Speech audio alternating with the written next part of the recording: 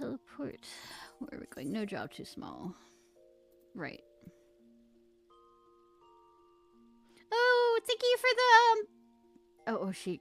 The things are going fine. Wonderful. Hi, how are you? Thank you for the subscription. It's not to keep him. Oh, she's.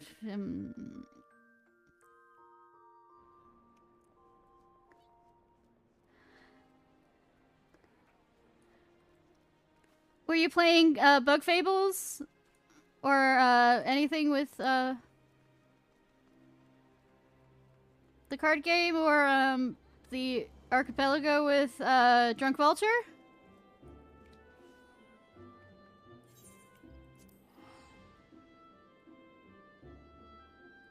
So the Archipelago thing.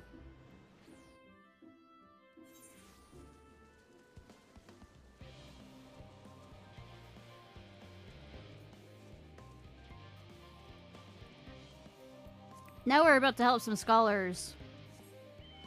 I will not try and rip out my hair. Kind of crap show, so it was technical difficulties. Not the night. Like the show. The absolute show. In order to protect the secrets of the Central Circuit, researchers must navigate a bewildering maze of paperwork before they are permitted to return to the surface. I suppose it's no different from any other aspect of Sharlayan society. We do love our bureaucracy. It's the very mirror of the city above, which is perhaps how it became to be called the Sharlayan Hamlet. What a quaint little settlement this is. A shame it is hidden underground. Do my senses deceive me? In the shadow of yon corner. This could but lead this... Hope it leadeth not to mischievous undertakings. Is it a...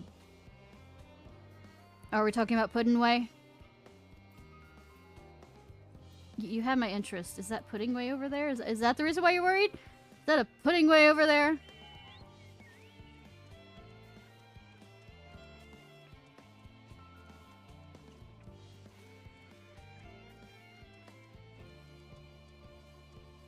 Or is that somebody you know?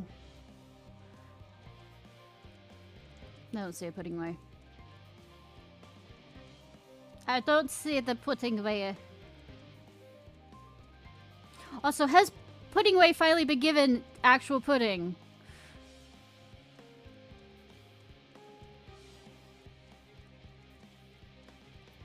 Anyways. As surprised as I am to learn the foreign plan to send everyone to the moon, I can't imagine how the common folk must feel about it. I don't mind a bit of the heavy lifting, but I draw the line at paperwork. So much as a wave of a sheaf of documents at me and I'm putting my lance through it. You and me both, except I don't have my lance out right. Okay. From what I can tell, a lot of people actually live down here. I don't know how much we can offer, but I dare say they'll benefit from some of that fresh inspiration Scholar Gandalf mentioned. Oh yeah, I'm sure Pudding Way has eaten pudding, but I'm just wondering if he's eaten the pudding of, you know, Ethereus, because that's the reason why he was zombifying all around in the last cutscene last night. Let's start by asking, ideally without getting anyone's way. Let us meet by the Aetherite. Cat.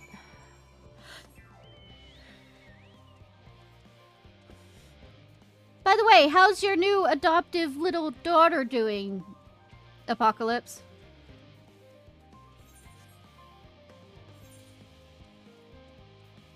Has she been getting into the power cord again?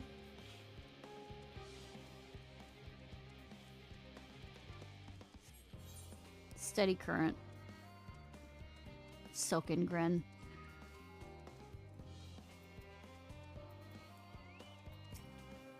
Hello. Are you one of the new helpers? Working on the Aether burner? Oh dear, I've heard things have come to a standstill on that front. Even so, I choose that over my current duties, checking and loading samples day in, day out. It's so tiring, thankless work. Still, no one's gonna be cross if I misplace a few legumes or what have you. Form's got enough on their plate as is. What with deciding who gets to board the Ark and win. Loads of powerful people have opinions about that. My heart goes out to Master Bastard and the others. Hardly gets a moment's rest, I expect. Do they even have time to sleep? No. Maybe. Who knows? It's a race against time to prepare for the great exodus, but with everyone in such a rush, we're bound to make mistakes.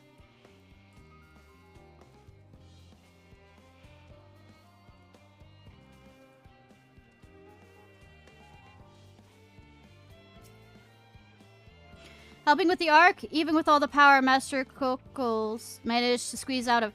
You know what? He's Scotty. He's Scotty. He's now Scotty. With his accent, he is Scotty. Managed to squeeze out of the Aether Burner. It's still not enough, apparently. And now I hear the final days have arrived. Horrible creatures running rampant all over. If only we'd begun the exodus sooner. People are dying, and there's be no end to it if we don't fulfill our duties. But we will. We've spent years preparing for this moment. Believe in the plan, and all will be well.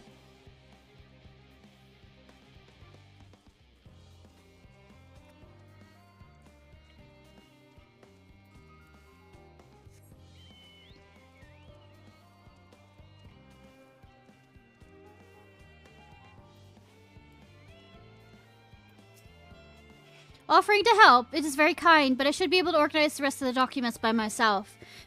It's mostly a list of the things we need once we arrive on the moon. Then whichever star we choose is our new home. My duties largely concern the maintenance of living conditions, so I'll be a lot busier after we depart. I hear our lunar collaborators have come down to assist in our efforts. I'm looking forward to finally meeting them in person, after having communicated with them in such a limited capacity thus far. To be perfectly honest, I'm not even the slightest idea what they look like. I do hope they're not enormous, looming giants. Why, I would much prefer something small and fluffy, like the beheaded rabbit that ran by. Oh, really? You don't say!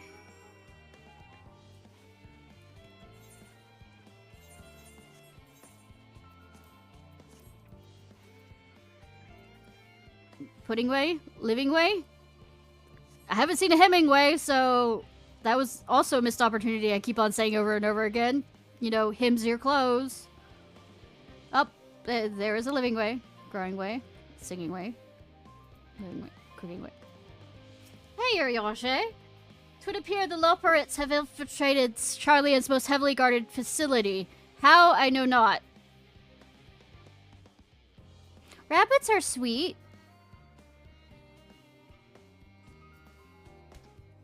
I think my nephew has a rabbit. Hum, hum, hum. What joy to sample the delights of Etherius. How marvelous it is to see you again. You'll be pleased to hear I learned much since our fascinating discussion at the Curatorium. It's all thanks to Urianger, you see. He taught me the finer points of cooking, which, despite my name, I know very little about. So many dishes, so many hard-pronounced words.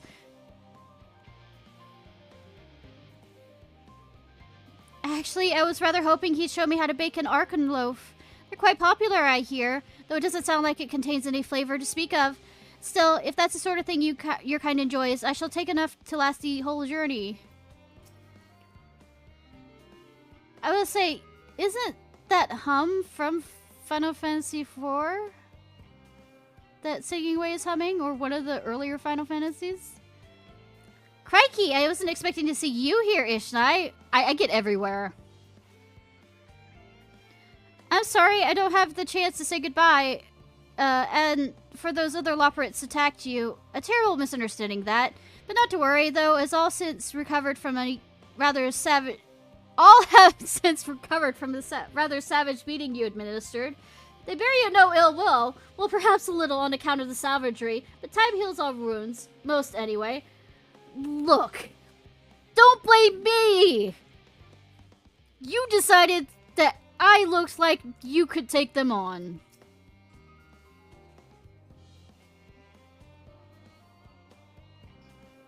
Fancy meeting you here, Ishnai. Our friends in the forum brought us to see their teeny tiny boat, toy boat, which was quite impressive considering they didn't use any creation magics. What's really interesting is that Aetheris itself, though we now find ourselves in a sort of funny underground miniaturized version of it.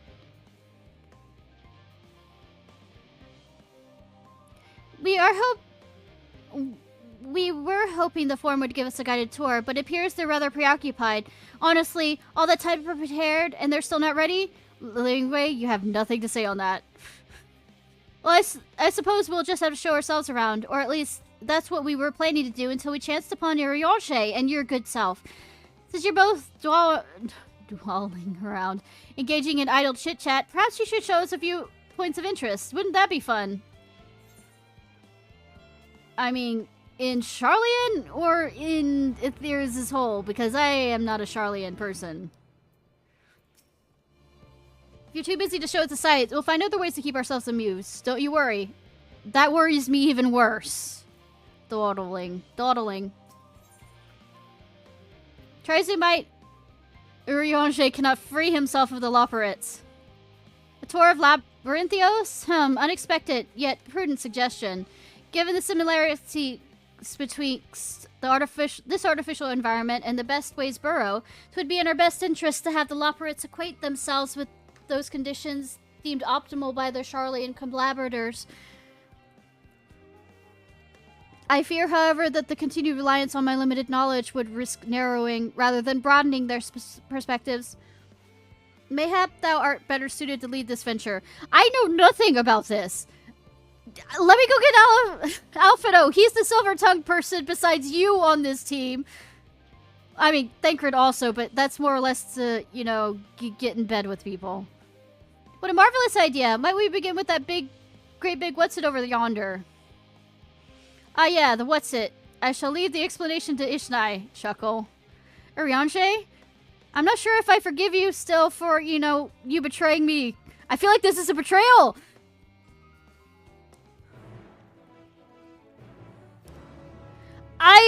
I repeat, I feel like this is suddenly a betrayal. This is the worst betrayal. All the other betrayals do not pale in comparison to the fact that you're trying to get me to be a guide with something I don't know about. As a former Space Museum guide, throwing me in the deep end does nothing good for any of us. This is all very intriguing, I'm sure, but where are the food preparation stations? What's your word for it? Kitchens? That reminds me, Puddingway, our newly appointed chief of pudding research, a discipline he himself founded after sampling Urianger's delights, is gone in search of Aetheria's ultimate sweet treat. Well, provided it's a pudding, that's all he ever talks about these days. Have you seen him? No. My word, what magnificent architecture! Such immaculate cultivar. I'll have to make several adjustments to my work if I'm to match this degree of craftsmanship. I shall leave no corner unrounded.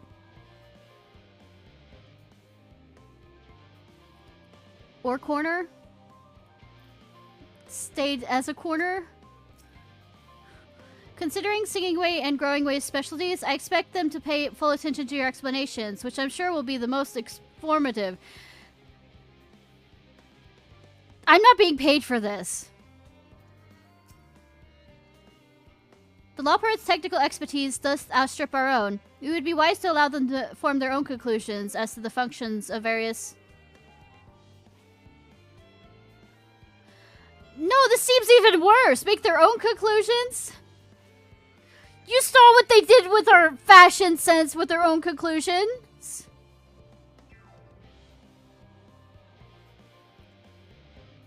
No, that counts as a tip. This doesn't count as actual payment.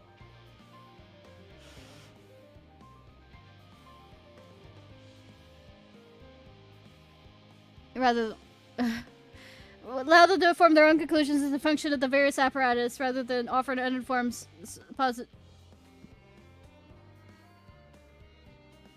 a list that is unbeknownst to me. Thou art possessed of surpassing knowledge concerning the construction and operation of advanced Charlian, what's-its.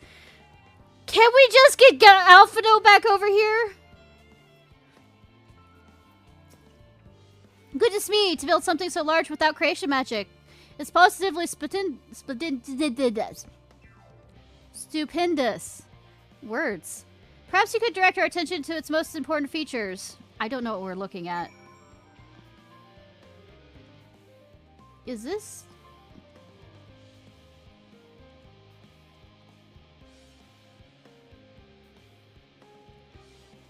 Is this a thing for the climate control?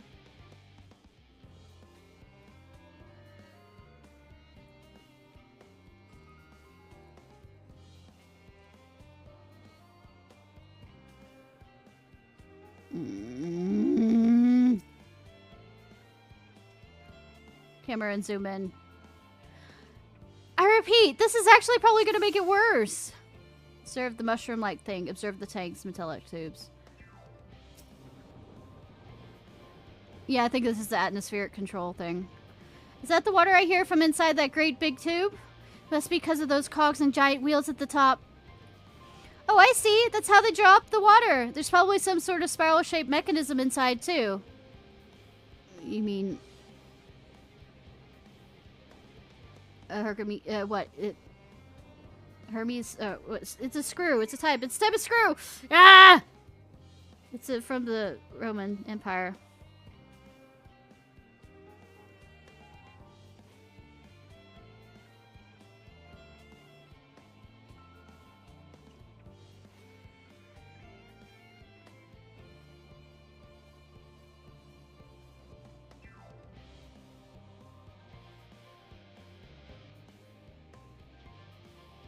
I have to look this up now.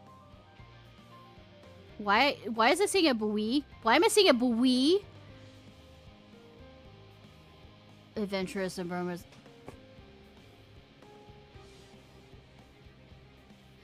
The fuck, you come back in the present with us? Or are you being the hornbill for us?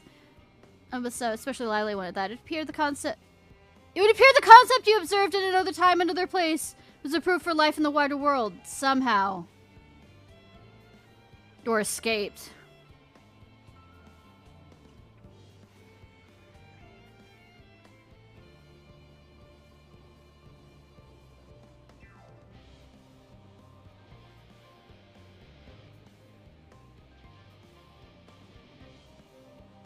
Archimedes!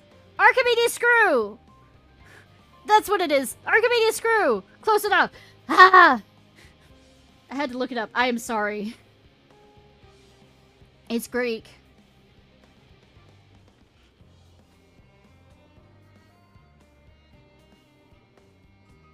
Thanks. Those are a little hard to see from here, but is that a golden pipe connected to the top of those tanks? I can see through that window another pipe at the bottom. Ah, it must be for purifying the water drawn up from below. Oh, they're smart with this. I'm worried if they weren't. Mushroom-like thing. Ooh, reservoir. Looks like the tree is in the Greatest Sins Vale. Hold on. That's a bit of a strange shape. It's thin at the bottom, but big around at the top. Quite tall for something so unbalanced, too. Now it makes sense. That's where they store the water. Yeah, the purified water. Wow.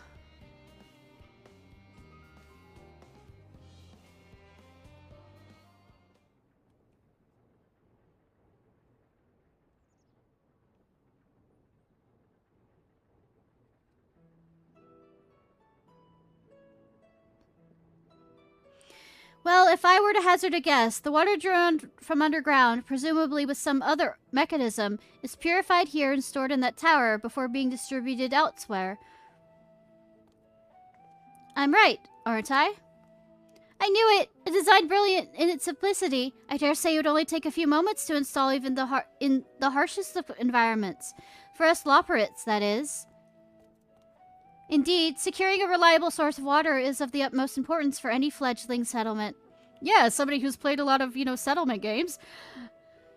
We have read, however, that the peoples of Icarus sometimes make their homes in arid deserts and such. How are they able to survive?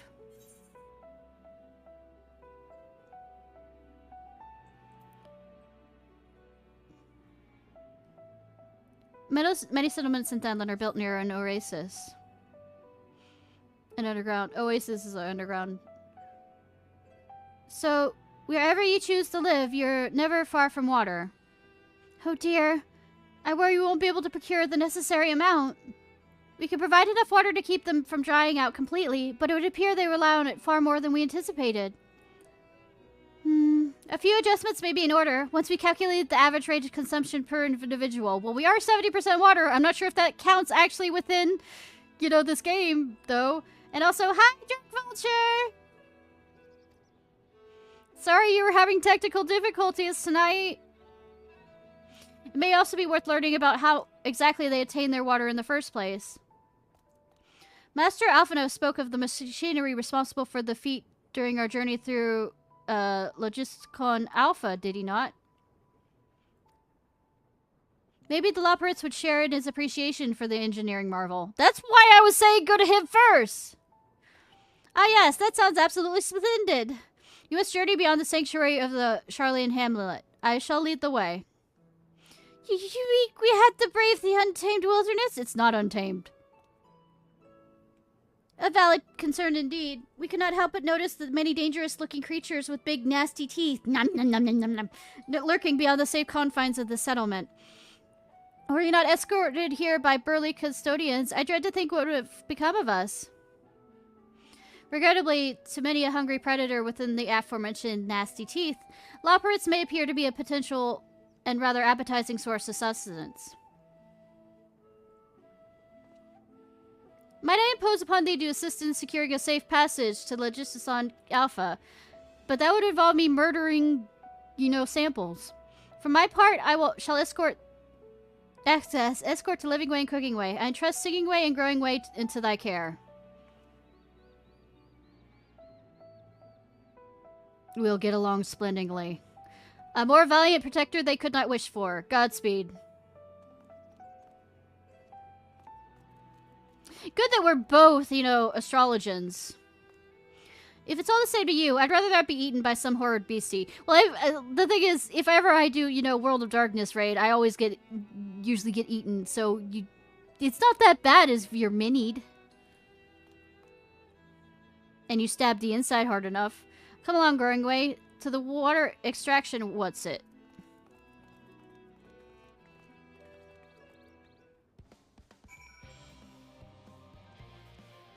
Thine toads.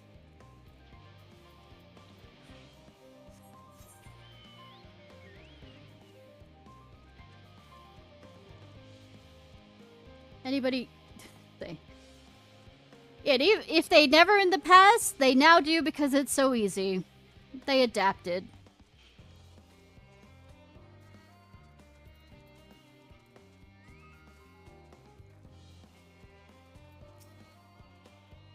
Perhaps you could tell the local beasties are not as delicious as we might appear. We are not on the same wavelength as of speaking terms. I'm not like melatonin who can like sense and talk within the brain of emotional things. I have a feeling the way forward is not as clear as we'd like. Could you go take a look?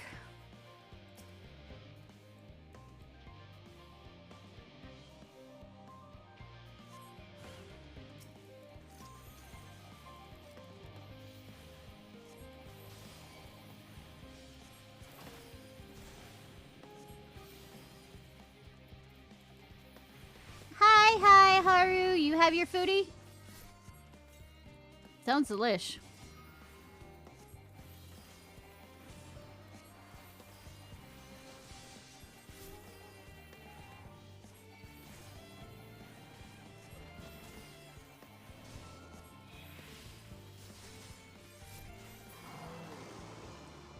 Might grab some more to drink soon. After I, you know, escort these poor Loporrits. Thank you so much. I really hope this water extraction, what's it, is worth the harrowing experience. No, it's called a thingamabob. All part of the fun, some might say, but I'd rather not be burned to a crisp if it's all the same to you. You know, I could probably, you know, you could jump in my bag and you could probably be just safer.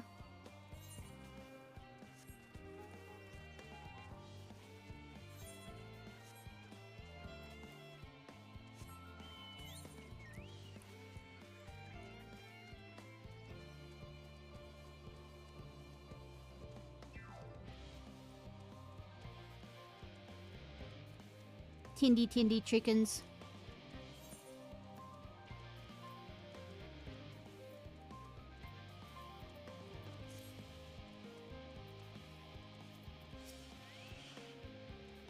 I couldn't help but noticing a distinct lack of carrots along the way, or many of some vegetables I would expect to see, though I did catch a glimpse of some bipedal tomato charging about. Must be my imagination. You don't want to meet the tomato. You've done well to see these two here safely. They can be a bit skittish at best at times, so I'm pleasantly surprised they didn't run off and get themselves killed. Well, I would still have saved them even if they ran off. It was all very exciting, but I'd rather not do it again. Wait, how exactly were we planning to head back later? Good luck. Let's get moving. The building looks nice. Oh, sorry. Looks nice and solid and safe. I mean, you're far enough away. There's a barrier.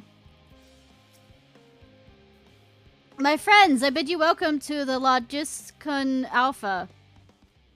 Our destination both doth lie at the lift's top. Pray, follow me.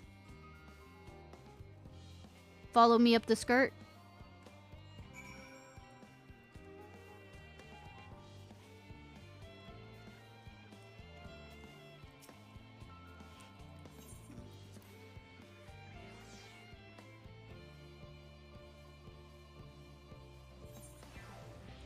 Cooking way.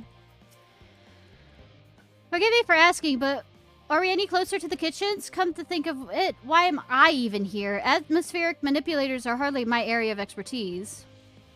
I mean, you learned how the food's made? That was terrifying, but at least the scenery is more pleasant than the what's-its Garlemald. At first impression of Etheres, it was far from favorable. Anyways, onward and upward, quite literally as in case here. Wait. As I understand, places like Labyrinthios are an exception rather than the rule. You don't all build enormous underground living spaces like this, surely. If you're rich, yes. On this occasion, 'twould behoove us to seek the counsel of those qualified to describe the workings of the apparatus. They may also be in possession of schematics or other useful documentation, should the Loporrits request them. As the forum's esteemed guest, 'tis unlikely that they should be refused, yet thou knowest as well as I the changeable dispositions of Sharlayan bureaucrats. Eating the rich? Yes. Simply marvelous! Simply marvelous! So this is where the magic, or science rather, takes place. The perfect environment to sustain life, artificially created. The knowledge we'll gain here will be essential when we start looking for new stars for your kind to inhabit. Apparently, most of them don't even have air for you to breathe. You're all very lucky that Etheres is so happened to provide everything you need to thrive. Or did mankind turn out the way they are because of the available resources, I wonder? Yes. Either way, there's nothing short of miraculous. I cannot wait to see more of it.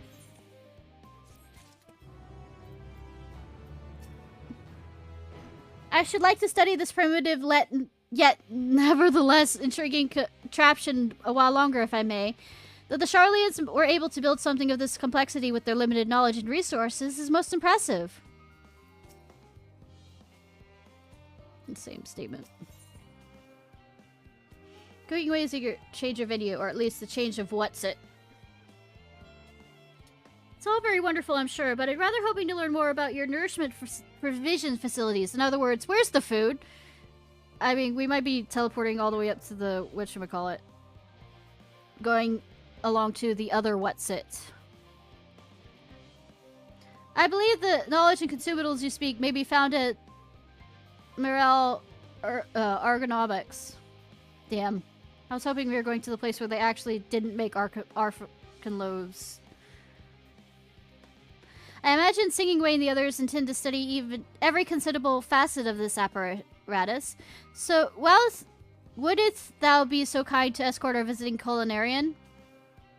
Yes, that sounds much more interesting. Hopefully I'll be able to see firsthand some of the delicacies Urianger was telling me about.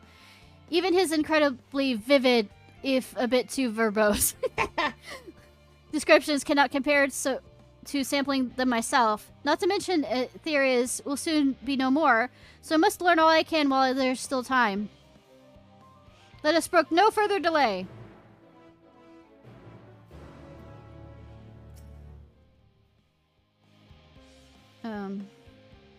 To appear, I have inadvertently taken upon myself the more demanding duty, entertaining 3 inquisitive Loporits to thy 1.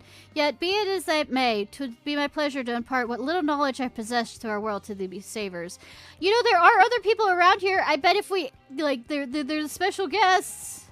Could actually have people who work in this location. Same statement.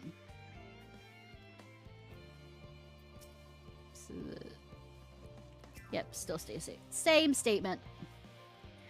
I'm going to real quickly run to the fridge out and grab a drink, and then be right back. I'm not even going to put the be right back screen up if that says how quickly I'm going to jot out.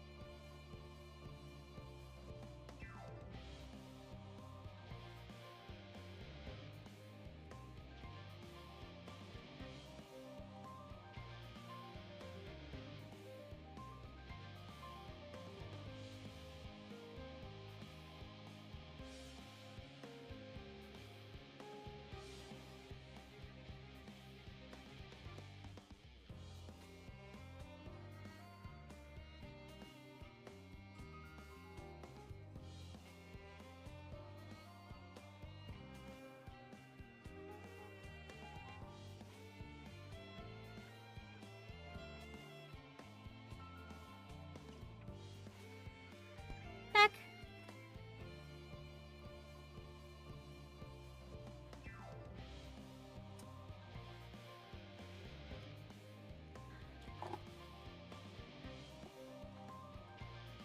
Ba ba ba ba.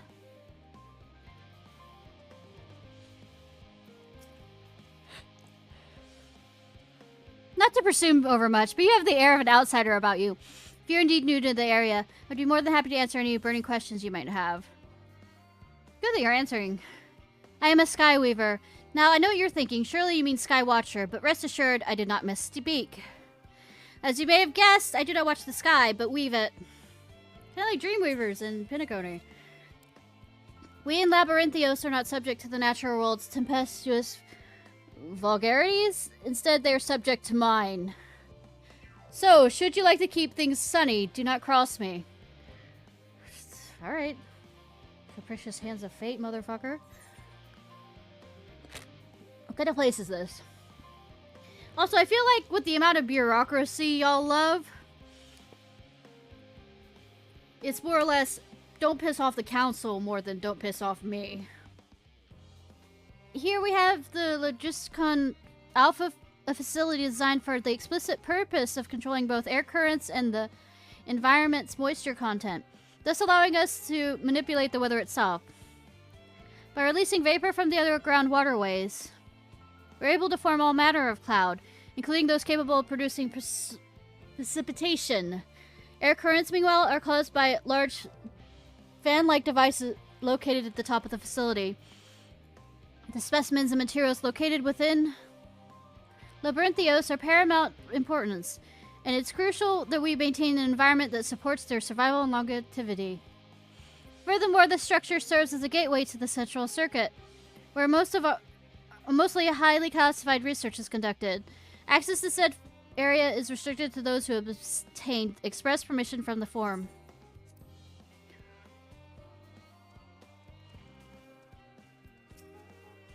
Things have certainly taken a turn for the chaotic, haven't they? Not that affects my work, really, for until Labyrinthios has seen its purpose fulfilled, we must keep it running.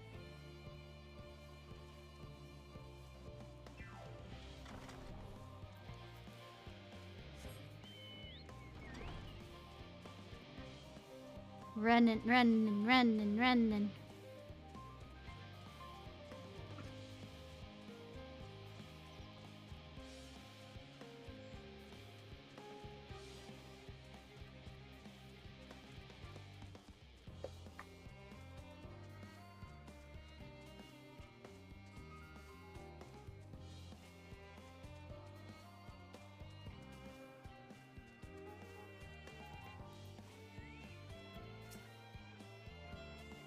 This is the place, yes? The heady aroma is enough to guide me here, and I've spotted several of the fruit and vegetables featured in our compendium.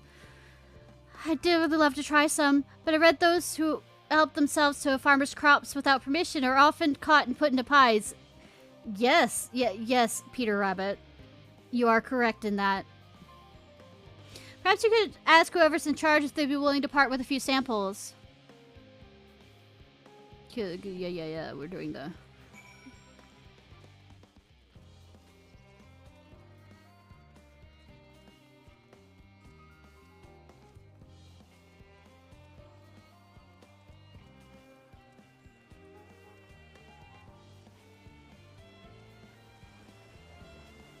A fox and a rabbit.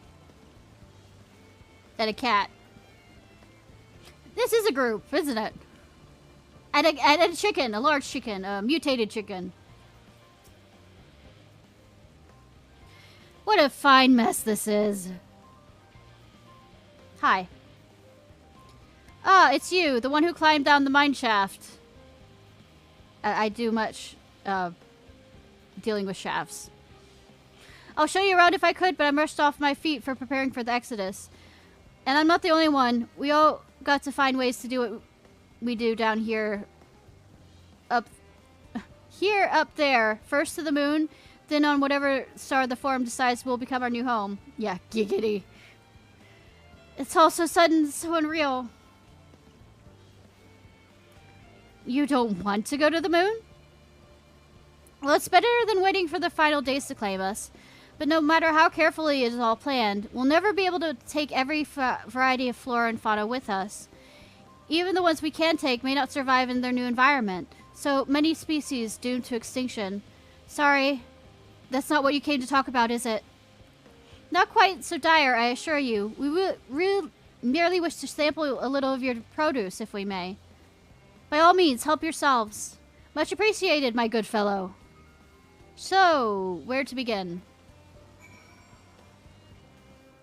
Something that's not carrots, which are actually bad for bad for rabbits. My cat, Emotep at least, will absolutely act like it's fucking catnip. Carrots.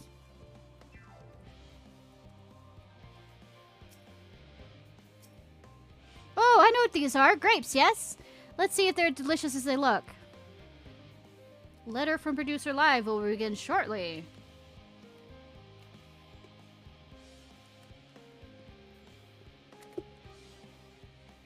Sorry, I just noticed the purple text. I guess it's like a live stream that they talk about next update.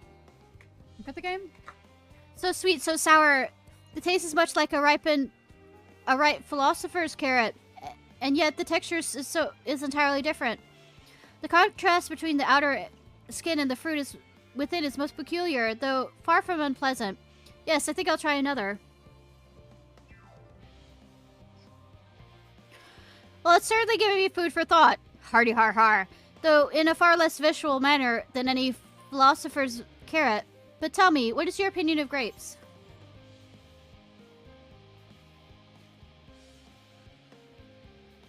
Rather eat rancid giant toad eyeballs.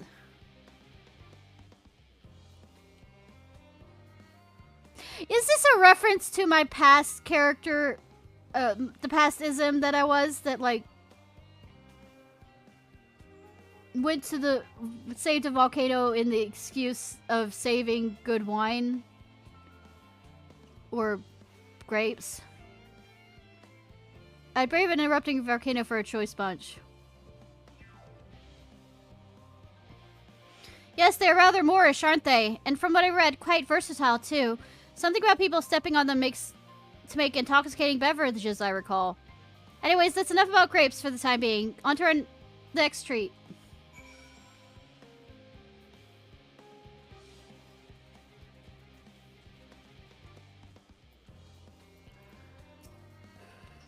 Orange by name, orange by nature.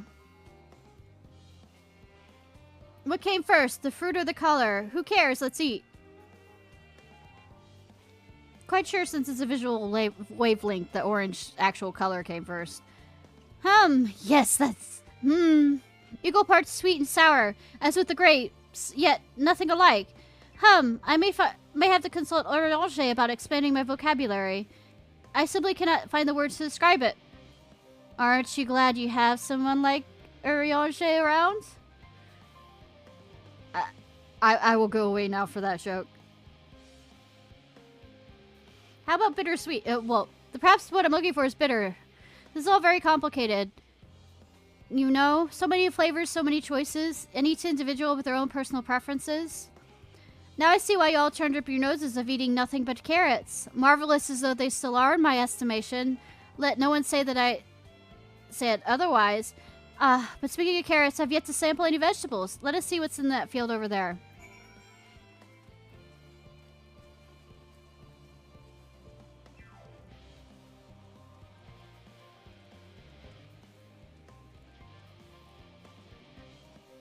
Gourds. That color, that texture, aren't they some sort of enormous round carrots? Nope. They're gourds. No, in any case, a proper nomenclature is less concerned than the taste. The taste is better baked than it is, or like cooked than it is.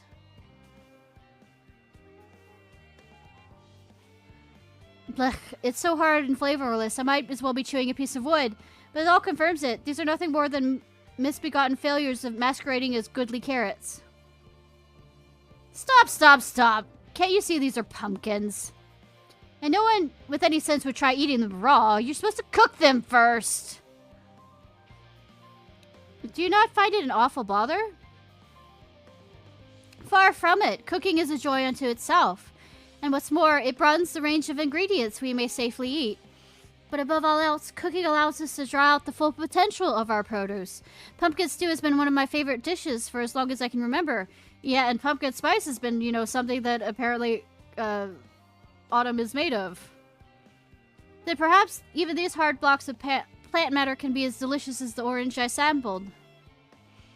I wonder, though, if there's anything more delicious. How about that yellow fruit over yonder? Oh no. You mean the limes? I mean the lemons? We're gonna let him bite straight into it, aren't we? Such wondrous fragrance. With luck, it'll have a flavor to match. I have no ideas how these are eaten. I'll just bite into it. My tongue is poison. A lemon? You mean it's supposed to taste like that? How could something so similar to an orange be so revolting? Maybe sometime before my palate recovers from this ordeal. As such, I had best call an end to this round of sampling. Let us say our farewells and return to the others.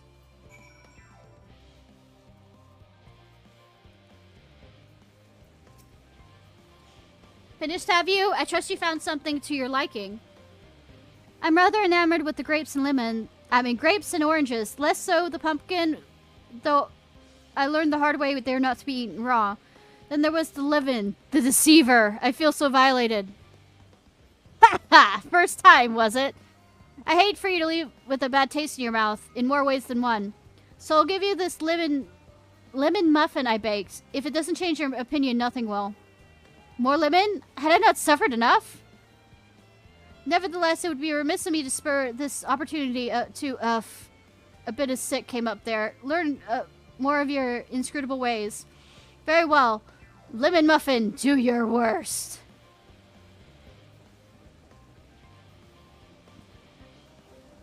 I think he's stuck on the other side of the wall. ... This is delicious! Although I still detect a hint of lemon, it complements the sweetness of the dough to create a perfect harmony. I would have never guessed this vile bitterness could be utilized so elegantly. My good chap, this is simply breathtaking. See, we rarely use lemon in its natural state, but it has a starring role in all sorts of recipes. The same could be true for many other ingredients. It comes down to making the most of the resource at our disposal, and sometimes it can be even the difference between life and death. I know we won't be able to take every species with us. No doubt the Forum is agonized over what was worth preserving. What will be consigned to history? Hard choices. But make them we must if we are to survive. Such strength of will. Now I see what Heidelin sees in your kind.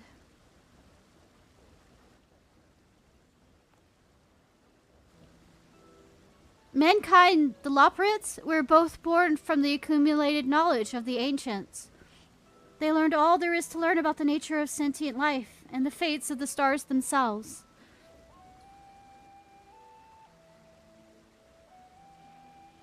Once a civilization has fulfilled the basic requirements for survival, it would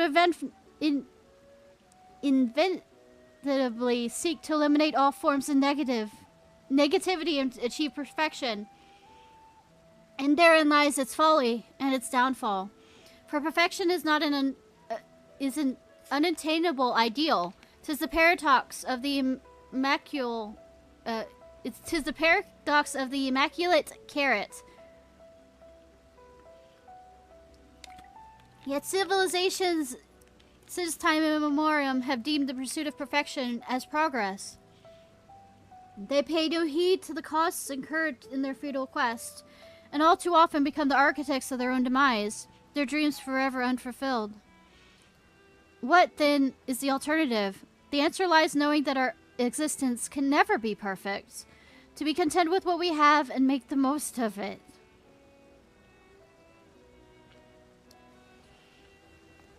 When life gives you lemons, make lemon muffins! Yay. Pardon my Eorzean. So you say cursing is an Eorzean thing? Call me savage. Oh, yo, Charlie's called me savages, and now cursing is Charlians? What in the seven hells are you on about? And who are you anyway? Cooking Way, at your service. I'm here to help prepare the trip for the moon. And once you get there, you'll be able to try my carrots. I've been growing all kinds. But don't worry, there'll be room for your crops too. We'll work together to preserve as many of Itheria's species as possible, if you're up for the challenge. Yes, of course. I look forward to it. Well, this has all been highly productive. Probably. Let's go see if Urianger and the others have run out of machinery to inspect, shall we?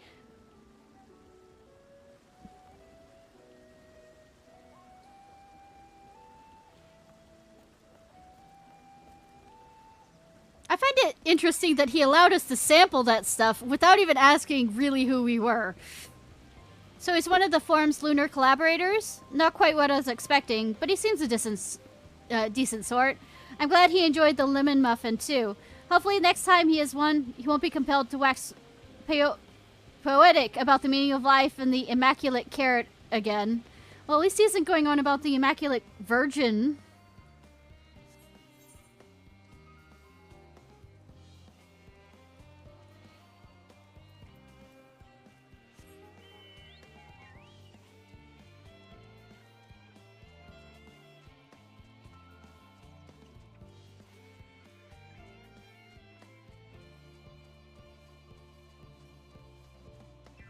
Alright, bounce, bounce, bounce, bounce, bounce.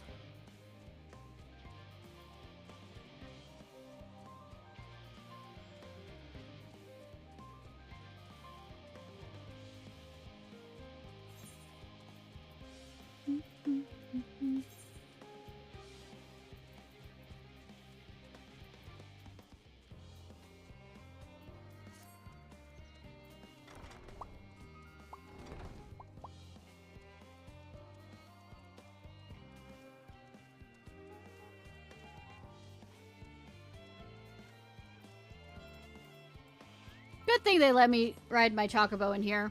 Oh, there you are. Have the others finished talking about rainmaking whatsits yet?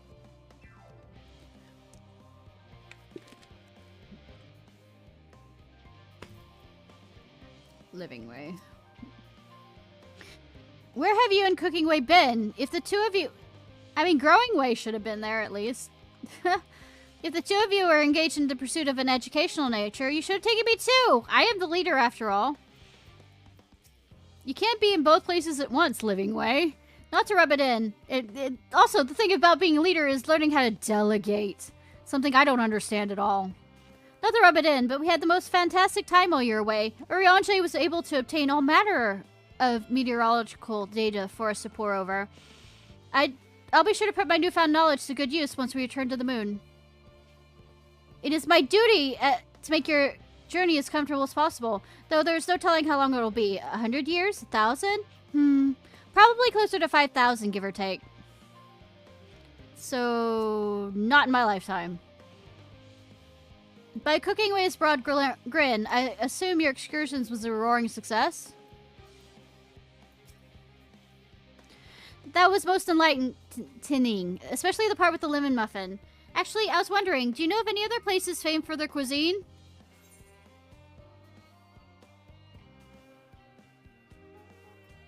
RPG 6 capital of Final Fantasy XIV is home to the Culinarians Guild and much less than savory establishments.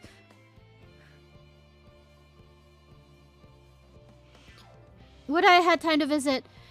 The more I learn of Etheirys, the more I wish we could spare it from the final days. Alas, Heidelin's orders are to flee, not to resist. If there was some other way. Yeah, if only. Muffins. I wonder if this is how Pudding Way felt the first time Urianger made pudding. Though I'm not sure if that actually was pudding, come to think of it. Something about it seemed a bit off. Oh. Sage Council. Here's telling the leopards and... Ishnai, I trust thy time in Meryl ergonomics did bear fruit. Oh, pun away, why don't you? Our own efforts, too, were rewarded. So... It rained information. We are now in possession of an embarrassment of educational riches. So it rained riches. No doubt our guests' relentless pursuit of knowledge could occupy them and us for a fortnight. Alas, time is of the essence. Let us return to the Charlian hamlet forthwith. I shall gladly attend to each and every leopard there, should further questions within my power to answer arrive.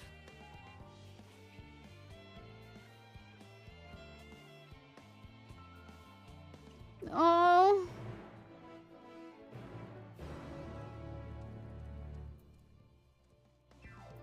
I'm teleporting. I am being lazy.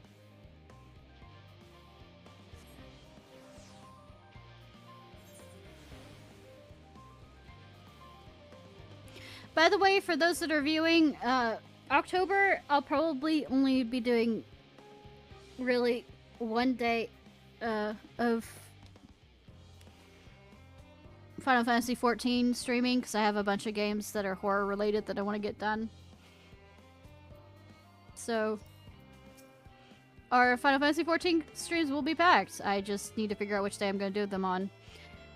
That was ever so delightful, and with this information, I can fine-tune the moon's environs to your people's comforts. It's surprisingly tricky to estimate the appropriate temperature settings for us for being so lacking in fur.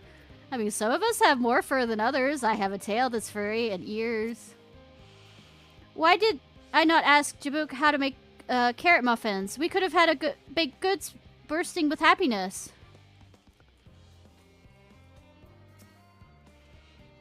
Oh, no, there was nowhere in particular I was hoping to go. I simply wish to see, hear, feel, and think as much as I possibly can while we're here. What is that look for? What did I say? Lothrids want for activities and simulation, but I struggle to conceive of how to busy them while we wait.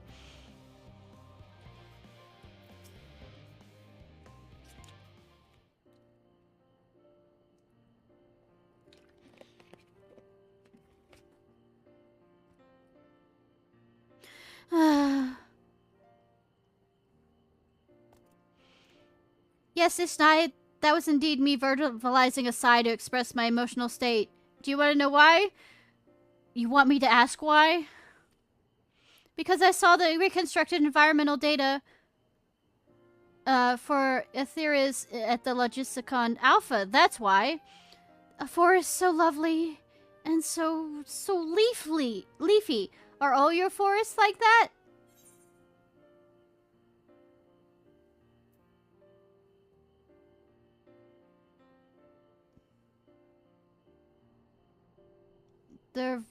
They're verdant, at least. The truths of Devanya stand particularly proud.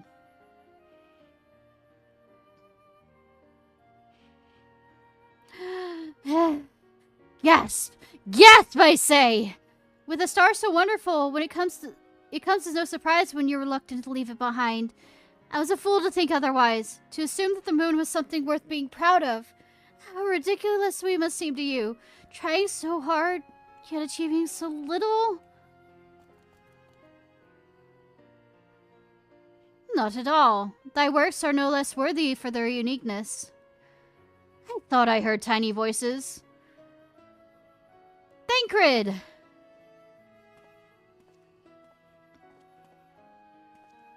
How is thou fare?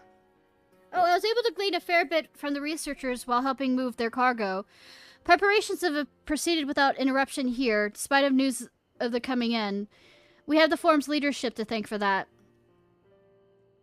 That doesn't mean the people aren't worried, though. Quite the opposite. Knowing disaster could strike at any moment, they hurried to complete their work, equally aware that a single error could be the difference between life and death. And we can hardly tell them there's no cause for concern. Perhaps not, though aided by our goodly growing way, we may yet find other ways to lighten their burden. Me? Me of you people? I'm honored you would think me so capable, but I'm not sure I'm up to the challenge. Nevertheless, I believe in thee. If you say so, I suppose it can't hurt to try. I passed someone moping in the Western Plaza that looked to be indeed in need of a helping paw. Perhaps you might start with him.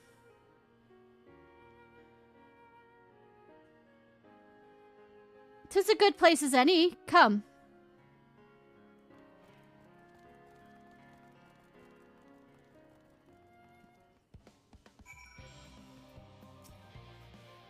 You'd best go with them. I don't think Urianger misjudged him, but Growing Way does look like he needs some emotional support.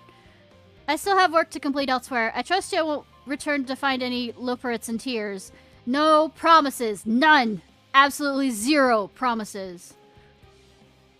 In fact, you should worry more.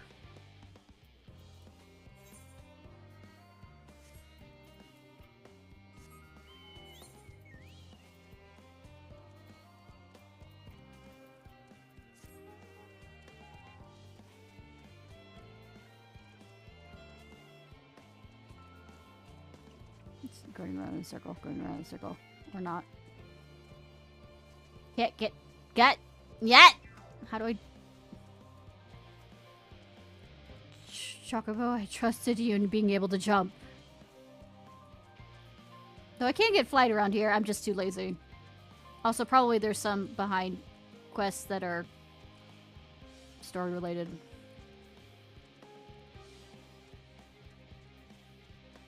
Victims. I'm gonna talk to you real quick. Ahem, a little privacy, please? Oh, you're flirting. Okay. Privacy in this non-privacy place. Cool.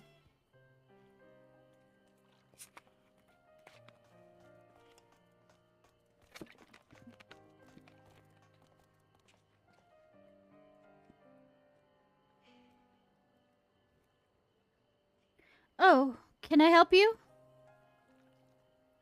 You look like you need a ear. It is you who would help me? Is my anxiety truly so obvious? You're literally having your hair turn white. A burden shared is a burden eased. Pray, tell us of thy troubles. Those little fellows do look like good listeners. Is it because of their ears? I'm an engineer, you see, and what they say of the ship, that it's the sum of decades of Charlian ingenuity. It's built with peerless, elegant technology, is all true, but... I know that none of that's a guarantee. We've never before launched a starfaring vessel, let alone flown it in a great expanse. All the tests we've run have been on the ground. Only operational personnel and cargo will be aboard for the first voyage, but even so, if it fails, then what can we do? And if it doesn't, it could fall apart on the next flight, or the one after that, or become a Titan. Implode on itself. We've done everything we can to prevent that from happening, but it hardly matters. We thought the Aether Burner's design was flawless, too, and look how that turned out. Thou art familiar with these most daunting technologies. No, Titan as in the implosion Titan under by the Titanic.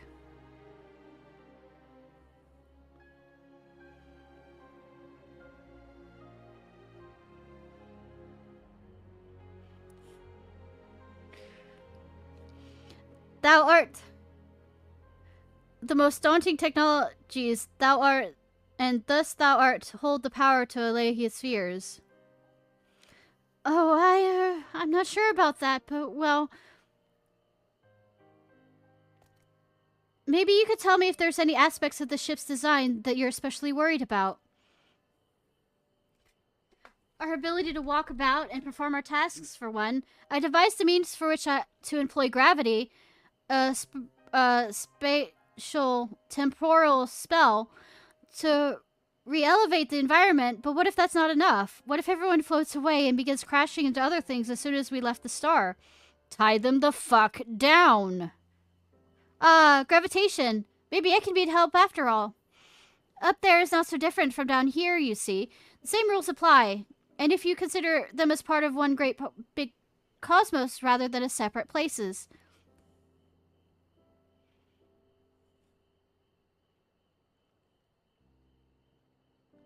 I suspect both parties shall find comfort in this conversation. Yet if Thancred's tales to be true, still others would benefit from insights born of experience. Might it prevail upon the Luppets to attend to them? An excellent idea, if I do say so myself. There's naught we'd like more than to ease the hearts of the fine people of Aetherius and learn more about them while we're at it. Full glad I am to hear it. Gather thy companions and bring them hither. Ishnai, thou hast a gift for finding souls in need of succor. Pray, seek out the distressed and apprehensive, and inform them there is help at hand. I shall wait them here, and that I might introduce each to a suitable loperate. Come with me, scientists, to my white van. Nothing dangerous is happening here. We're just gonna go talk to some rabbits. Oh, I do look forward to that. A place for every loperate and every leopard in their place. Come with me, scientists, in my white van. Nothing will go wrong. The final days doubtless weigh heavy upon the minds of many in the Charlian hamlet, pillagers of the Exodus as they are. Pray, bring them hither. Thank heaven I asked you. Yes, precisely. However, it would be prudent to have a redundant system in the event of failure. Yeah, you have about 5 or 6 within space travel. Well, like I said, used to be a former space museum guide.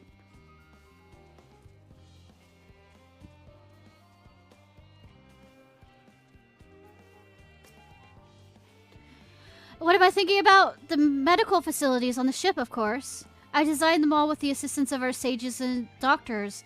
But to imagine every illness or injury that one might face in this great expanse is beyond any of us. To say nothing of the effects of that living out there indefinitely might have on the body. Yeah, loss of bone density.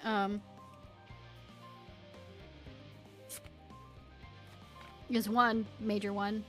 A crew from the moon? Why did I think of that?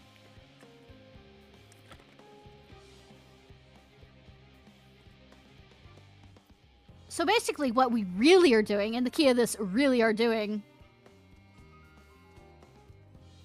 is we're fighting other scientists that should be busy with their work, babysit the Loperate children for us.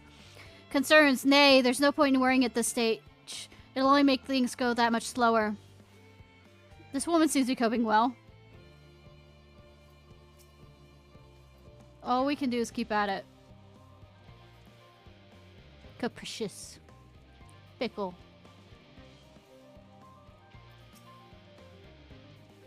The end of the world is nigh, yet the work goes no faster. Schedules are such temperamental things. Feasible one moment, utter bollocks next. And yet, I've never felt so alive. This one is beyond your help. Only sleep can save her now. I have known that feeling in college. Oh my god.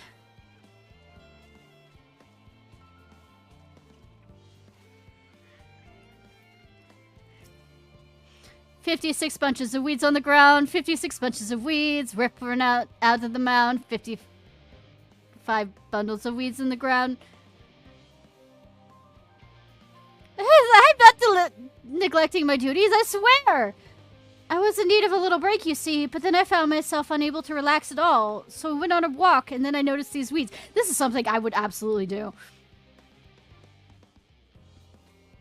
Pleasant conversation partners, and oh, so fuzzy? Goodness me! Does that sound like a better way to relax? I mean, maybe have a pet cat, you know. Petting cats is a very good way to, you know, relieve stress as well. Or a pet altogether, any kind of pet.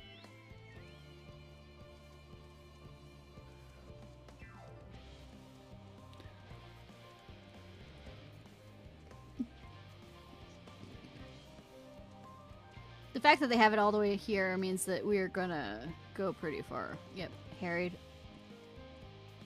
Aetherologist. Blasted assistants, where have they gone off to at a time like this? Beg your pardon, but I have not the time for idle chit-chat. I need to reconfirm that the aether levels are consistent throughout the vessel's machinery, and it seems I have to do so single-handedly, I swear, when I find those assistants of mine. The operates are willing to help? Why did you say so? Well, at least they won't moan about how they have checked 2 dozen times already and haven't slept in weeks, lazy sods. I beg to differ. A certain amount of sleep is needed.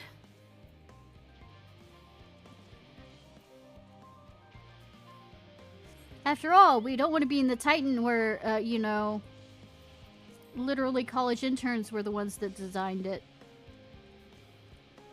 I hope I'm not the only one that's been paying attention to the recent, the Navy is holding a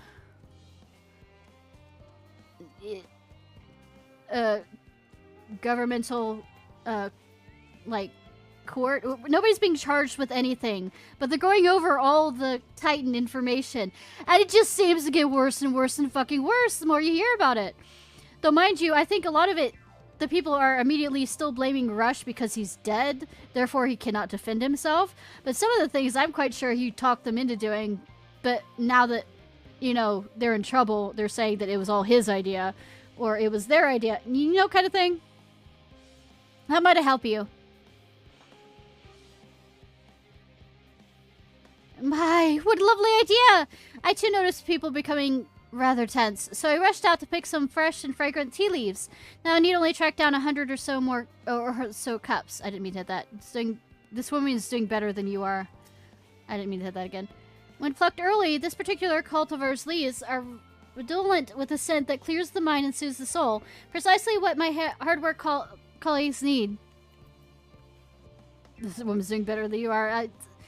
I don't know. I mean, I could go make some more tea, lady.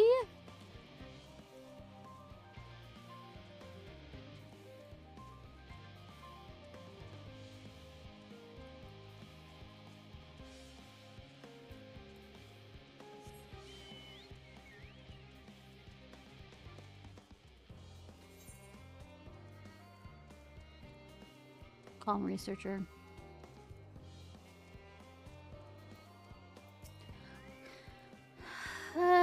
Worries. No, I believe I'm fine, thank you. I've been confiding in my colleagues, and it's helped a lot. Can't recommend it enough.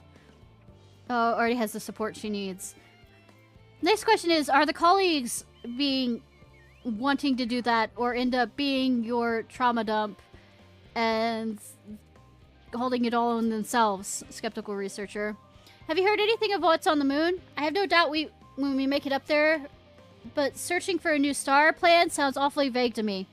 I asked the forum, but they only can tell us that our collaborators have everything under control. Forgive me, but I don't feel particularly safe wandering through the sea of stars on God knows what, made by God knows who.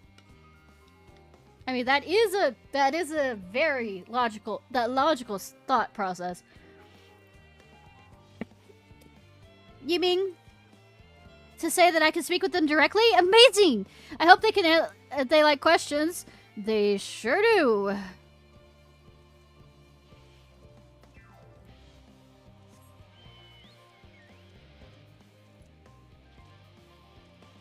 I can't go any lower anyways.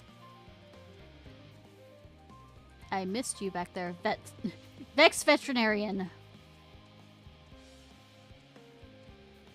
Well, I kind of did a quick thing of grimacing naturalist.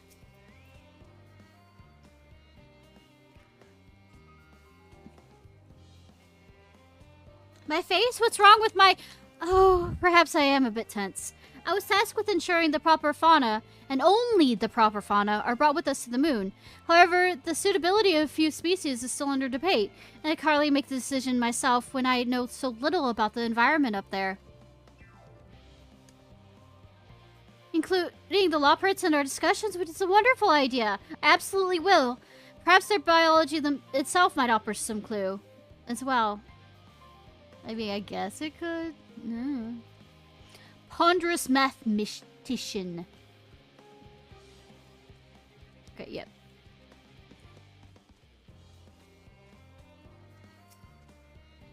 Dot dot dot dot dot.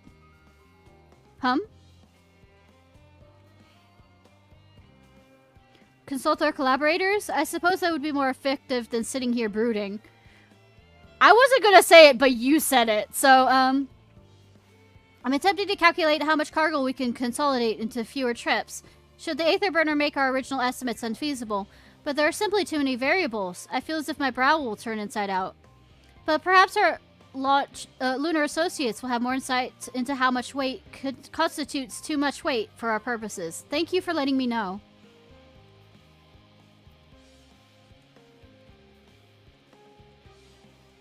Tired gleaner. Where is Arendvel?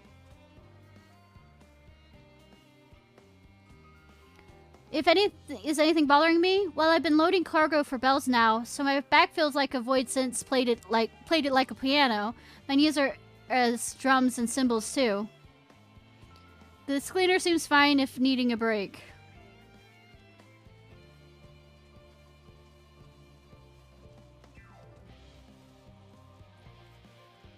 Two more. I need 2 more.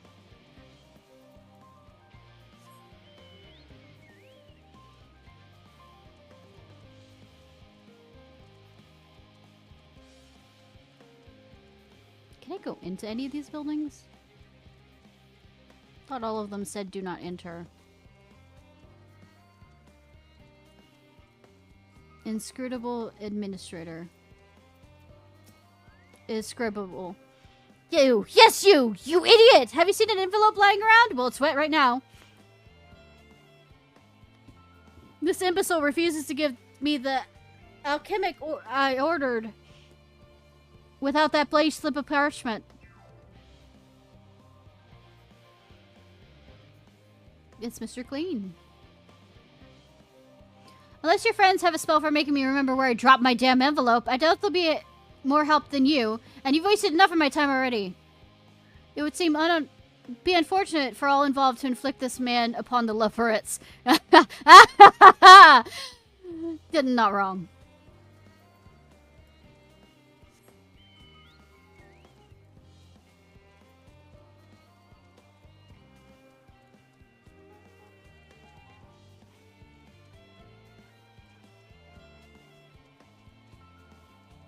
Did I miss? I need 2 more.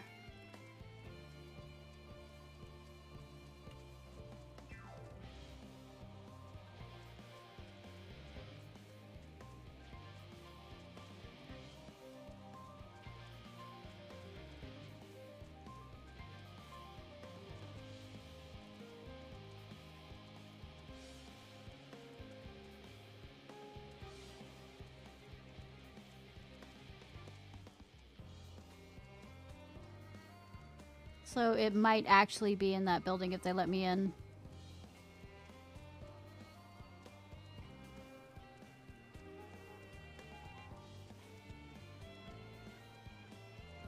They don't. I need to get up though.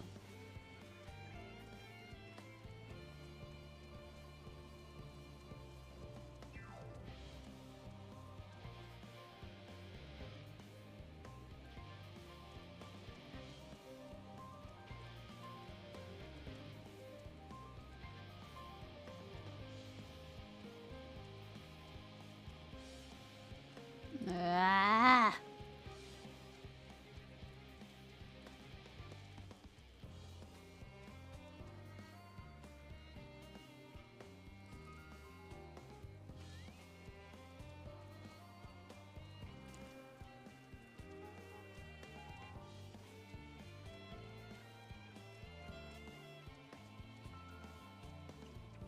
This is kind of annoying, actually. 8?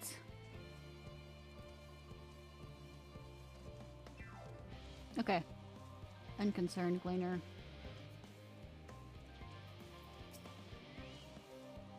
Apologies, but I'm awaiting delivery. Whatever it is has to wait.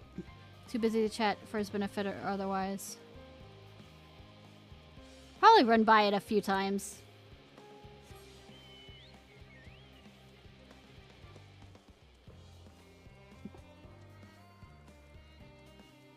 More likely than not, yes.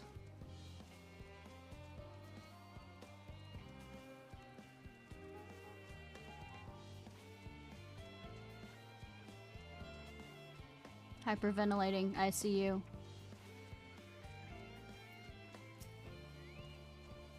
By the gods, my chest is tight. Am I dying? Is this what dying feels like? No, that sounds like a panic attack. It's close. But usually after, you know, you run out of oxygen and like pass out, your body goes back to normal. Because you're unconscious and can't panic. Oh, do pardon me.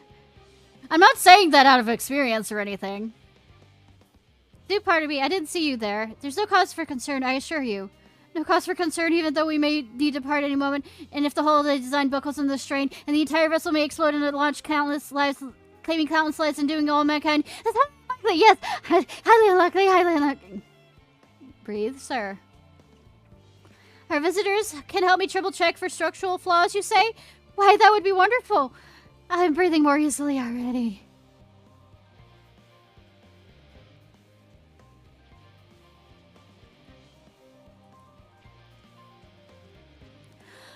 One more. One more. Probably ran by it about 5 or 6 times, right?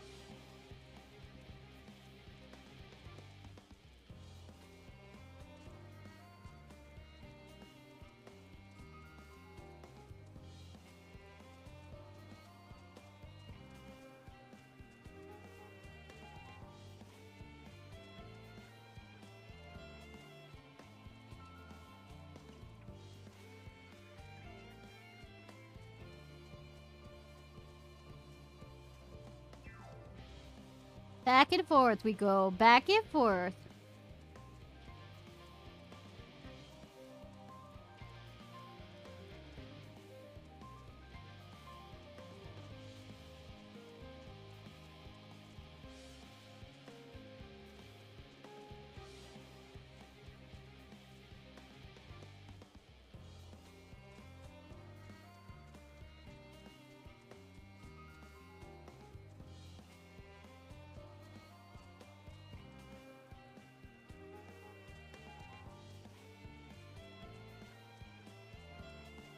Looking, looking.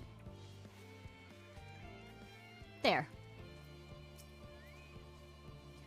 Leave me to my misery. The form can afford someone else. I apologize. I simply don't know what to do. I'm just gonna sit out here in the rain. How am I supposed to pilot the Ark if I'm already falling apart under the pressure? You know a starship pilot? Yeah, I even know a starship pilot trooper. Sorry. Might speak with, truly? Well then, there's no time to waste. They can help me prepare for this monumental task. I don't know why we're not getting Sid involved in this either.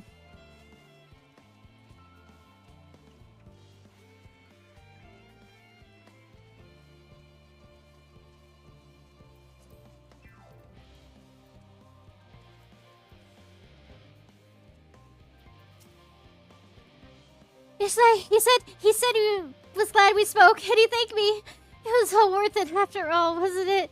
Even the mistakes we made, because now we can tell them what not to do.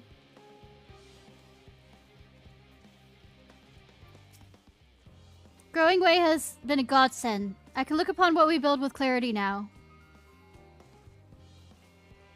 It's fine to admit you're scared, you know. Behold, Ishnai. Through thine efforts, word has spread throughout the Labyrinthios. Verily, to great numbers, far greater numbers than we anticipated, Living Way doth gather more Loporrits as we speak. I shall assign each in accordance to their skills, that the new bonds of friendship might be forged. Should greater matters require not thine attentions, I watch over them, I prithee. I pray Living Way is overjoyed to see so many hardened souls. She does return. I will stand here in the rain. Nothing better to do.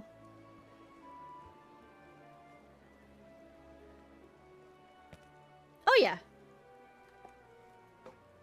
I don't know. Anytime you're around is a good time. Happy to have you. Happy to have you.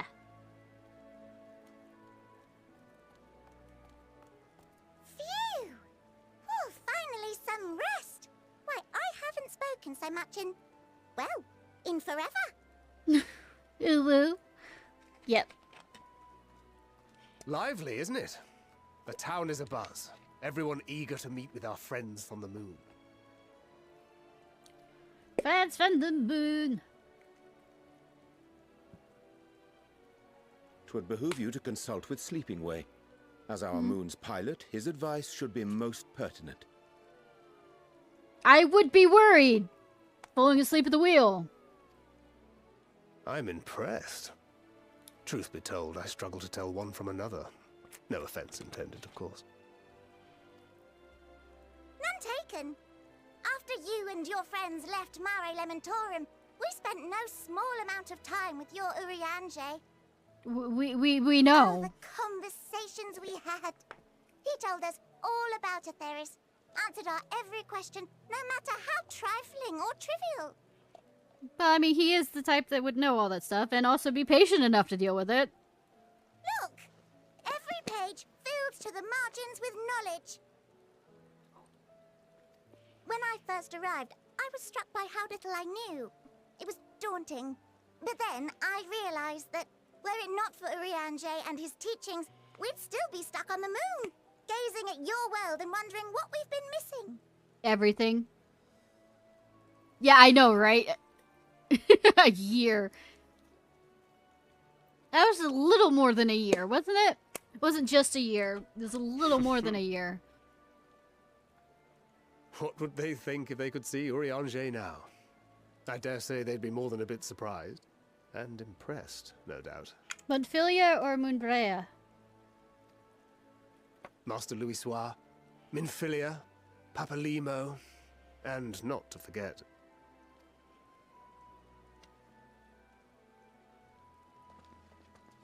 Are these the parents? Oh there. Heard there was a visiting expert who we might bother with a few questions.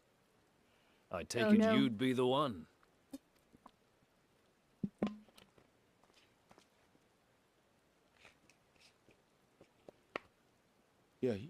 Yes, I am. Not ready for this.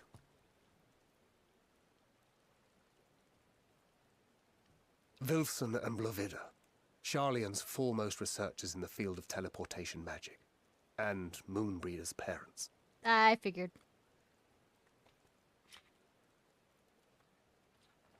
It hath been some time. Tis good to see you in good health. Oh, back Urianger up. Likewise, old friend. Blovida and I were most honored to answer the call. Never expected this reunion, though, did we, dear?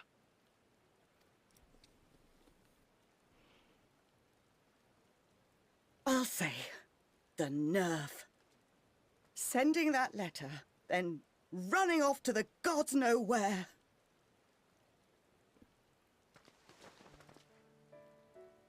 Hmm.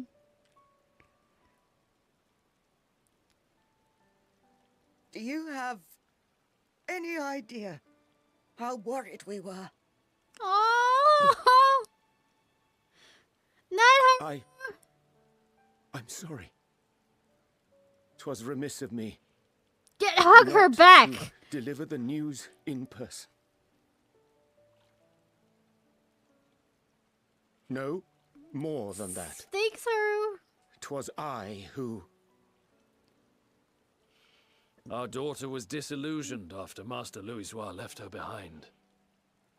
The day the Scions called upon her was the happiest I'd seen her in years.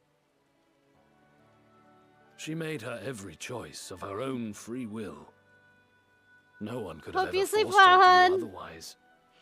Oh, Urianger's getting closure. Don't blame yourself for her death.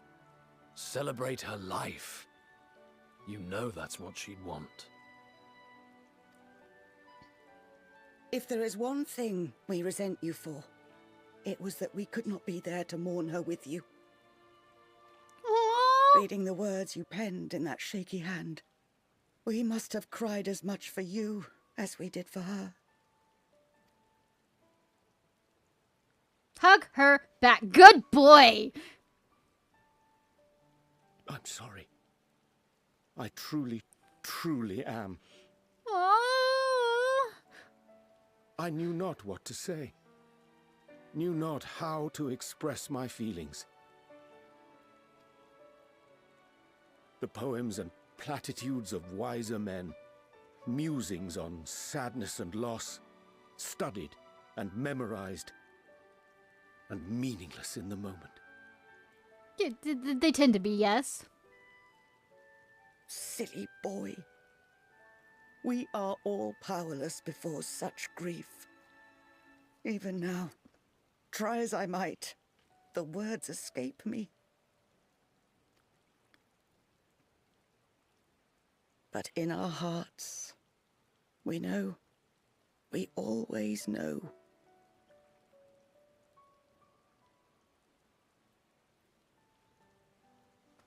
Good that it's raining while we're doing it. Yeah, it does. I remember when you you were lost young, people were how close the to you. lads teased trying you to... for choosing the company of books over others. Our moon didn't take kindly to that. Be nice to Urianger, she'd shout, and give them a walloping. No matter how many times we scolded her. I mean, sometimes violence.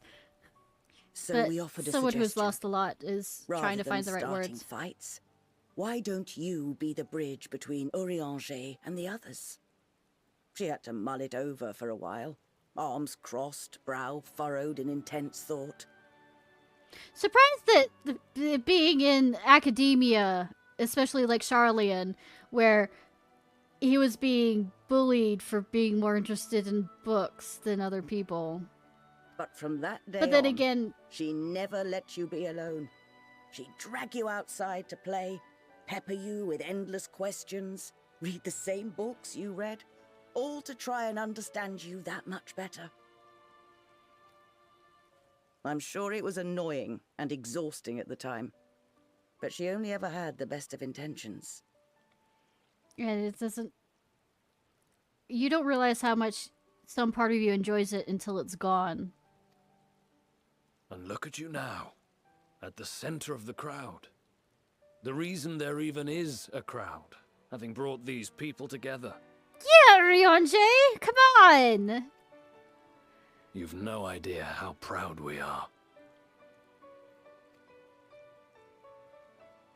To see the boy our daughter trusted and believed in more than anyone grow into the man she always knew he could be. See, Urianger needs these I can lines. see Goodness her in gracious. you too. Feel her. She walks with you wheresoever you go. So thank you, Urianger, for being who you are.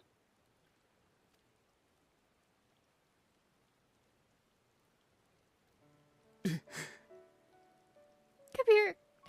Give him a hug again! My character, give him a hug! I think I can feel her too.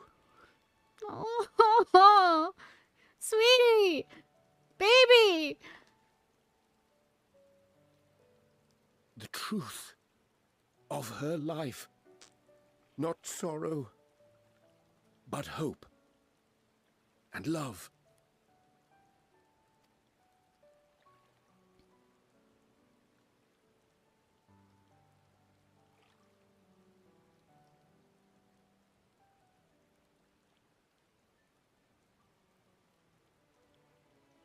Living way. This Moenbryda. She was important to him, wasn't she? Nah. I mean, yes, sorry, I can't be a smartass with that. Yes, she was. You could ask the man himself.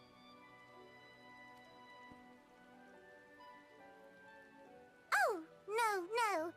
But watching this exchange reminds me how much I've yet to learn about your world. And its people. You can live here your entire life and hardly learn a thing. I know, right? And that's why it's too soon for this to end.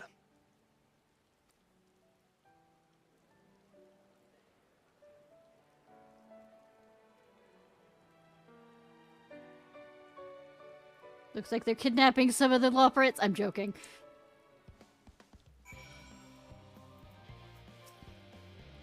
I assure you that my fellow Loporrits are equally excited to have this opportunity.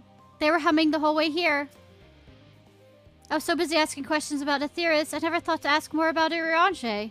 I'd like to, but where would I begin? From the very beginning? It's the best place to start.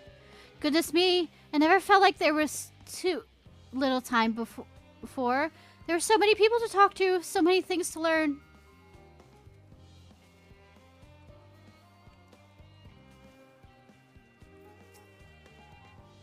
The classical Rogarian language is not so different for Eorzean. Do you ever wonder why we named our daughter Moenbryda? When I first held her, the moon was shining silver and full, and the whole world seemed to aglow. I know it had chosen her, and that she would be a beacon of that self-same light.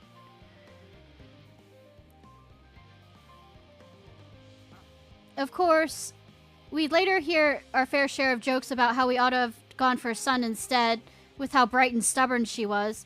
But fiery as my Moenbryda was, she was always kind and gentle. Just assassinated everyone.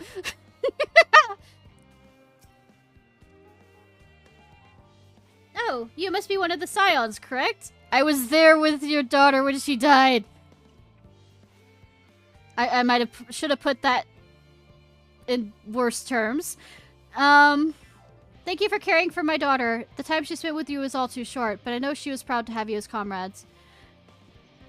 Urianger too, I'm sure, and I certainly feel better knowing he has good friends to look after him. See that he comes home from time to time, will you? Look, as much as he's a part of my harem, he's also one of those that does not listen to me, so, except when he does, but, Did I talk to you? Remind me to invite Urianger for a drink when we have the moment to breathe. We're long overdue for one. We can raise a glass to Moenbryda. Yeah, and she'll drink you under the table when she's not even here, like she did before. Oh, Ishnai, be assured I am fine. I wish I could just tackle hug him right now. Feel glad to see them too, after so long. Gladder still that it was in your company. As difficult as it was to accept their kindness, would have been far harder had I faced them alone. I was not there. I was in the quarter, yes, but I wasn't there.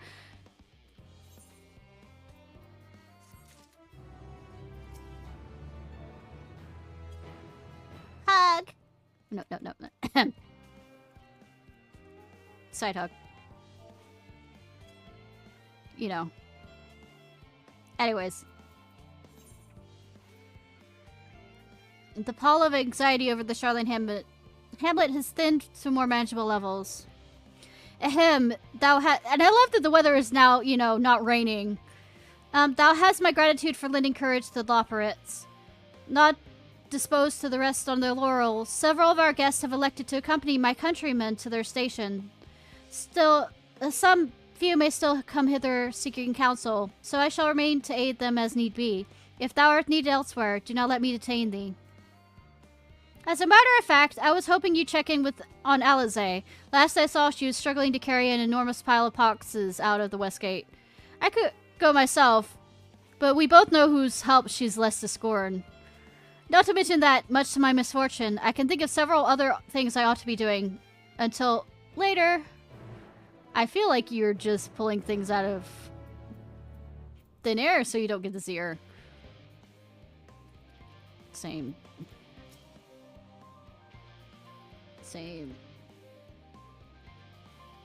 But yeah, that was as somebody who's lost a lot of close people, that definitely. The worst part is like admitting it aloud, whether it's writing it out or saying it aloud, because it's like you're finally putting out into the universe the truth that you know is true, and you finally have to accept it in some form to say it. Praise Mistress Alize, she has taken up much too great a burden as of like, if not, living away and I shall attend to matters here.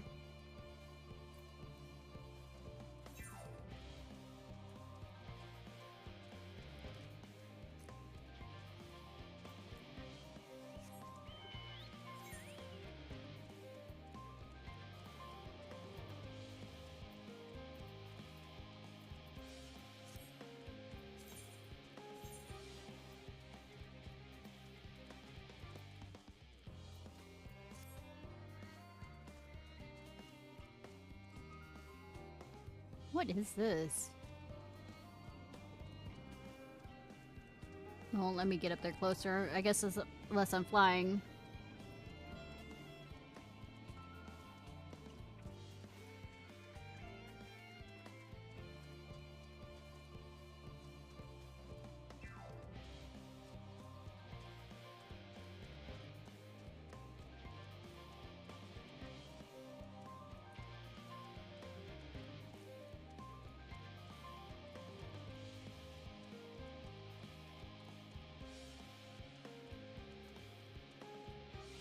Hi, sweetie!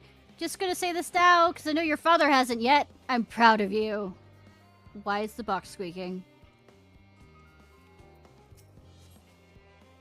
Ishnai, what are you doing out here? No, I don't mind if you help me with the boxes, but it's far from the most exciting of tasks. Are you sure?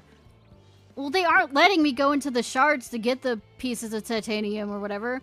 Well, I appreciate the assistance. We need to get these to Apora. Time is short, of course, but they're full of organic species and samples, so try not to be too rough with them. Alphados should be waiting for us when we arrive. I'll see you there. We're about to make this a race, aren't we? 3 minutes. You turn to the starting... Wait. Anything else you need to say? I can't shake the feeling that there are more of these than when I started. Did I pick up an additional crate somewhere? Or somebody's leaving them maybe here for you. Hither and yarns. See, it'd be so much easier. I have Boko with me, so why don't we just use Boko?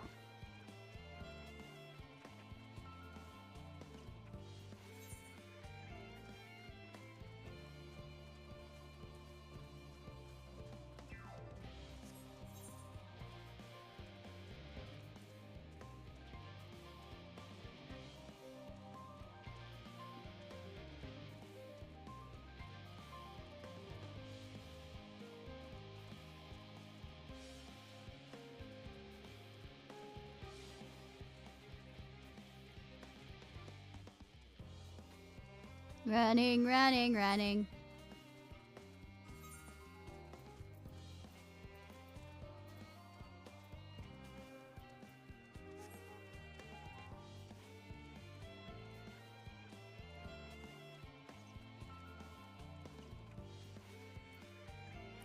Hey, Alphino. Oh, you're helping with the crates. Wonderful. You can put that there with the others.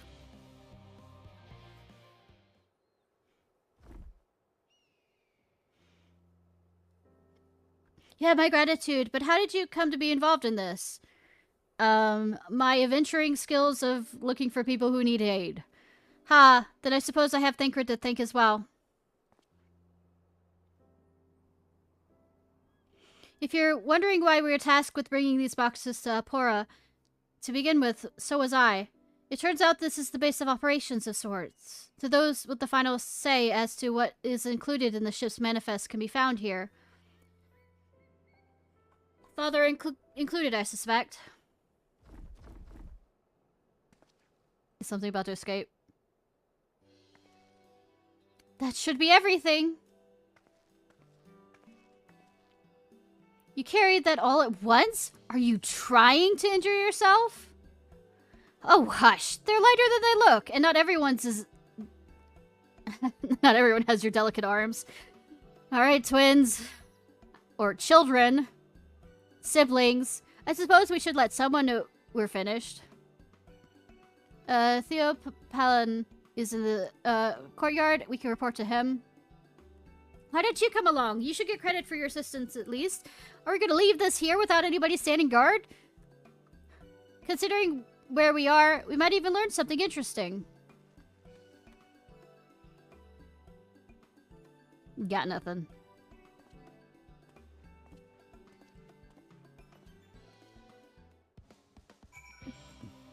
I mean, these samples are important, some may say.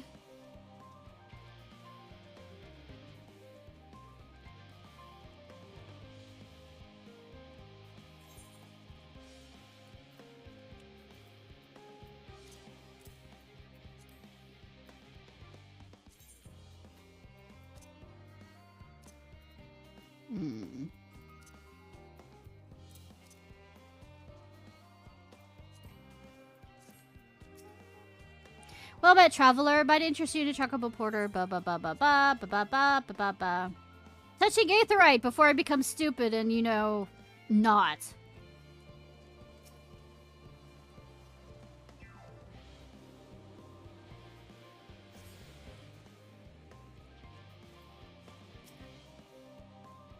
So this must be Theo Paladin. I kept thinking I've seen him before, but I cannot for the life of me remember when. Gods. It never ends, does it? What can I do for you? We brought the samples from Charlene Hamlet. Series 110. The crates are by the entrance. Thank you. I expected one of my colleagues, but we are dreadfully short-handed. Just for a moment, you're bastards' children, aren't you? Alphino and Alize at your service. You're well acquainted with Father, I take it. Quite. I've been friends with your parents since our days in the studium. I remember when you were yee-high waddling hither and thither. Clearly it's been quite some time since we've met. 'Tis good to see you again, wielding your father's newliths, no less. You knew our parents when they were young? What are they like? Pray, spare no detail, you know. I should like nothing more to regale you, you know. Dirt, you know. See, get all the dirt about our parents. Alas, I mean to be in charge here, and the reams of paperwork want for submission. We can help with that in exchange for some sort of stories our parents would never willingly divulge, of course. Blackmail! Well then, there happen to be 3 sets of documents in need of delivery, so how about you each take one?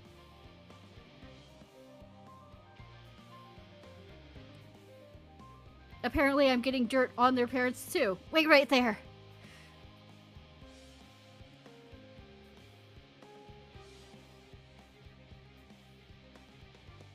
You will find the forum representative waiting to collect these near the southernmost structure. I hope I haven't kept her waiting too long.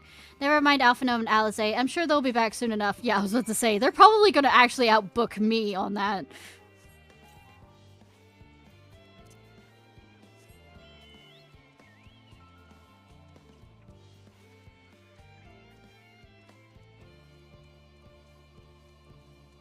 Oh, it is down.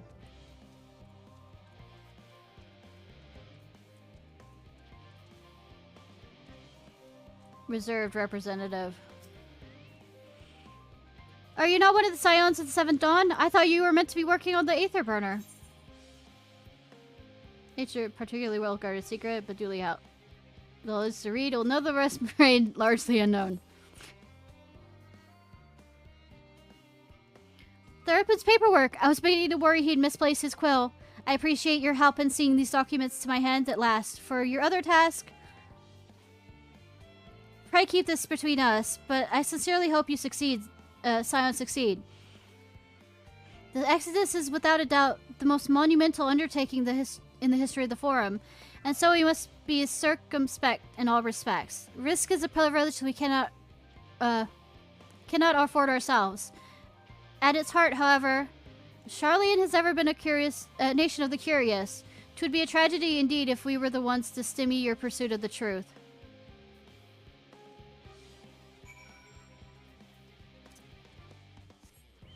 Yeah, I'm curious. I get myself into trouble all the time because I don't know when not to be curious. Or be curious enough so that people tell me where I need to go to be more curious. Quick and efficient. I dare say you have a talent for this work. Really? The twins' papers only need to be delivered elsewhere in the facility, so they should be returning at any moment.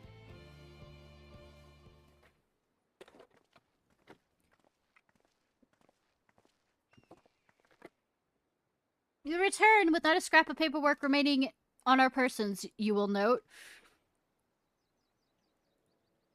Make it sound like we stole. I mean, like, didn't do what we said we were going to do. You both have my thanks, and my apologies for sending you on an errand far below your ambitions. Why, even as a babe, you struggled out of your swaddling clothes, and that's quite enough of that, thank you. It was compromising stories of our parents we asked to hear, to reiterate. Of course. I've known your father for so long. I must have something. Well, as you know, part of why the Liviar name garners such respect in Charlian is your family's storied history. You two can trace your ancestry directly back to those who came aboard the Hope, a lineage few can claim. I never thought much of it myself. It's not as though our forebears founded our nation. They were simply there when it happened. Nevertheless, it traditionally had been a point of pride. 'Tis why the pronouncement, renounce the ways of wars and pursue enlightenment through knowledge and reason, has ever been our family's creed. Until your grandfather's time, Archon Louisoix looked out not on not for his words, but his deeds. He asserted that in defiance of his peers, that choosing to save the great and the small from the rising tides was the true mark of our founder's virtue. Perhaps it was his expertise, his knowledge of ancient prophecy and fall of civilizations, that led him to conclude that to eschew conflict at every turn was to consign mankind to his doom. Also, Tamara, there's a young adult author that I read as a child, Tamara, that, like, it was a female knight, and her title was Protector of the Brave. It's a good series.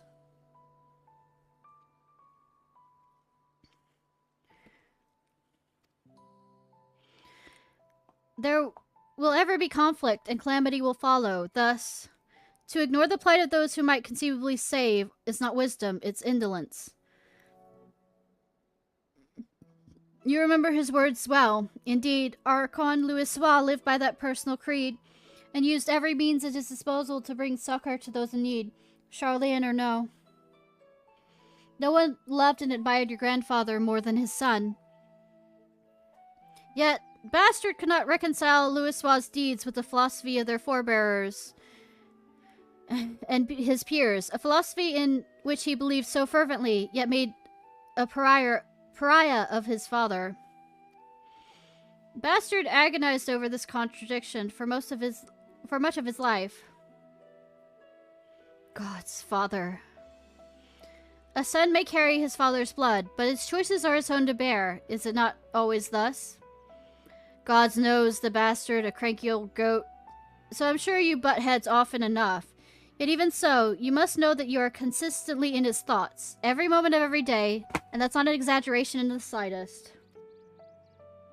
You should have seen how, when you were born, barely recognizable he was, with the kind of dumbfounded grin I had not seen since he first took a fancy to your mother. He was practically skipping when he told me the news. Oh, that's adorable! Take my word for it, he loves you to an embarrassing degree. But he's also frustratingly single-minded. Once he's decided that a given action is for the best, he will stay the course no matter who or what opposes him. A profoundly annoying habit when you're at the other end of it, as I'm sure you will agree.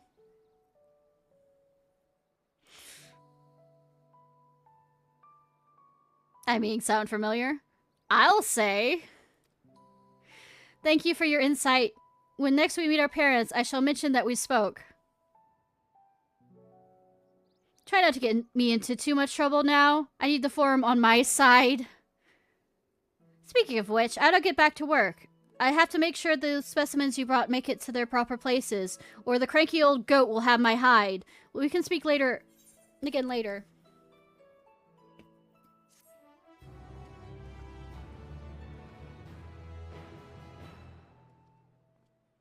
Hail, you three! Hail? Hail? Sure. Graha! Surely Scotty hasn't driven you out of the forge already. Yes, I repeat, he's now Scotty. For better or for worse, no. However, he has set me a task that requires more than my single pair of hands, and here you are! Speak of the devil. At least, I could at least use one of you, but I won't object to more. Unfortunately, Alice and I have prior commitments, and we have been delayed too long as it is. What about you, Ishnai? Can you spare the time? Yes. Always.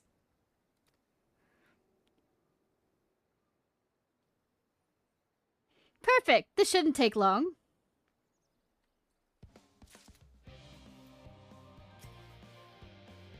Twas strange to hear father spoken of in such a way, but I suppose he would find your view of me no less odd. Much as I like to press the Opalin for more revealing tidbits, we should be getting back to our tasks. Unspecified task awaits you.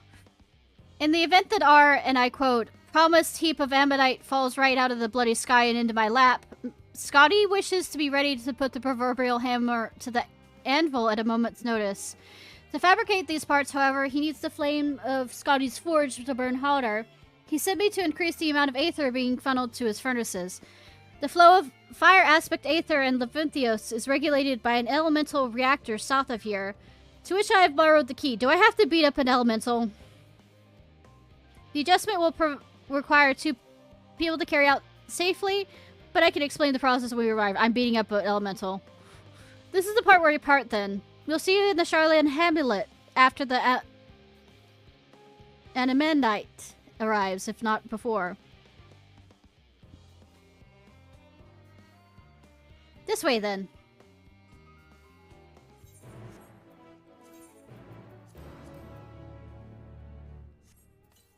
Might as well.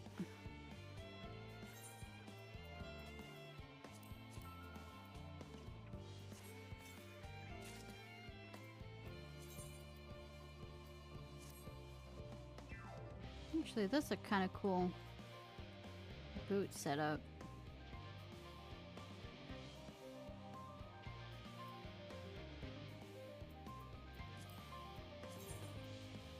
Still gonna switch out of it, but I'll try and remember.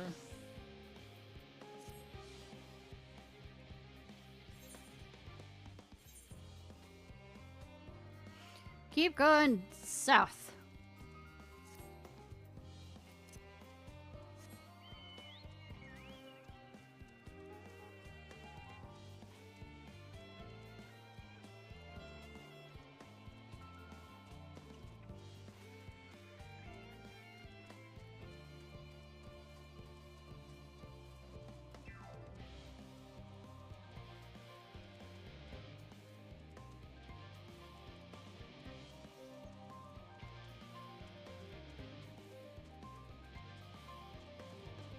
And then up here. Hi, Ganaha! Well, it answers probably my question of what the other location was earlier.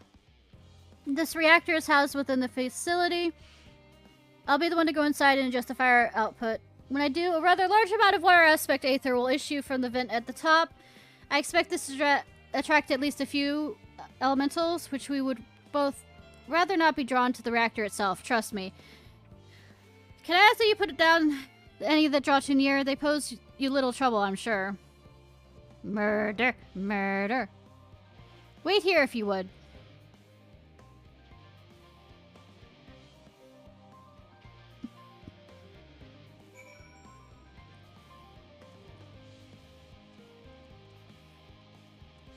I see that aether current. We're going for the aether current first.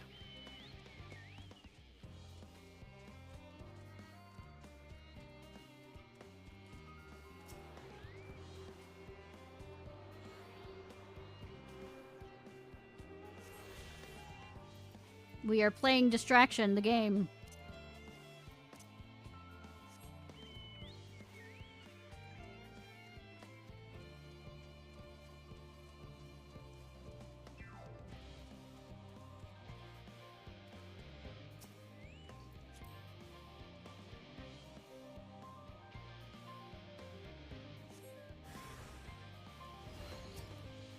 Siren Song of Water. Well, good thing I had to kill this humanoid-looking water creature. Love the design, though. It's so pretty.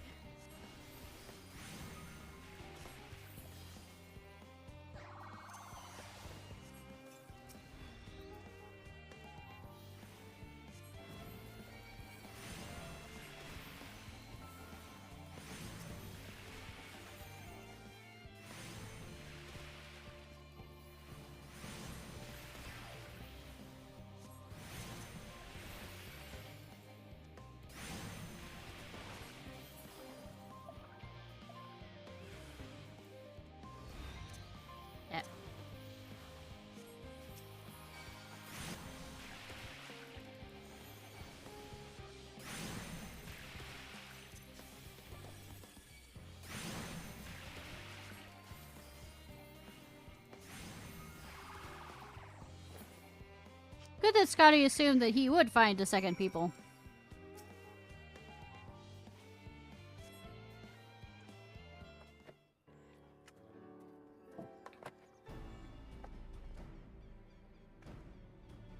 Did everything go smoothly out here? Yes. I thought as much. No major complications to speak of inside either.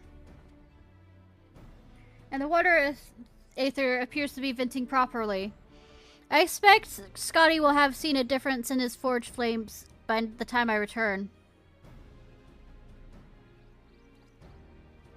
Since I have you, there was another matter I thought to discuss with you. Nothing terribly important, merely something I've been considering. Part of this I shared with everyone, yet you, and only you, have been to Ellipse. As we established, refined anamatite is a product of Alaga. Of the Empire's twilight years, in fact. It was a material which saw much use as part of the Allagans' efforts to extend beyond the bounds of this world. Dalmud of course, being the most prominent. Of those who would push farther, expand Alaga's empire to encompass the heavens and among the stars above, perhaps the greatest and its most infamous technologist, Amon.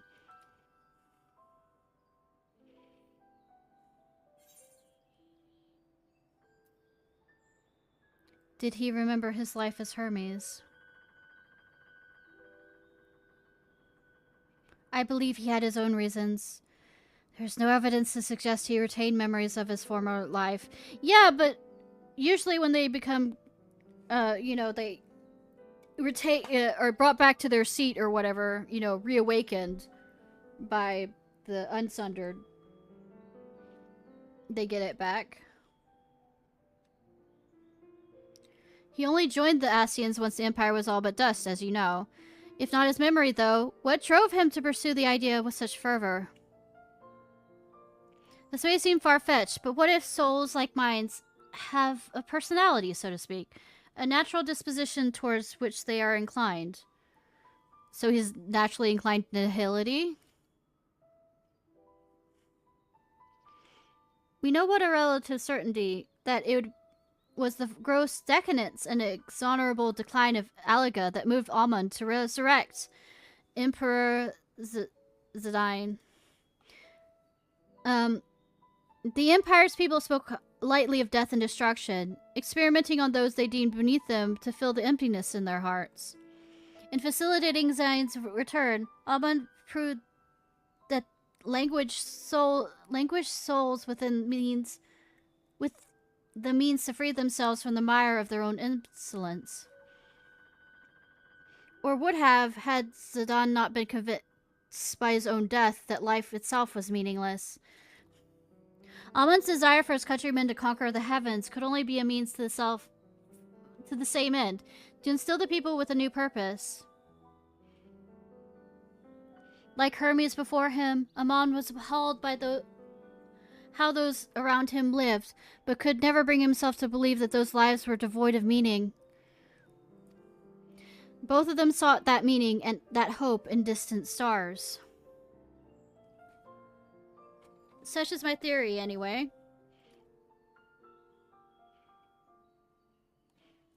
Ultimately, it's the consequences of their actions which matter. Their motives are of no moment. And yet,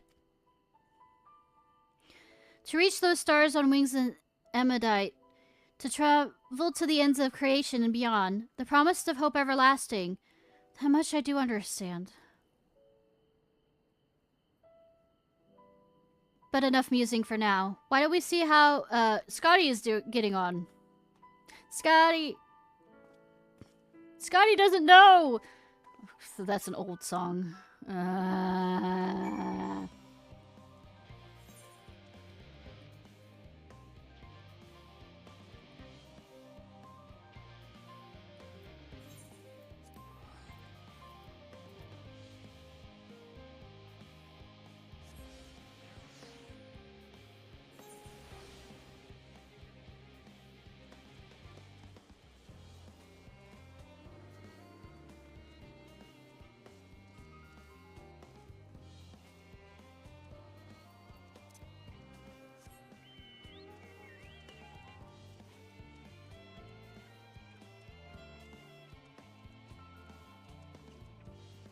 Running, running, running, running, running.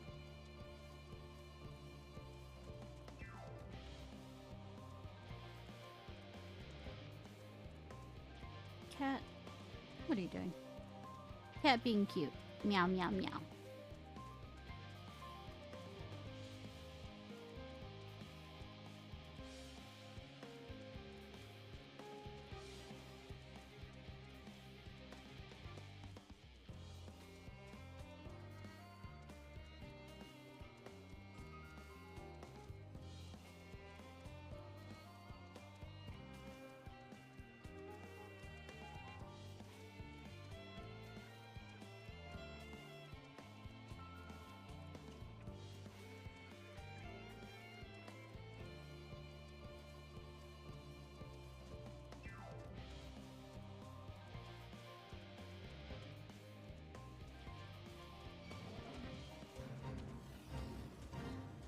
We'll make it! I will ignore these and keep running!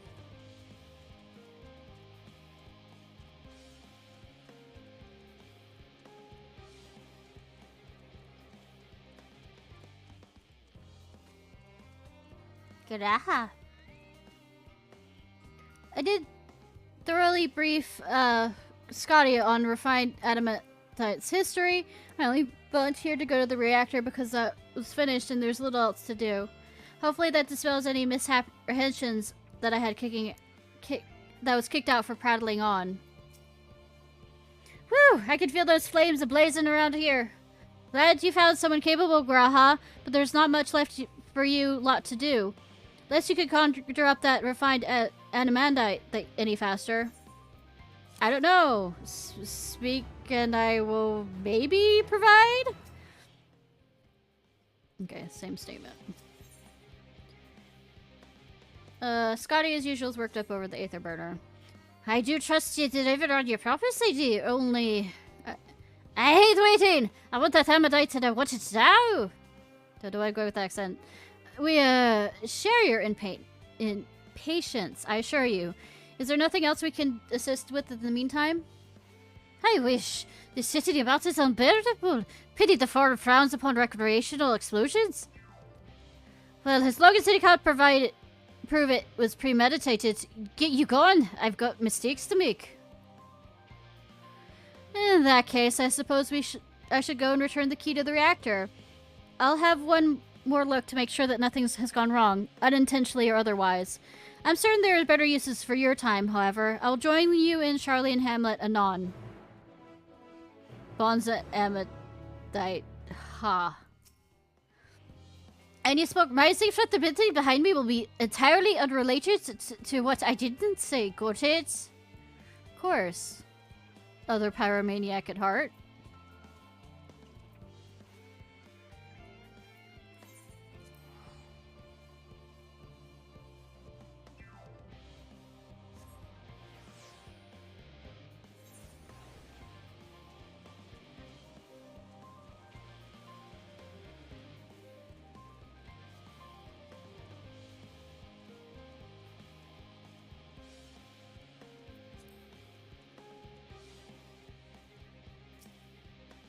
You wait here, your companions are bound to show up sooner or later. Wait, your companions. Waiting, waiting. Waiting, waiting. Continuously waiting.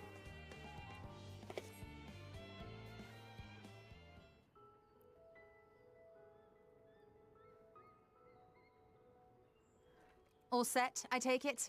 Yeah, I waited here until the sun was up. Because it definitely wasn't sunny when I was, starting this. We finished what we could. Delivered supplies, tracked down escaped animals. Trivial tasks as they may be.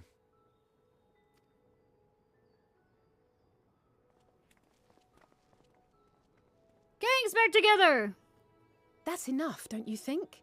If there was anything more important still undone, that would be a problem in itself. The vessel is essentially ready for departure. All that remains is to load the final batch of supplies and see everyone on board.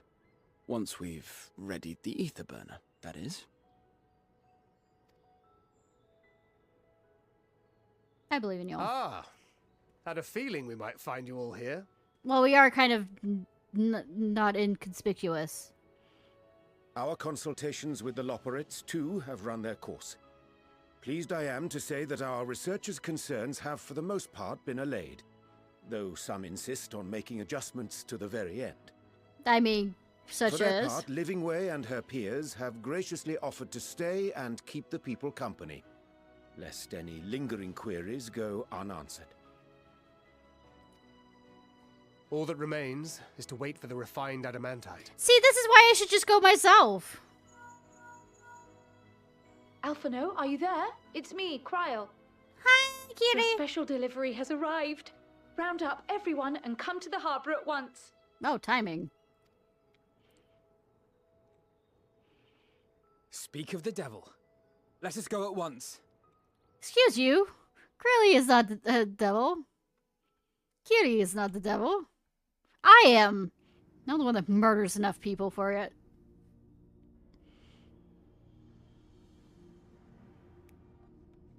Forgive the intrusion, Master Fortuner. I bring urgent news. A great commotion has broken out in Scholar's Harbor. Your presence is requested with all speed. Oh god. What has the pirate done? What has the pirate done?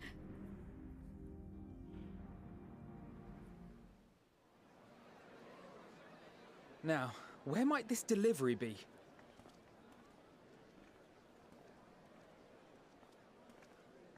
Oh.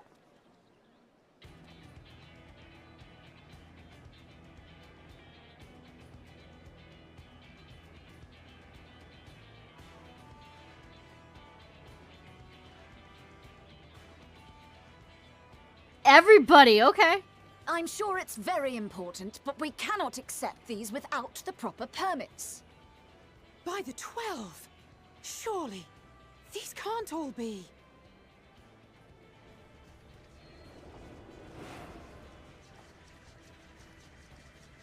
Buddy! Pal! Bleeding hellfire! They're bringing them by sea and by air. All these folks in these crates.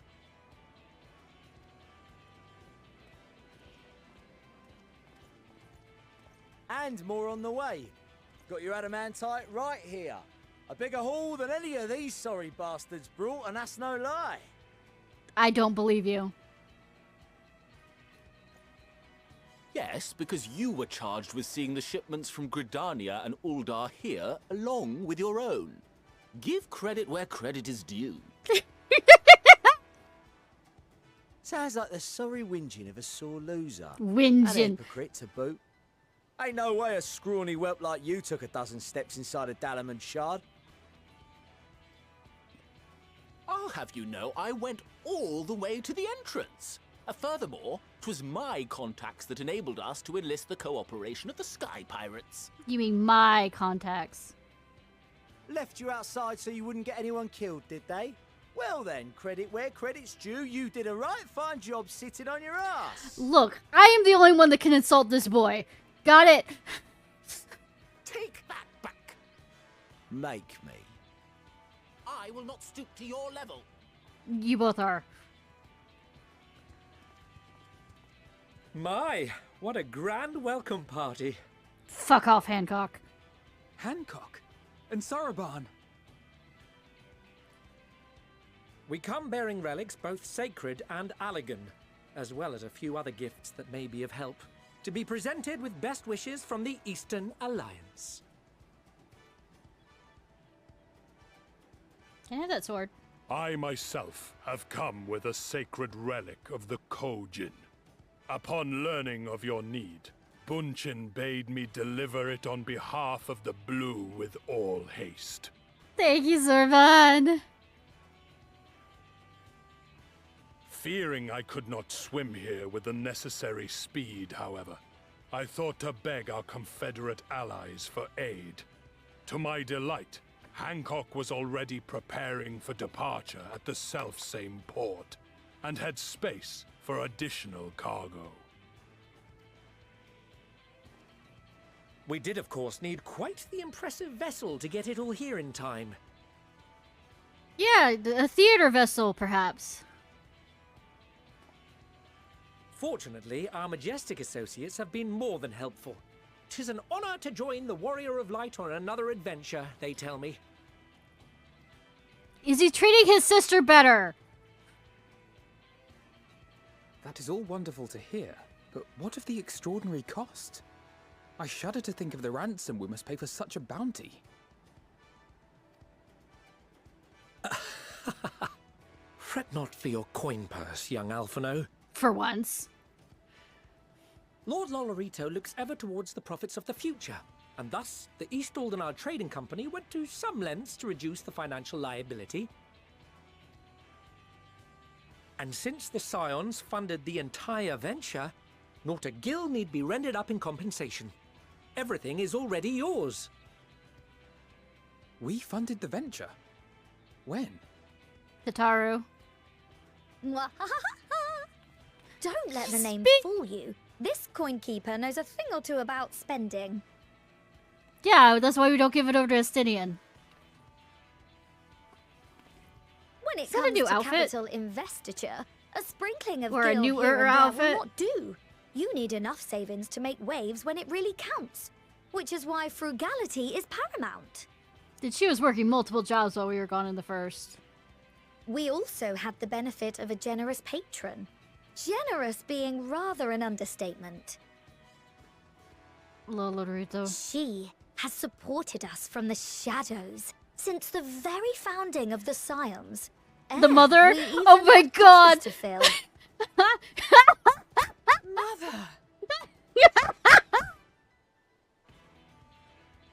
Millions.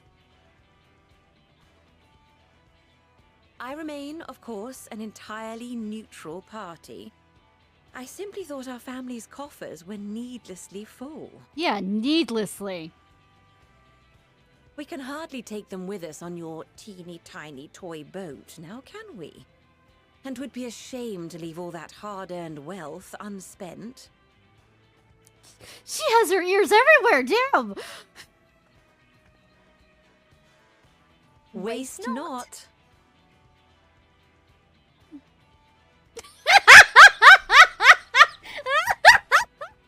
She is a force!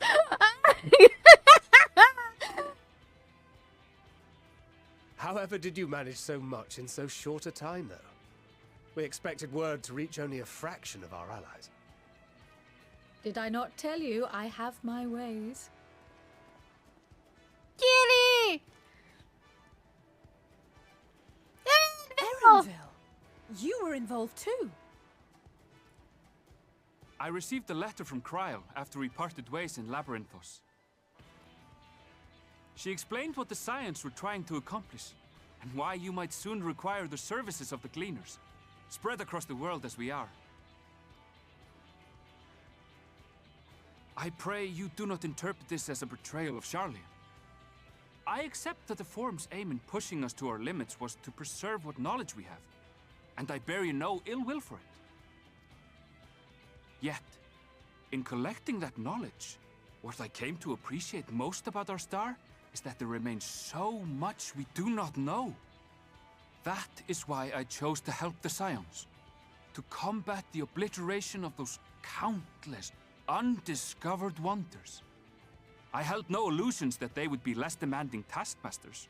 Though, rest assured, if I had, I would have been sorely disappointed.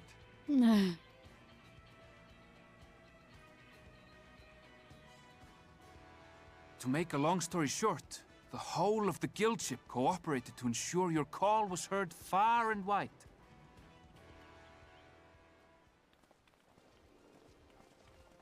There, Marcin! Oh, everybody! What's this Everybody. about a ship that can fly to the moon? See?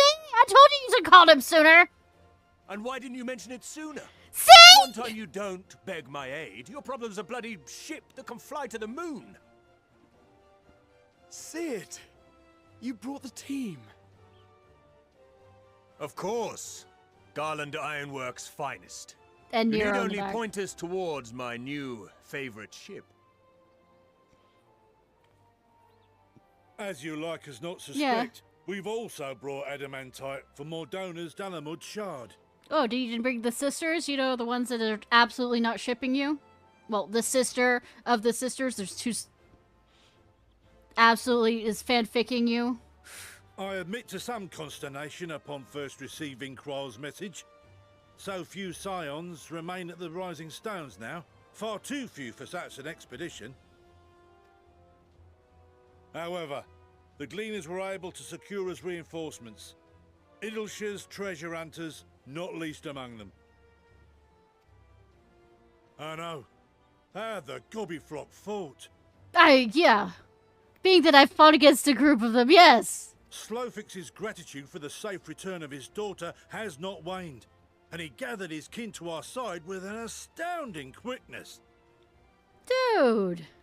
The clash between their machina and the Allegan defences was a sight to behold. I wager even you would have been impressed by the magnitude of the gobby booms. Gobby booms. Fascinating as all this is, I fail to see how it explains your presence here. Does Razat Han not have more pressing concerns?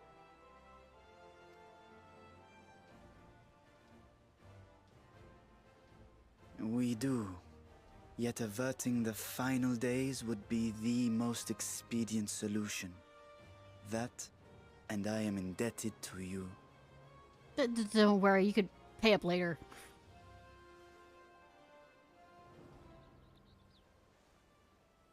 Though they chose to take their leave of Thavnair, those you saved in Galimuld remain my people. My gratitude is beyond words. Well, not only that, is the fact that since he's in the Mammoth rather than here in person, he can transfer his consciousness back and forth, kind It is of. appropriate that I aid you in kind. If in the doing we bring salvation to others of this star, so much the better. You will recall that I spoke of my father, Midgard Summer, and his journey across the great expanse. Yeah, have you talked to him recently? As he traveled betwixt the stars, his resplendent scales drank of the ether in those nigh empty surrounds, and imparted to him the strength to persevere. Thinking they might further your cause, I called out to my kin for consent. Oh. Ashdai's answer was silence, as ever. Tiamat and Hrisvelgre, however, responded favorably to the suggestion. His Valkyrie is still alive? My sire, I have too, questions. Okay. gave his assent. Thus have I brought you his own worm scales. Fit them to your purpose, and seek a worthier fate for us all.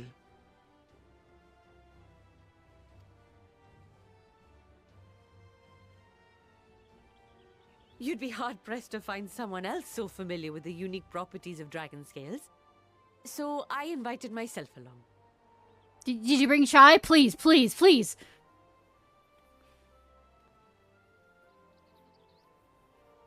Bugger me, this is so unbelievable. I've gone right back round to believing it again. Good! Forget a 6% gain in efficiency. With all these goodies, we could get 7, no, 10, no, 14 bleeding percent. We still haven't looked at them yet.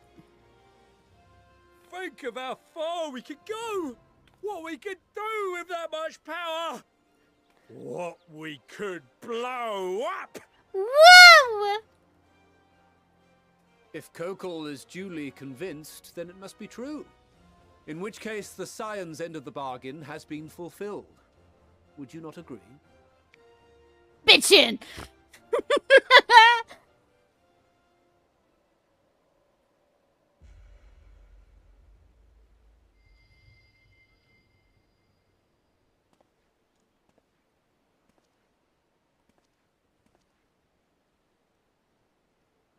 Yes, Father?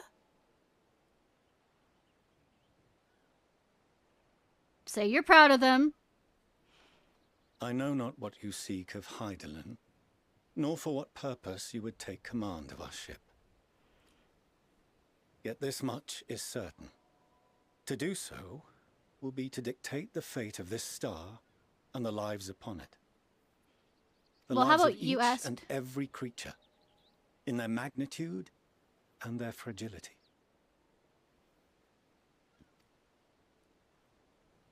Do you understand? And are you prepared? We have seen and we have felt how much each life shapes this world. And so we are determined to abandon none. We understand what is at stake, and we are prepared to bear this burden.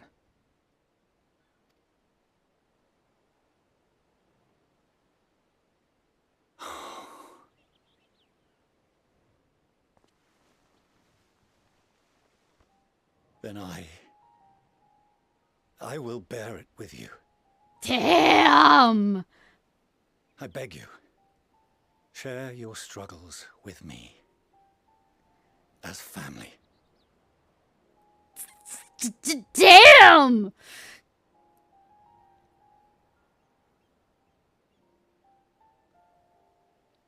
See, he's proud of you. I'm still calling him Master Bastard for a while. Till I figure out You a better... grasped my fingers with such tiny hands the day you were born. I thought my heart might burst. Ouch, that kind of actually hurt. Sorry, I'm just thinking about when I saw my little nieces and nephews for the first time. Especially, like, my first nephew. He made such a adorable little cry when his mom brought him into the car seat kind of like thing, because I was staying... he was born on New Year's Eve, and school started soon after that, college. So I was at their house over in Georgia when it was still in Georgia. And so I more or less arrived to an empty house because she had gone into labor and New Year's Eve, and then he was born. And she left the hospital the same day. And just this little sound that he made as soon as she set him down on, or I think his father set him down on the... Just this little hand... Sorry, ignore me. 'Twas love and happiness beyond expression. Overwhelming. And a conviction so powerful that I trembled with something close to rage. I had heard the final days foretold. I swore to myself then and there that I would not let them steal your futures.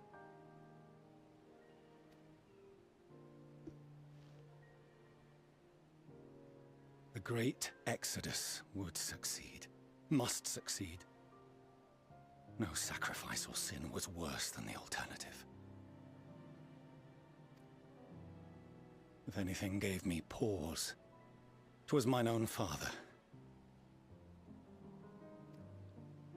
The Archon Louisoix openly decried Charlian's policies, a perspective which I regarded with increasing disdain as I grew older. Does this need to be done in front of a whole bunch of people? I'm just stating that. Yet even as part of me thought him a fool. I would think that all the others behind us, you know, that aren't really of all people be would paying this much devise attention. a brilliant means to save my Wandering children. about. A naive hope, but stubborn enough that I could never bring myself to keep you apart.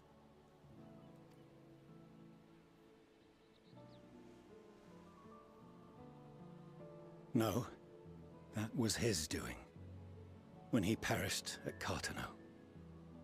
As we pulled that twisted slab of Dalamud from the sea, I remembered the warmth of your newborn touch. Chastened, I vowed never again to suffer any interference in my mission to protect you. Yeah, but then you, like... stop the No moves matter being... that you yourselves wished otherwise. You cast him out of the family. Detest me, fight me tooth and nail. I would suffer it, and more. And be satisfied so long as I could force you onto the ship.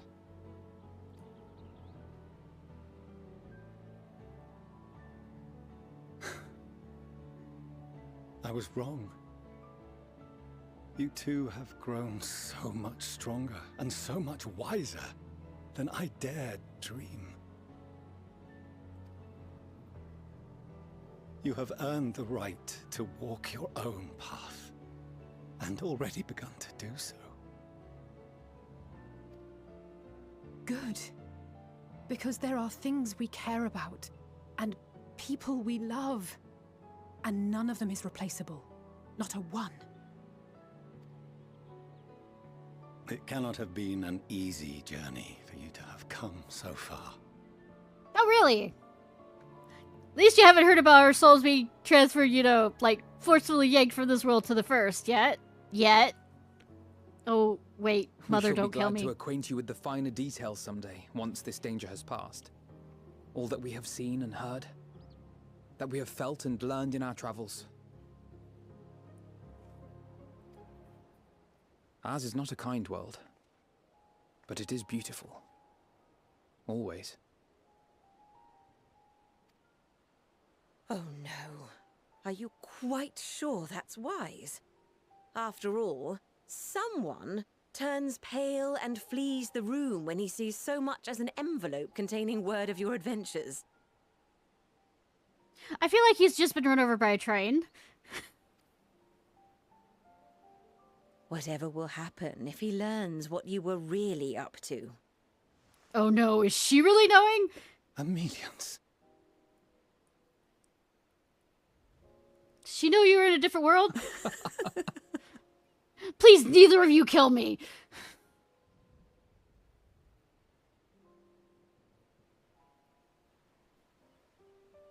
Though I have wronged my children most gravely, I owe you an apology as well.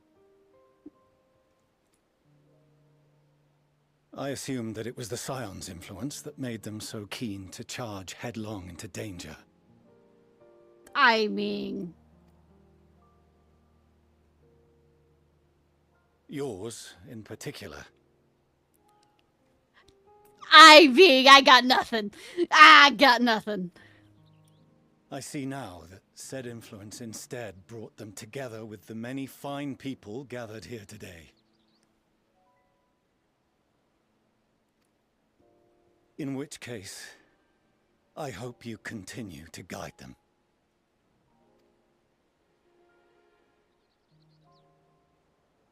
If we've finished loitering about the harbor, might I suggest we put our plans into motion? People are beginning to look confused. Oh, really? I wonder why. Perhaps you can spare a few words ere they resume the tedious lugging of cargo. You have no small number of friends and admirers here, after all. Look, I don't have a silver tongue like any of y'all.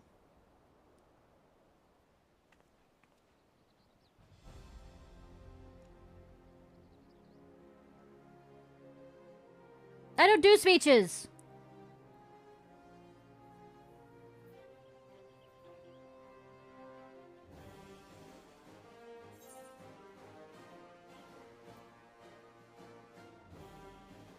Lend us your strength. I mean, they're already lending us your strength, so...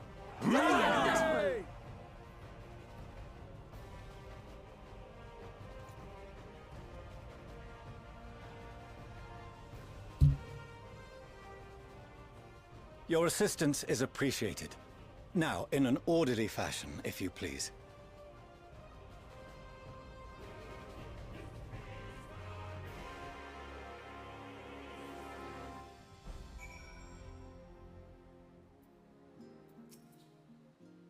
My throat hurts from directing so many people to Labyrinthios, but that only proves we've got our money's worth. I apologize for not informing you earlier of Ernvel's involvement. He was something of a contingency plan. Thank goodness we had him and his fellow gleaners to hand. Though, it would have been monstrously difficult to locate Sid and to transport the Hainish delegation here otherwise. I had no idea how massive a weight it was until he lifted it off my shoulder. But more importantly, his words were an affirmation that the path we walk is the right one. A part of me might have been satisfied so long as my family and friends survived the final days, but to save the star is what we all want most. And if those same people believe I can help see it done, who am I to say otherwise? Come what may, I will fight for this world of ours till the very end. I didn't mean to... I cannot wait to see what our friends from Ironworks do with the ship. They're gonna put graffiti on it. You know, their symbol. If I never see another crate again, it'll be too soon.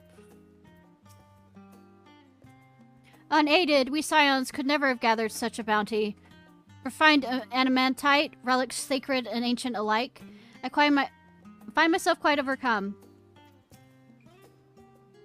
The time has come to claim our prize. Are you prepared?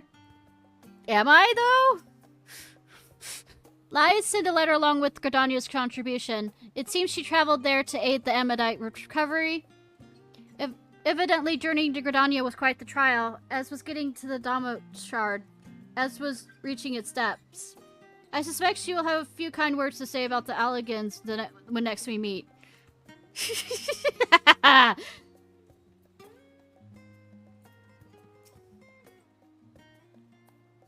We finally managed to clear the harbor, which means the rest is in the engineer's capable hands. Meanwhile, Father has issued us an invitation. As agreed, he will reveal the means by which Hydaelyn may be contacted. We are to meet him at the Apora when we're ready. Given the vital knowledge she holds, I suggest we leave without delay. It transpires, however, the form's method of speaking with her is not without risks. I am curious to hear what those might entail, but regardless, be warned.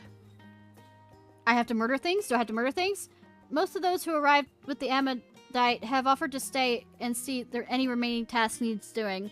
The form is already asking for my assistance in overseeing the process, so you needn't worry about a thing. Thank you, Tataru. We're off to Apora then.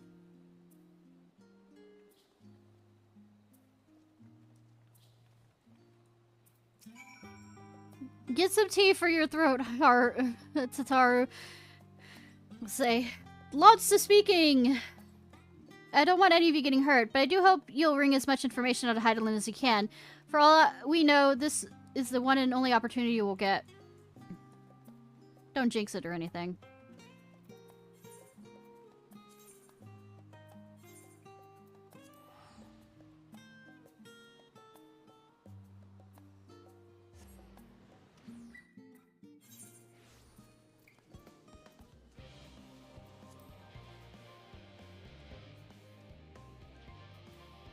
I'm naming you 4 just because I can. Or Nalts. Ishnai! I've already shown the others inside. You will want to speak with Karlane. She has the key to the lift and continue down after me.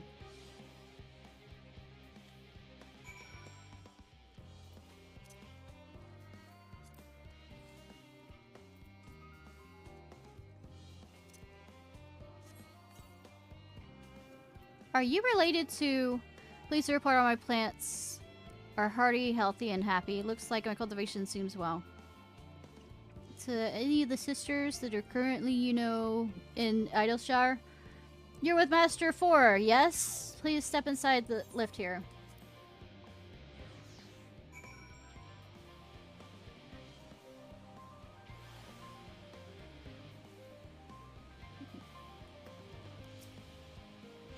From here, we proceed to the heart of Labyrinthios, and it's mostly guarded, most closely guarded secret. The thumb is in. It marks the beginning and the end of our efforts, whence we delve to seek an audience with the star, and whence we will embark our journey into the heavens. This way, if you please.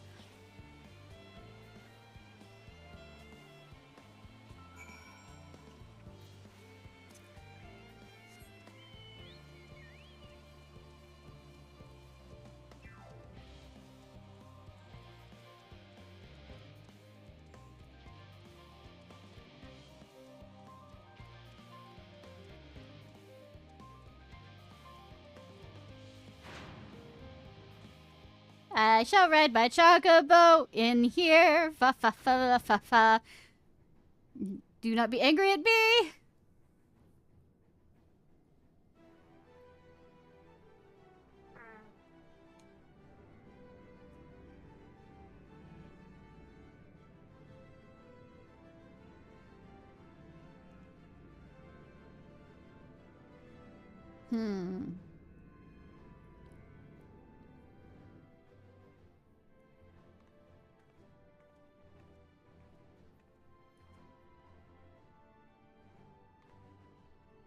I bid you welcome to the Thardism. Direct your attention towards the center. Behold the ark, which we've long labored. Ragnarok? Ragnarok? Ragnarok? As you can see, it was designed as a medium-sized craft to better reduce fuel consumption. Mineralizing magics have been applied to its interior to ensure the thrust-to-weight ratio does not place too great a limitation on its freight capacity. The afterburner, as you know, has been removed for further modification, but we shall attach it soon enough. Reattach it. I received word that Scotty and several of your allies were working with intense fervor. They are sure to see it done. 'Twas by their experience that many prior disaster was averted. Yeah! Surprised we didn't look for them earlier. If anything, I fear they will not afford us not much time for speaking with Heidelin ere they finish.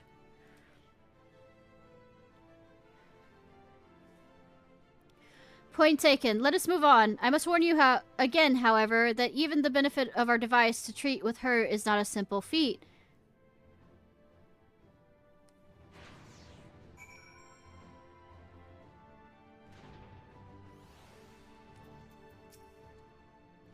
I can well imagine the zeal with which they're working on the Aether Burner, and all I can say that I'm glad that we have something to do other than get in their way. Once it's ready, we'll see that the ship is put to good use. To think how many generations labored for this end, and that we aim higher still. We must spare no preparation, and that means speaking with Hydaelyn no matter the cost.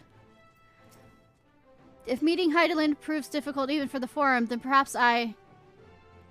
Oh, 'tis an unformed idea in this phase, I'm afraid. I'll duly inform you if I mean, I could, you know, instead of she taking over your body, how about you take over my body? That sounds creepy, and I didn't like it when Xenos did it. But I think if I'm willing... we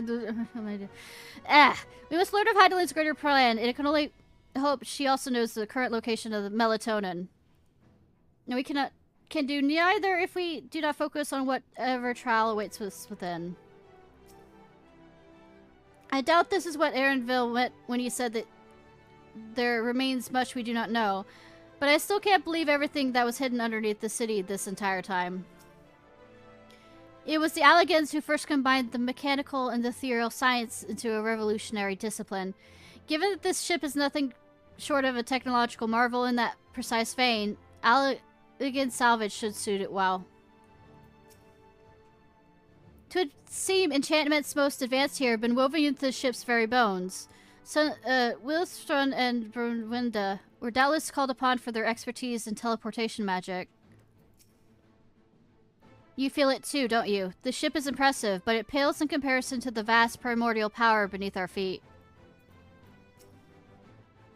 I have done what I can to impress upon you the gravity of what lies ahead. Are you prepared? No, but let's continue.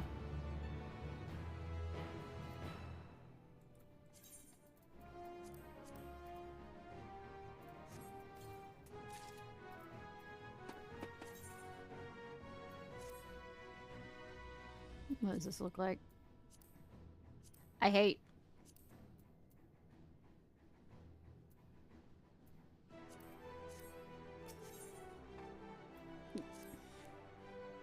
Make for the lift to the center of the chamber. Come. Her children, one and all.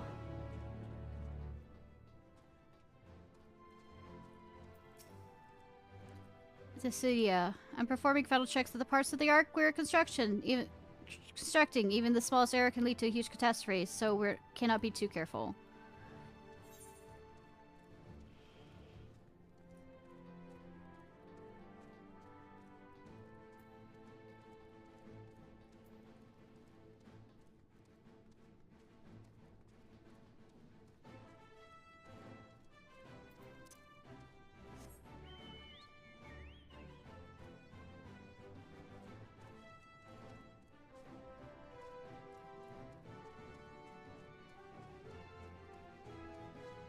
Run in, run in, run in.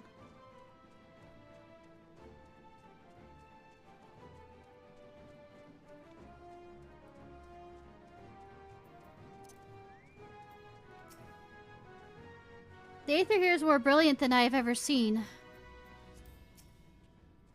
Am I the only one feeling terribly nervous? Surely not. As the means of communicating with the heart of the star, it is disappointingly mechanical in design. I doubt there's anything worth worrying over. Not for Hydaelyn's champion, at any rate. Yeah, but what about the rest of y'all? They must employ a full cohort of engineers just to maintain the lifts. This doesn't strike me as particularly dangerous, unless one is afraid of lifts. I mean, what could go wrong on a lift? With the ship in the way, I didn't even notice this was here. I should hope that Master 4 has more to share ere sending anyone stumbling into the Aether Sea.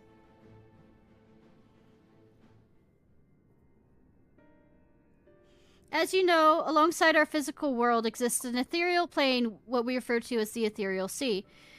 At the heart of the star, the physical and ethereal are one and the same. Thus, the deeper we go, the easier it becomes to pass between said planes. We utilize this principle in constructing the anti-tower, and once more here in the Thunamazin. No sooner did the Forum decide that an exodus from the star would be necessary than it began work on this facility. Our work culminated in a device that allowed us to peer deeper into the ethereal sea than ever before, in search of Heidelin's ever fainter echoes. The Antiloscope. Are you communicating with her through this device? For a time, yes, but since the seventh umbral calamity, it's been rare to even hear a whisper. If you wish to reach her, you must journey closer to the center of the star than we've ever dared, beyond the Antiscope. Antinoscope. Even so, I make no guarantee you'll find her, not for your nor your safety, so deep in the ethereal sea. We understand, but if we are to deliver this world, we have no choice but to try.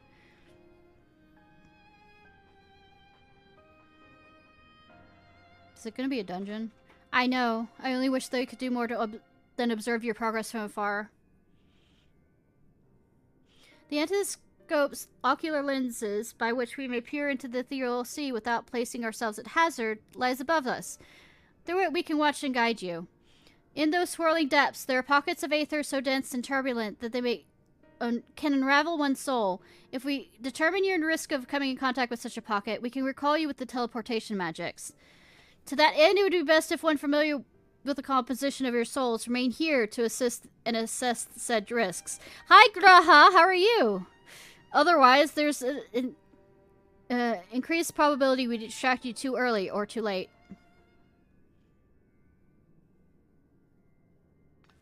Please allow me. Oh, okay, cutie.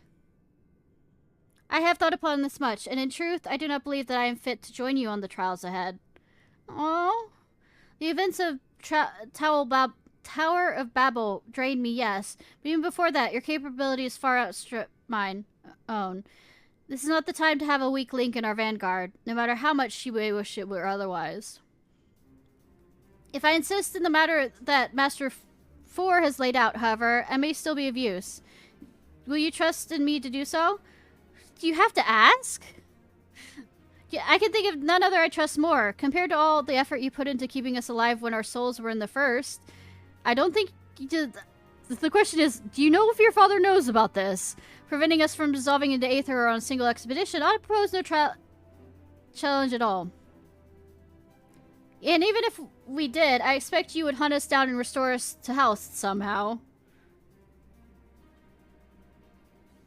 You flatter me, but rest assured that I would be keeping a close eye on all of you. There's one more thing. In ages past those in ages past referred to the ethereal sea as the underworld, our final resting place. Hades! Emixelk? Emixelk? In its embrace, its memory is awash. In its embrace, memory is washed away, leaving only the purity of one's soul, or so we believe. Yet what are those memories? Few think to ask what becomes of them, cast adrift on ethereal tides. Some theorize that they linger for some time, those associated with strong sentiment in particular. In those depths, memories of the departed may even coalesce around you, for hatred or for love. Damned if I haven't killed a bunch of people, so fuck. Thus I do caution you to be wary, but also to have faith. Remember, those who did gladly extend a hand to you, that they may lift you up once— Harshavan! Harshavan! Lady Iceheart! Theoden can fuck off.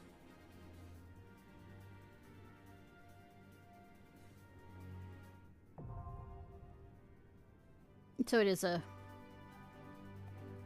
Will Nidhogg show up? Well, no, he's not. I hope to guide you via Pearl Link where you're inside, but given the density of the Aether, I'm not sure how long the connection will hold. Even if you can't hear me, however, assured that I'm watching over you. Once you are below, you should proceed through the Antiscope to the Observatory. That is where the objective lens is located. We can manipulate it to direct the ethereal current deeper into the sea. Though I shall assist you in every possible way, it is your journey to make. When you're ready, I bid you step forward. Maybe our enemies are down there, but if we beat them once, we can beat them again. I'm more concerned about our meeting with Hydaelyn. We may find our truth, but what if... No, I'd rather not think about it. Let's move on. I mean, think about it. If I get to beat Theoden again, I will be quite happy too anyways. So, small talk. We always have tried to do the right thing, but we have not always been kind, nor merciful. I should not be surprised if some of the few harbored resentments for us as they passed on. We must face these truths and meet them as they come. I now understand why these facilities are so heavily guarded. If it fell into the wrong hands, the wisdom of Hydaelyn could be dangerous, 'tis true. However, that dangerous is not compared to what would result should the common folk in mass venture into the ethereal sea unprepared, for which they certainly would, if they thought it would allow them to speak to the dead. Once that secret got out, no rational argument could dissuade people from wanting to see their loved ones, no matter how ephemeral the meeting. If some part of them remains in the ethereal sea, do you think... Forgive me. That's not why we're here. And no matter what happens, she'll always be with us. With Ryan, most of all. She'd tell us to live for the here and now. To do what must be done, and we will. Well, what if we go see Louisoix? What if Louisoix shows up? I cannot help but think that those who transformed into beasts, their aether dissolved into nothingness, their souls forever lost. Yet, I dare say Fandango still wanders the ethereal sea, as do the ancients who gave rise to Zodiark, setting in motion the many so I will meet Mixelk. Cosmic events. If there's a justice or morality at work that governs our fates, I do not know it, nor will I think any man will. I've seen more than enough death in my time. Friends, enemies, far too many to count. Once revenge was all I lived for. All that hate, that anger, what good did it do? None, that's what. The way I see it, there's no point in living for the past. It's the present that needs protecting. Well, you see Moenbryda, and I guess you see your parents, or is any, like, parents? Your brother? Small talk. If Hydaelyn is unwilling or unable to divulge Melatonin's location, I shall see our comrades delivered to the moon, one and all. I pray, however, that the eventuality does not come to pass.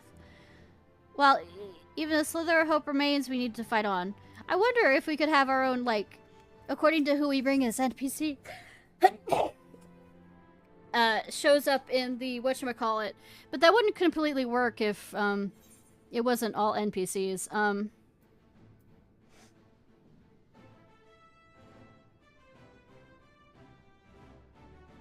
Thinking. I've never actually seen... Well, I'm not playing as a healer right now, but, Right then. mainly so I can have a DPS and a...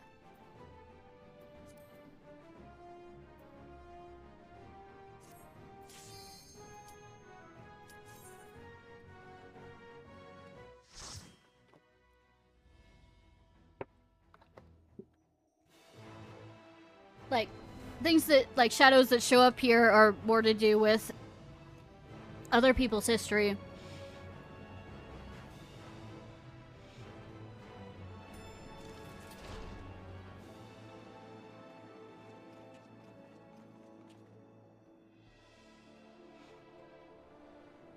This is kind of cool. Kinda. Alright.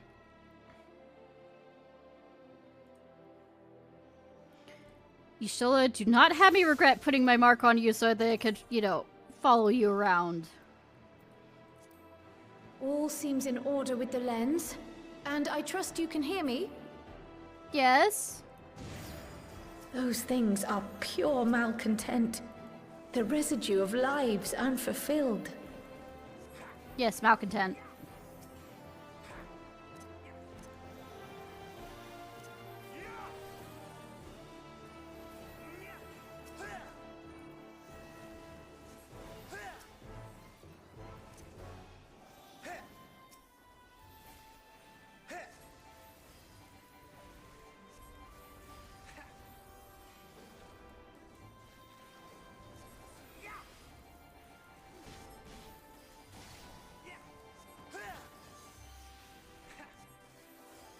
ba ba ba ba ba ba. Malcontent. Malcontent.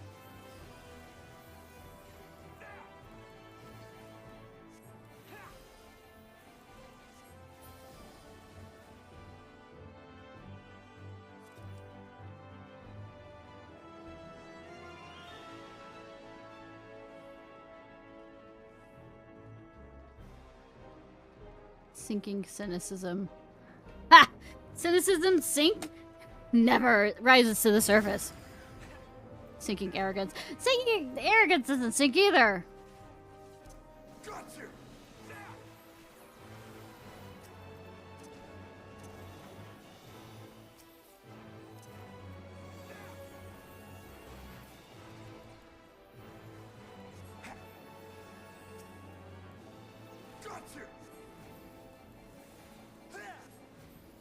The gloves are off. I will not hold back.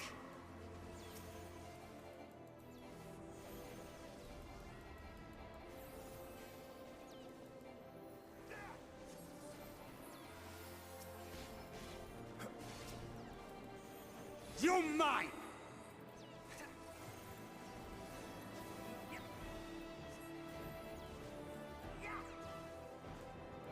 I love that there's books down here.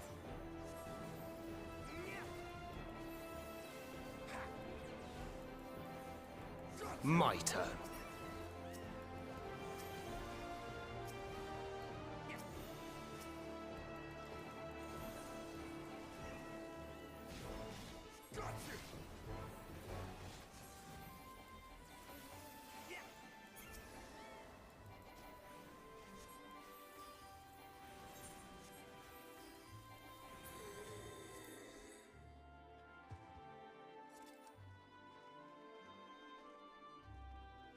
I think those roped off areas is gonna stop it. Yes.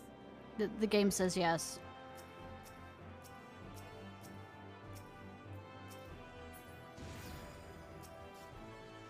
Rivalry. Thinking of rivalry, do you happen to be the, you know, the Lancer guy that had killed before he became a Dragoon?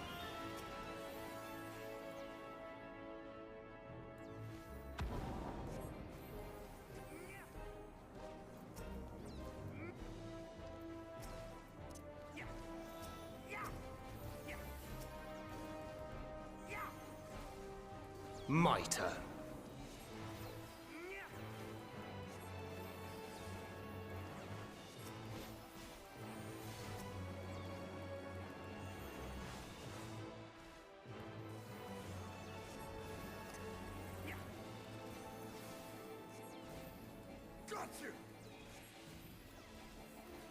Gotcha! All of the greens who are fight yellow. Baby, you're not dancing on your own.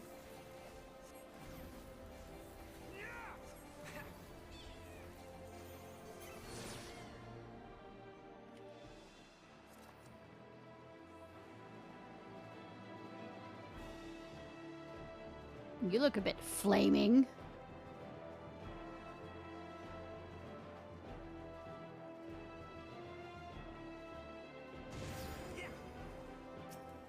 Oh. You know, I liberated whatchamacallit, so you can fuck off. I succeeded where you failed. Fuck off. You're mine!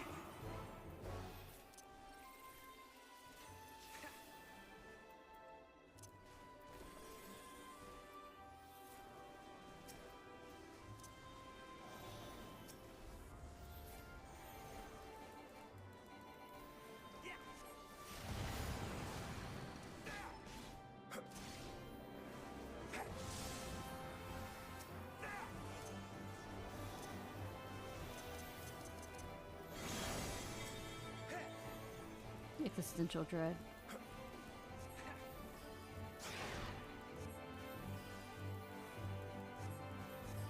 Papalimo? Oh, thank you!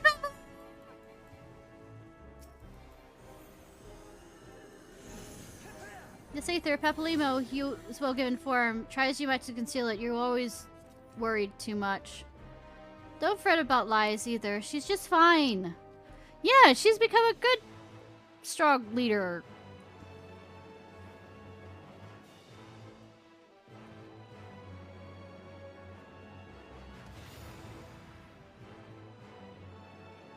You can't take this from me. Oh.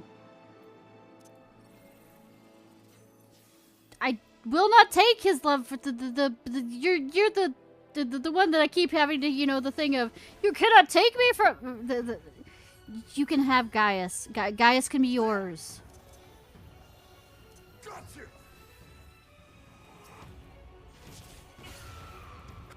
This will hurt.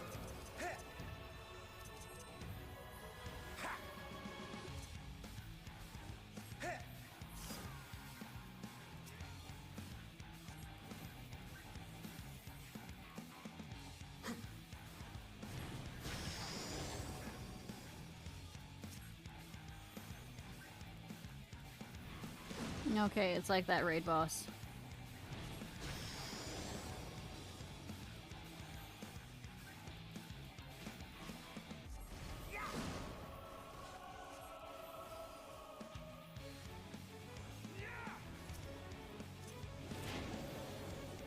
I will not hold back.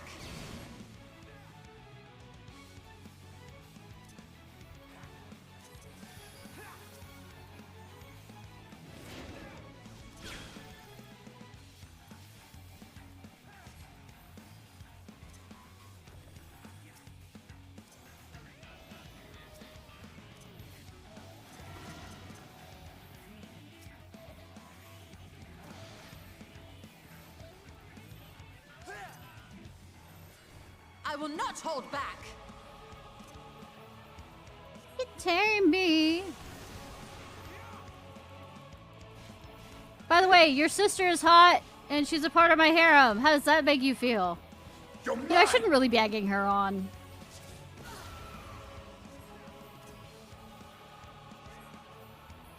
My turn.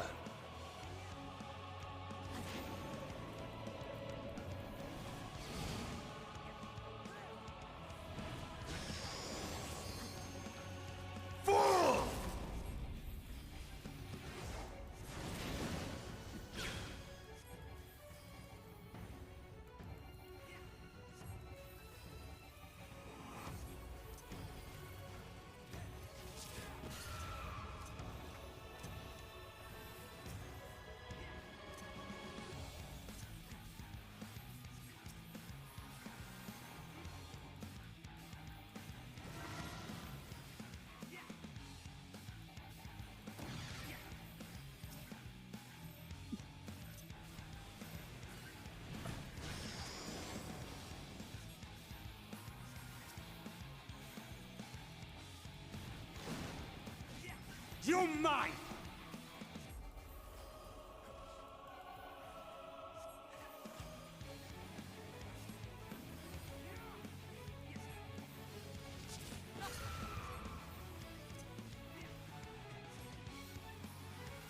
You're mine! You're mine!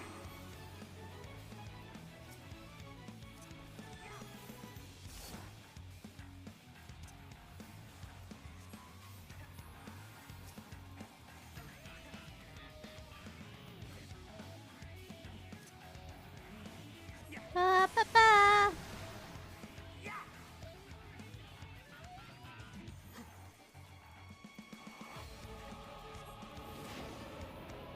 This will hurt. I will not hold back. Here we go. May be cleansed by the tide. My lord! Follow the guys. flow of ether. It will guide you.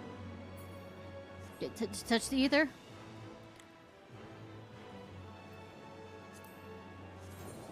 The ether is too dense. Ah, I'm losing you. That's kind of a cool... That kind of actually looks like the thing that you put on the twins. The, you know...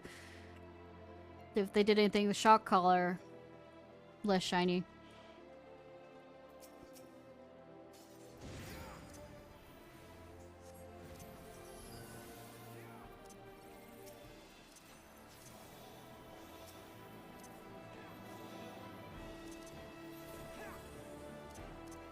This will hurt.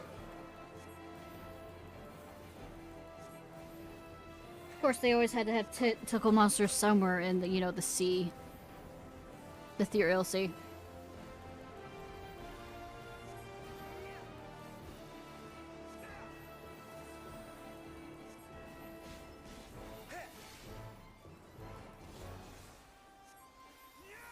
Fuck.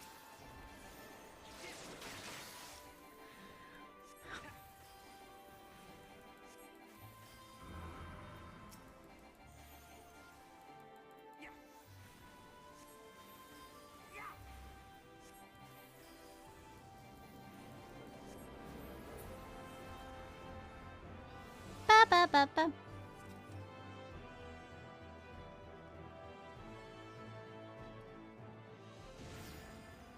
So, yellow is a friend.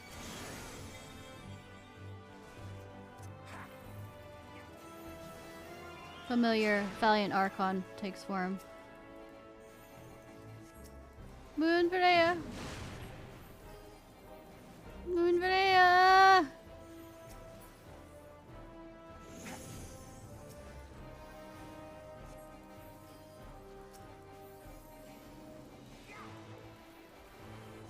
I think it's Moenbryda.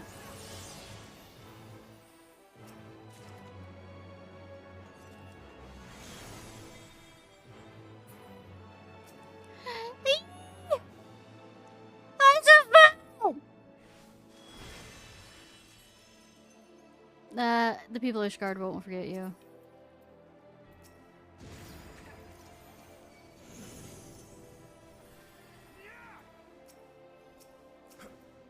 You're mine!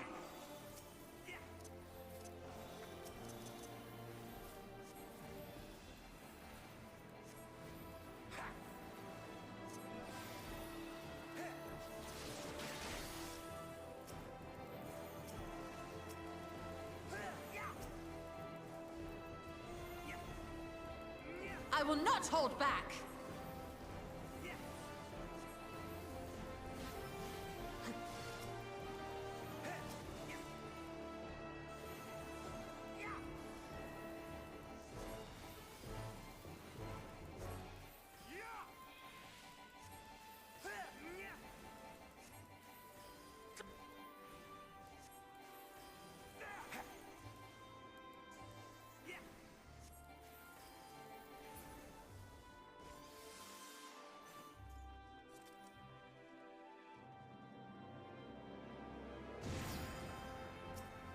Partiality. What are the names of these, God?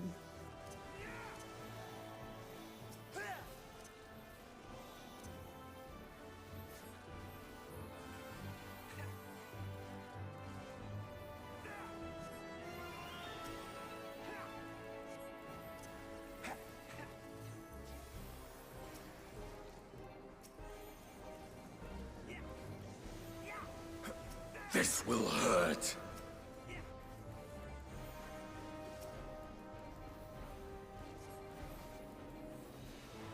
Ba-ba-bum.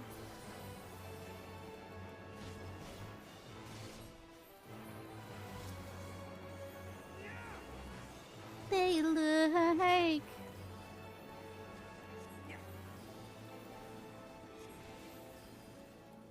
Gotcha.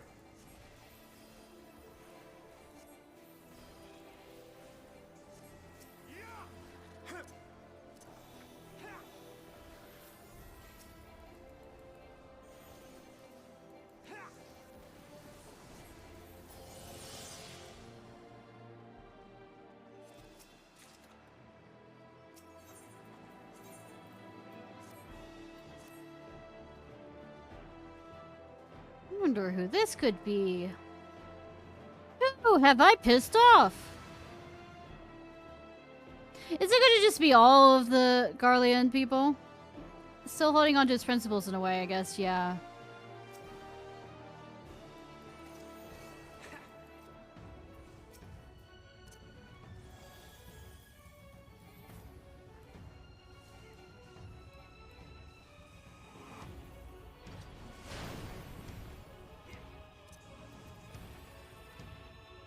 You're mine!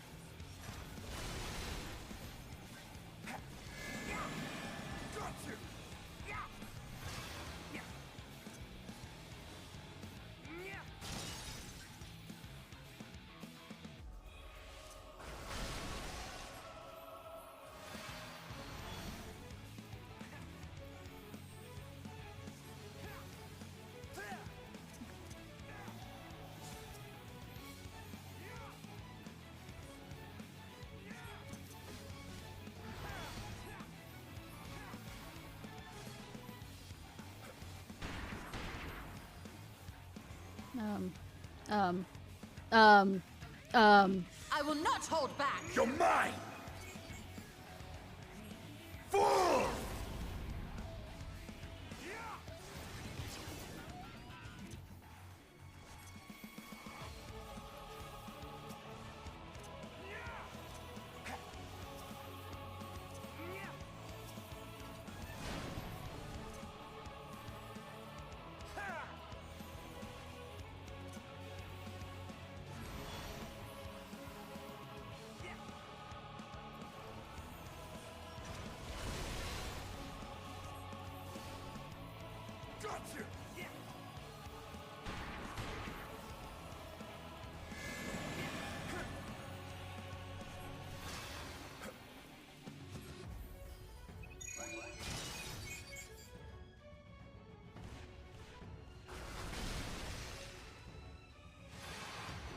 Okay, this involves zooming out more for this one. Okay, cool. I will not hold back. Good to know. Good to know.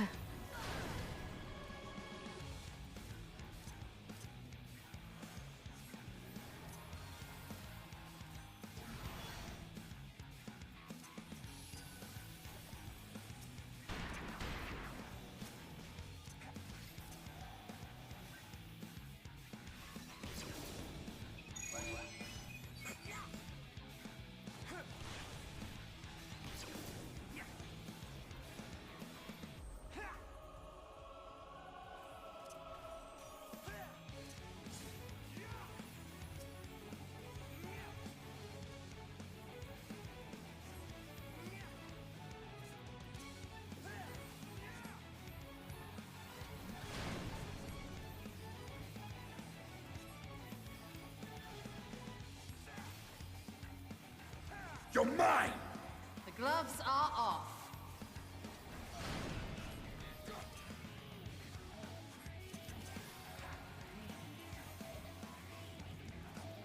Ba ba ba.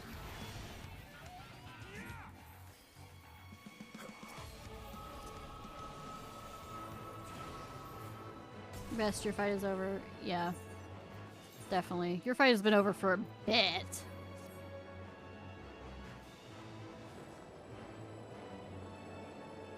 Whee! Yeah, Supermaning. What's this? The light, this is... Indeed, it's her. Midphilia!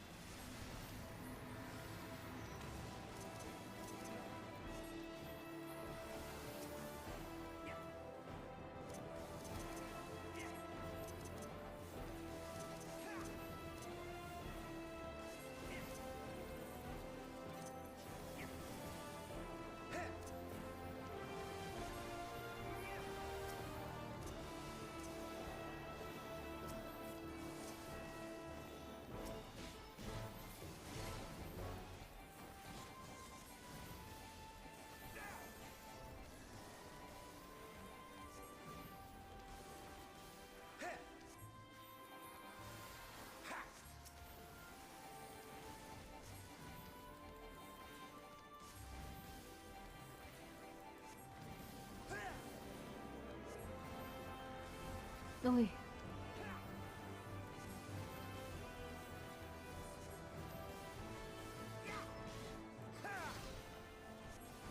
You're mine!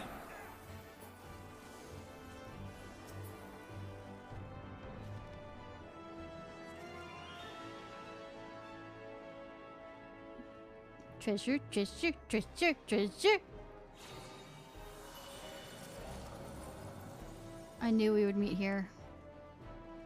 Yeah, Thancred! She was always our lodestar.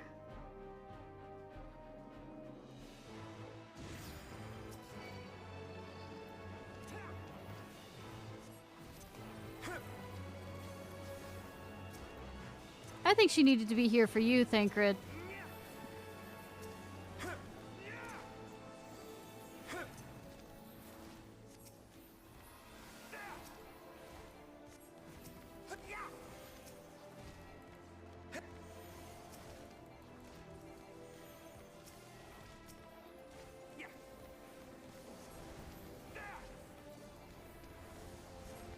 You underestimate me!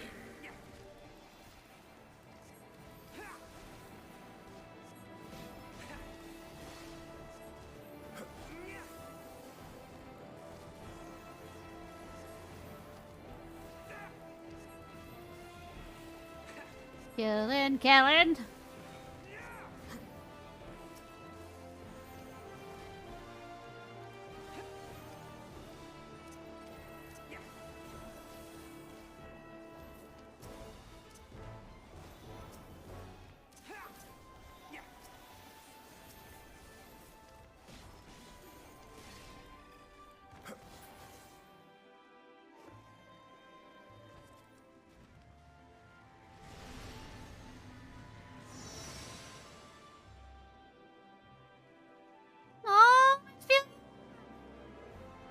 Ophelia, I'm certain she knows.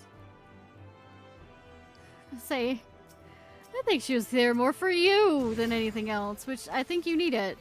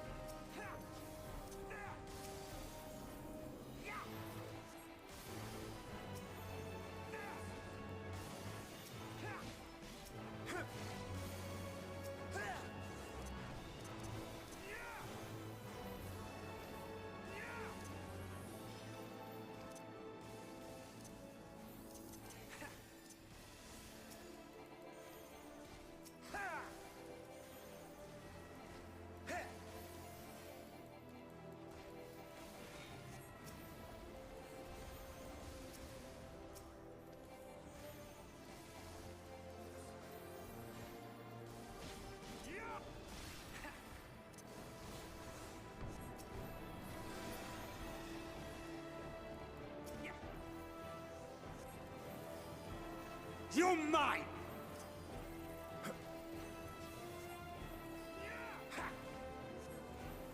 You're mine!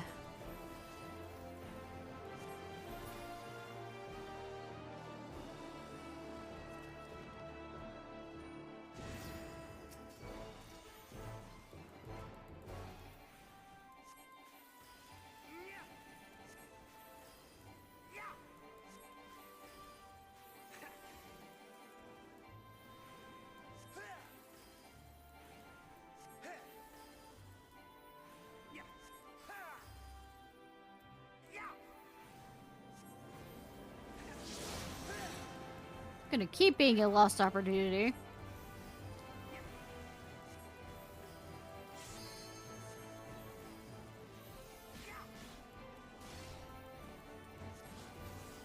Arrive at midnight Downwell.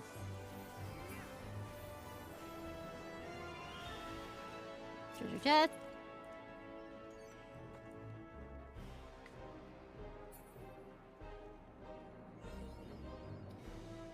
Woo!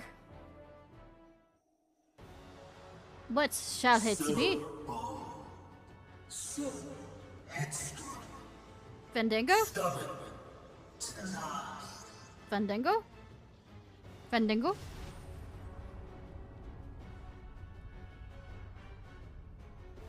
Oh, I'm on. Still Fandango. Oblivion beckons!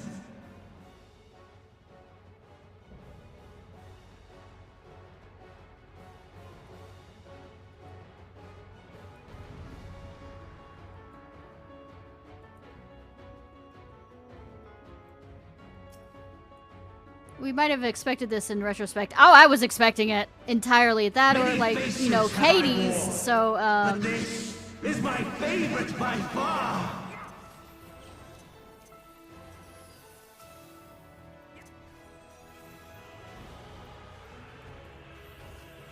This will hurt. You will persist in this folly no longer.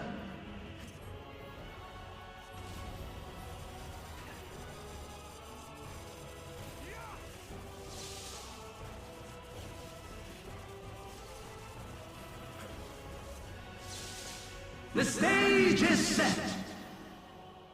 My turn.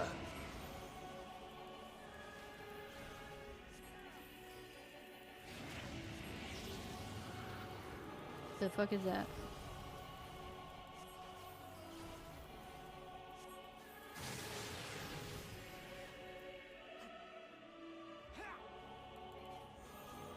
Right, Farga. Okay. You're mine!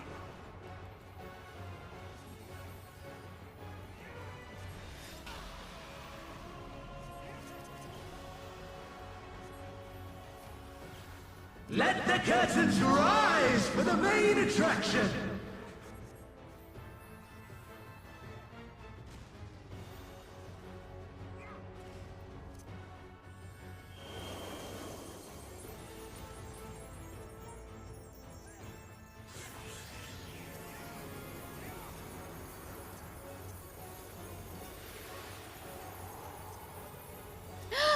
I thought.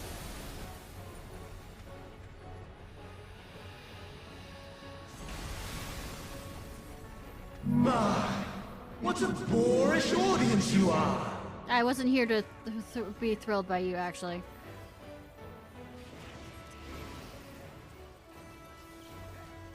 I am guessing it's gonna float up.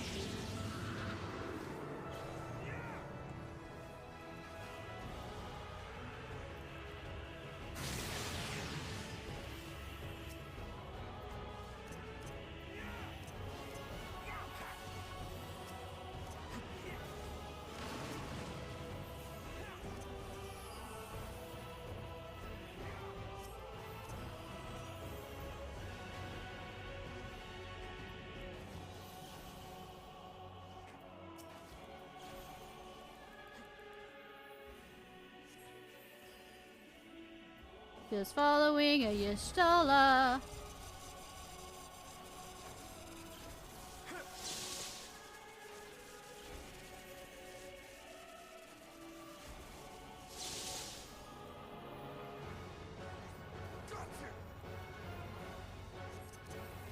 I believe in Y'shtola's supremacy.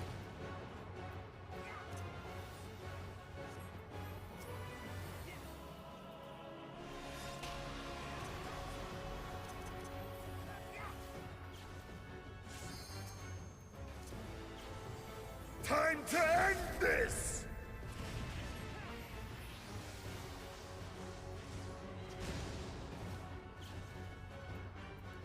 I will not hold back!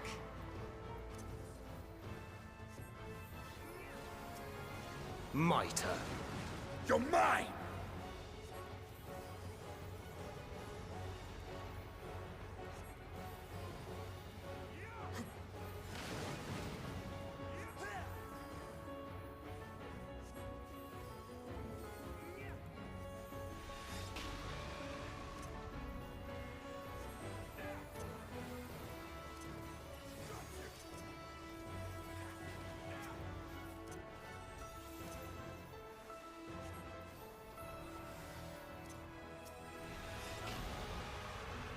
Did that too soon.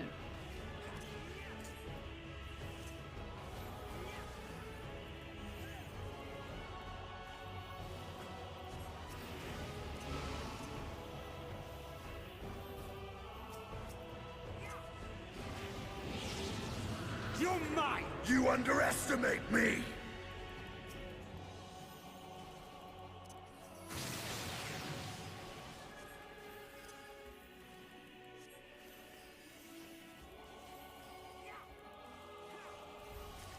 Woo! And a level up a debt. So, boss fight, boss fight. How many times do I have to kill you, Armand? Lies! All lies! How many times do I have to kill you? Your dreams, your hopes, your futures, delusions and lies! Yes.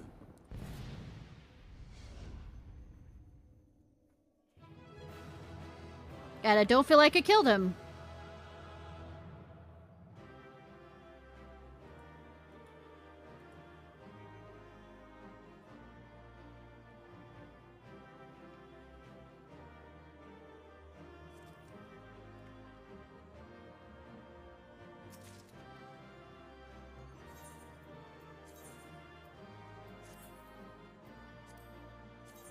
The fuck is that? That's something.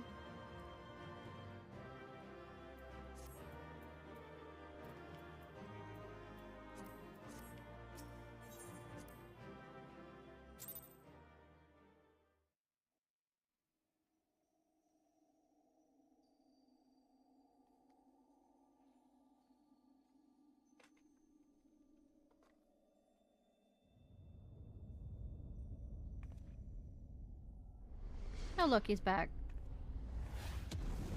Falling. Did somebody else kick his ass? No, he's changing forms. My very essence begins to wane. Sweet, sweet agony. You called me, sweet misery caused me.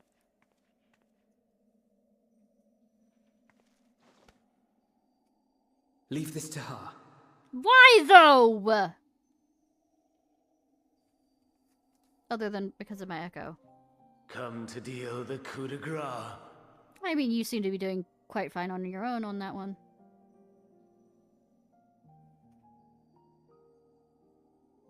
Sorry. Itch. Good. Watching you struggle against the inevitable is bad comedy. Erase me from existence, soul and all.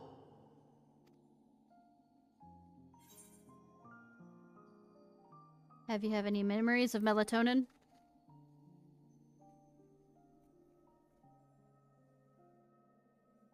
How would you know that name? I mean, I don't look familiar or anything.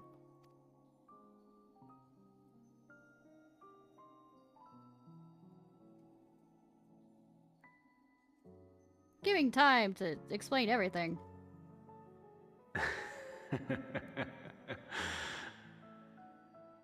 Then it was you. In Elpis. With Emmett Selk. The final pieces fall into place. I know, I hate it.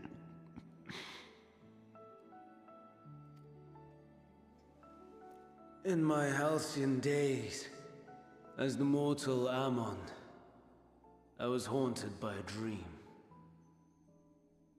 Night after night, the faceless multitude, the voiceless cries, shards of shattered memories.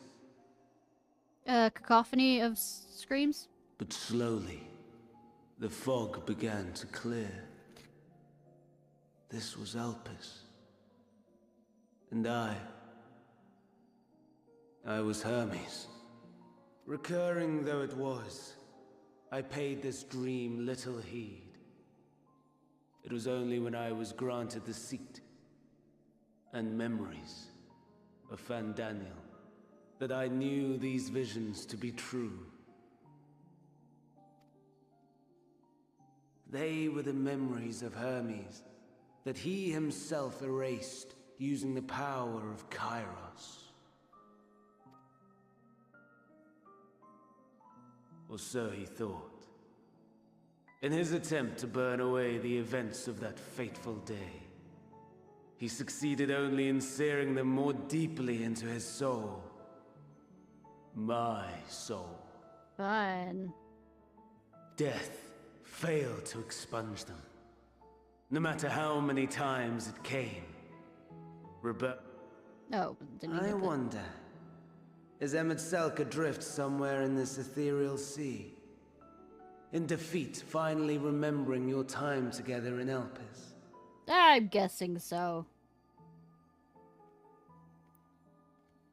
Maybe even chatting with Heidelin. Gall him to be entrusted with knowledge of the final days, only to be rendered powerless to act upon it.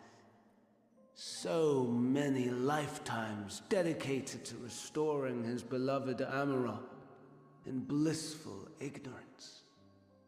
Oh, folly. But make no mistake, My life as Hermes is not the reason I invited the world's end. I have lived. I have struggled. I have dredged the very depths of despair. No, you And haven't. in the detritus of existence, I found the truth. I served a great ruler, powerful beyond measure. The world his dominion. Yet even he and his vast empire were destined to fall, to become one with oblivion. At the end of life's journey lies only death. Duh. So I ask you, why live at all? Why not? We betray. We torment. We murder. We are wicked, spiteful creatures, without exception. Okay. If life is so sacred, so precious, why fill it with such misery? To realize the sacredness and the preciousness of it? Man wallows in a hell of his own making without purpose or meaning. You find your own meaning? And don't you dare do it for me? Or anyone else? To live is to suffer. Duh. And I would end that suffering by my own hand. Cool. Don't take us the fuck with you. It matters not if it flies in the face of all believed right and just. Death is the only solution. Then kill yourself and leave us out of the equation. You have no right to choose. That is my truth. My answer to the question. And yet... even as the words pass my lips, I am filled with doubt. Hi, Has Stressful! my search reached its end? No. Yes, maybe.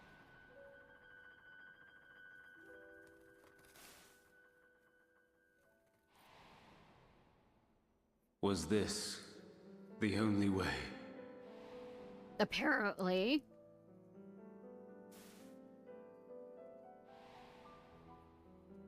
After all these years.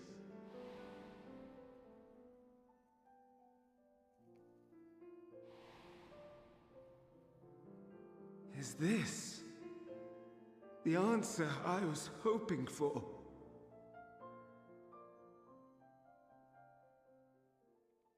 The lamentations of the damned. How it vexes me to see your conviction falter at the last. Damn it! Van Daniel. Still clinging to existence, I see.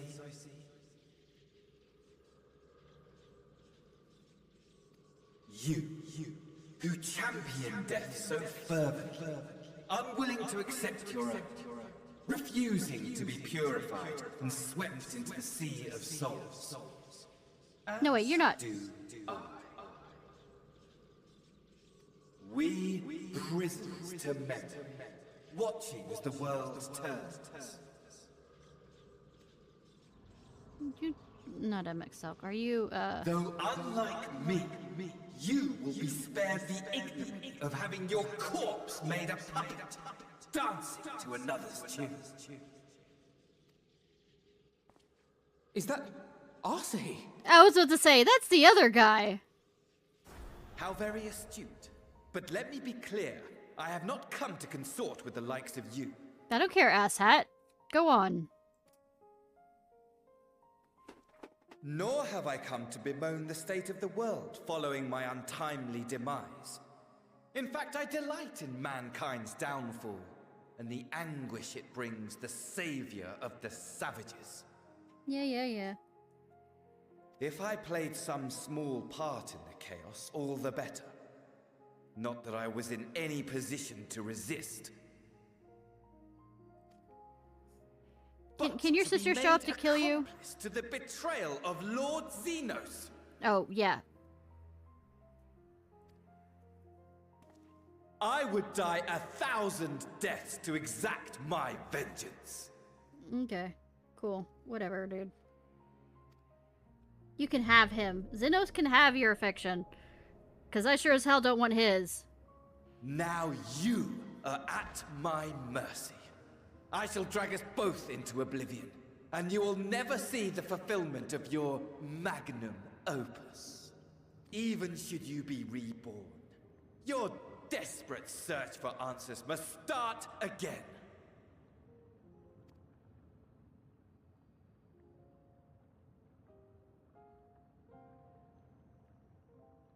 Am I not going to stop this?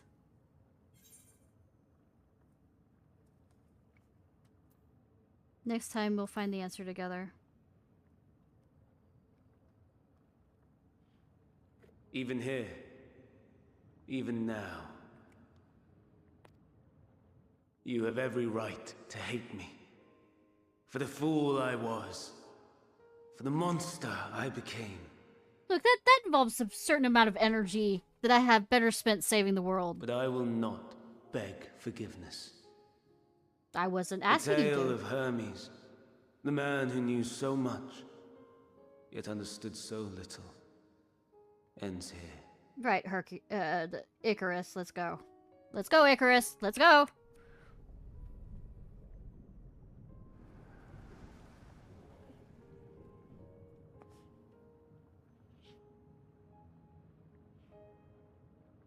Don't try to follow me. I had more of you people than I could stomach in life. Never mind in death. Why would I want to follow a shit stain like you? Likewise. I pray we do not meet again. You had better hope not. Shut up, shit stain. Alright, MX Salk, where the fuck are you?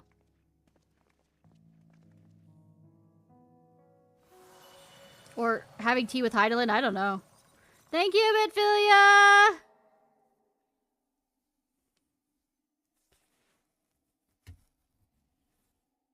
Come. Heidelin is waiting.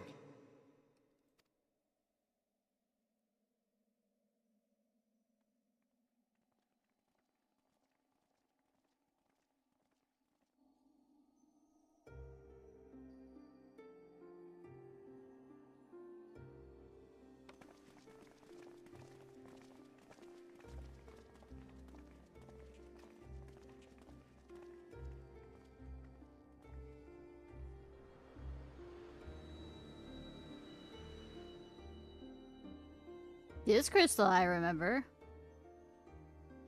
Brave travelers, I welcome you. Hot?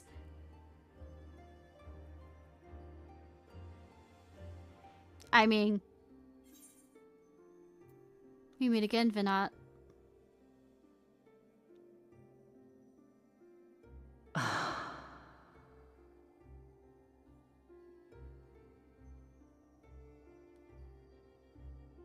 I see. Thou didst journey under Elpis. And now, the rivers of time converge.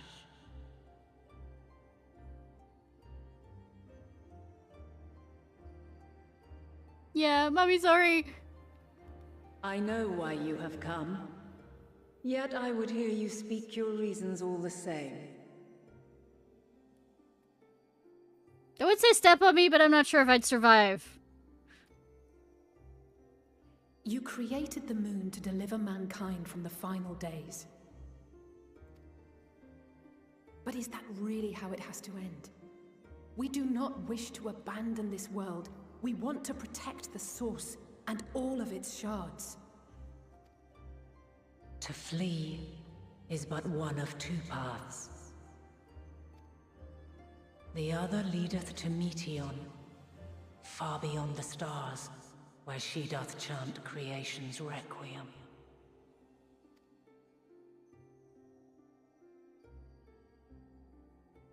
Her domain is formed of dynamis, pure, absolute.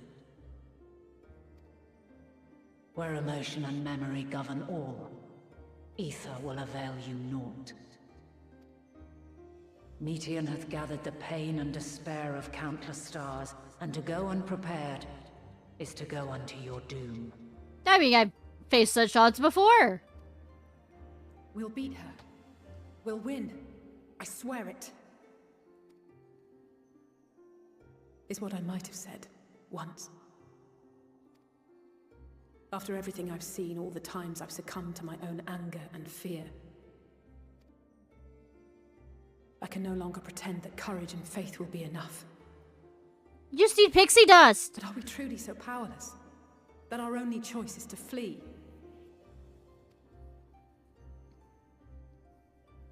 Far from it, my child.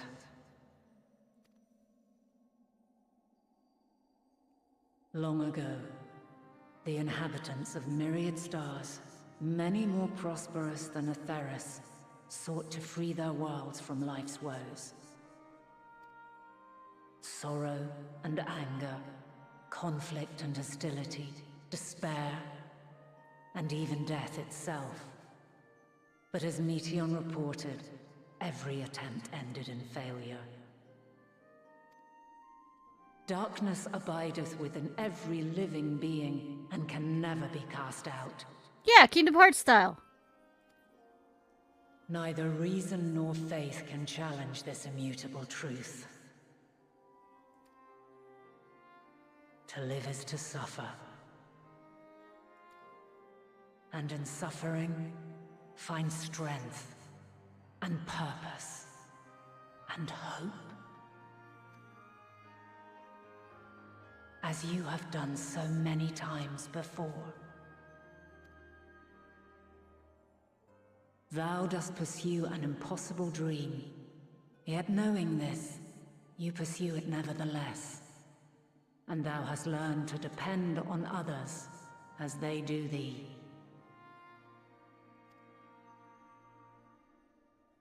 Thy yearning for the power to save the powerless hath ever driven thee to greater heights.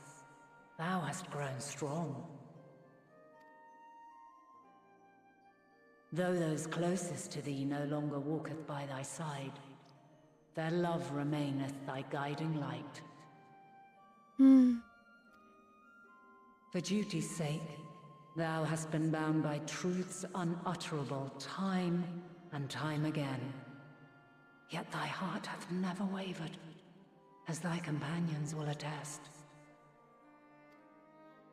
In thy pursuit of mysteries great, all thou believest is brought into question. Undaunted, thy thirst for knowledge remaineth unquenched.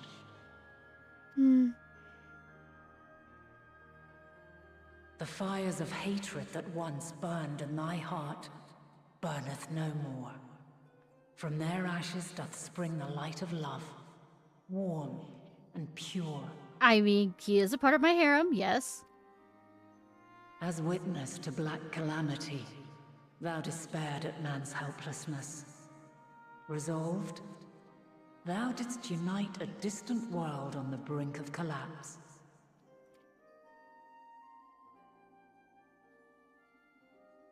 And thou, my champion, when all did seem lost, thou never abandoned hope.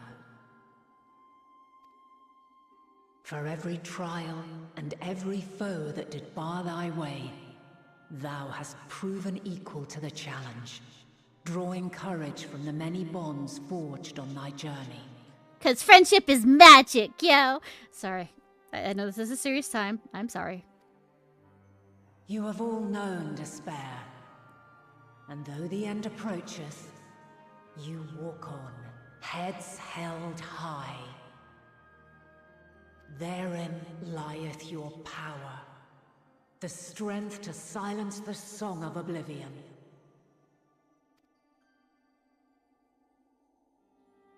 Then there is a means to confront her. Yes, if you should prove yourselves worthy. Cool. Hark! A trial? Yeah, we haven't had a trial in a while.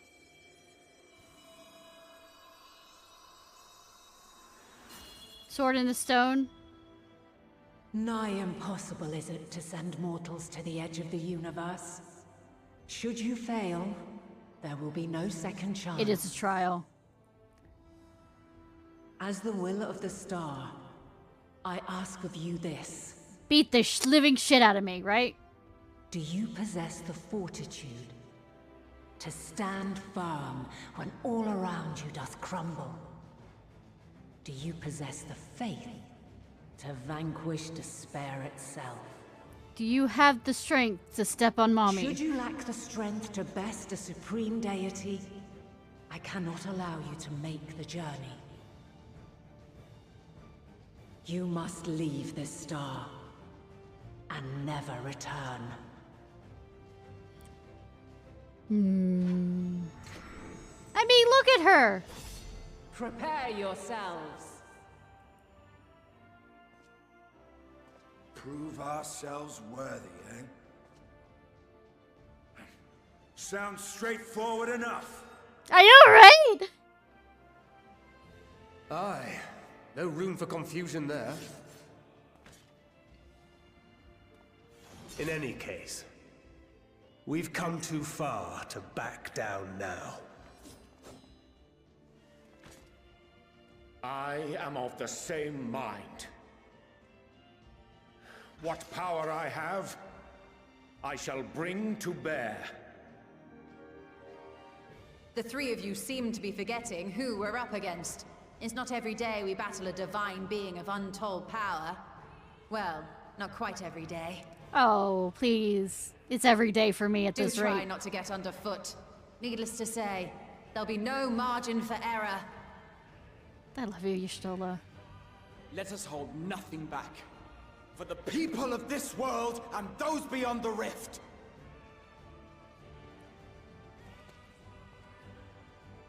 Come on!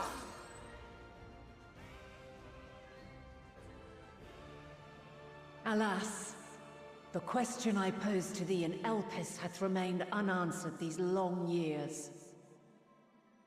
I would hear thy response, warrior of light. Shouldst thou emerge victorious?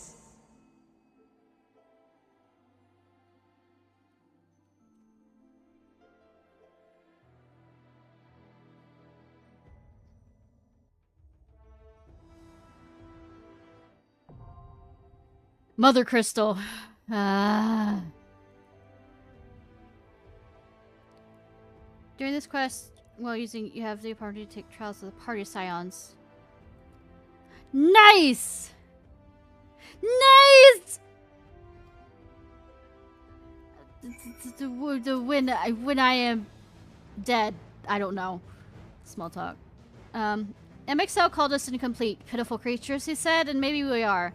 Pain, fear, grief, fear, they walk with us wherever we go. But we proved to him that we deserve to live, and we'll prove it to Hydaelyn. Melatonin to the universe itself, if we must. Talk. Methinks we possess a surfeit of healers. Perhaps I should call upon mine Amber Carbuncle in lieu of celestial blessings. Fear not, from unity and camaraderie does my strength arise, not my choice of magics. I don't know how long I'm gonna go, actually. I was planning to do it stop after that last duty, but now I'm gonna probably do this. From the ruins of Sunder Paradise did she rise to grant this star new life. As long as it's well, long has she labored to guide her children. Make no mistake, this trial puts proof to Hydaelyn's own faith. Pain, despair, and spare I were old friends. I've lost count of the times I've cursed my own powers to listen to this. But it's blessed moments in between that I choose to hold in my heart. Memories and possibilities. And I fight to keep those things alive. Minfilia and Ryan? To say nothing of you lot, I know I'll never settle for less. No, never. If strength is the courage to confront your failings and accept you're worthy of another chance, To rise above the rise from the ashes while the fire still burns, bloodied but unbowed. Then my friends have made me strong. What surprised to hear me? What surprised to hear me and love mentioned in the same breath? No, you're part of my harem. Of course it exists. I'm not. I'm not a heart of stone. Even in my darkest hour, there are people I cared for, mentors, comrades. That mad woman who gave her life for us. Then you and Alphino threw my eyes off a bridge, and I've never known peace since. I mean, never in the past, present, or future have I found only happiness. To live is to ever be beset by hardships, great and small. Yet it is in adversity we find the strength to strive on for the next moment of peace, then the next, no matter what trials we face. By this strength have the will of gods be defied, and the fortunes of men be forever changed. May it be so to this day. And yeah, no, I'm not addicted. No, never.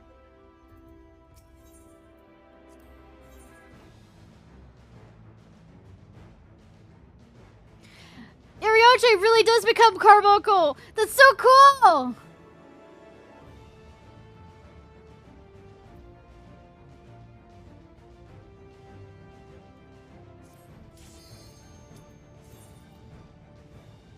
I'm gonna mark the other healer. And we will be bestie friends.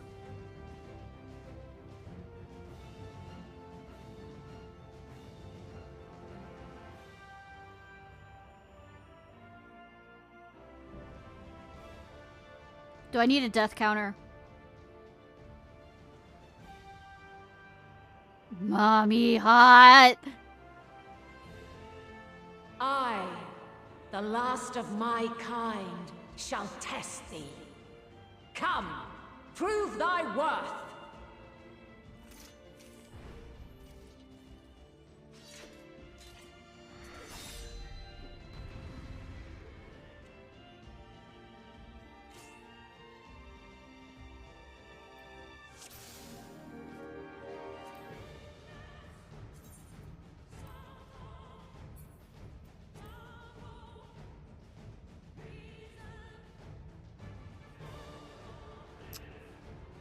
Willful.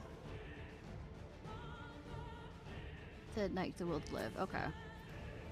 Have you the strength of will to alter man's fate?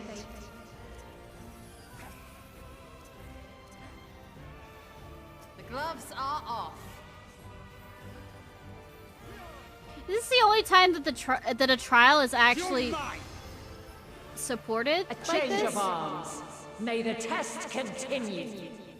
Oh god.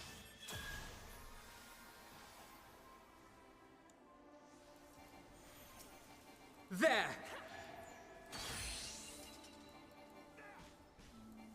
We're near or far. Wherever you are. Oh. Wrong thing. You're mine! And now this.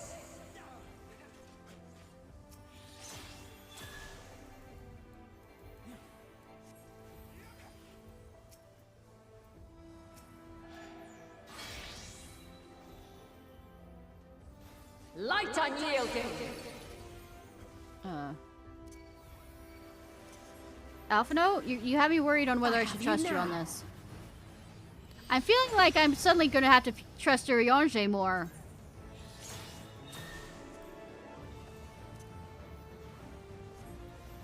I will not hold back.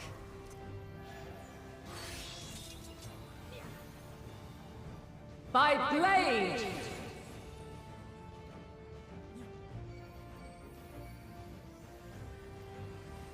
You know, I'm not trusting either of you at this rate.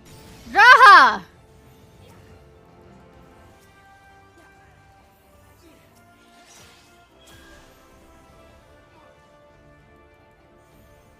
I will not hold back. Ishtola will always, okay.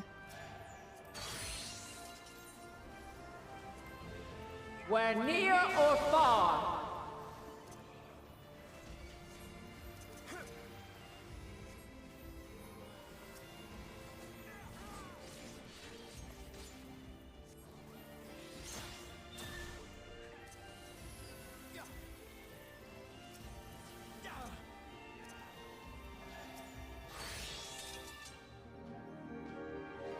By blade!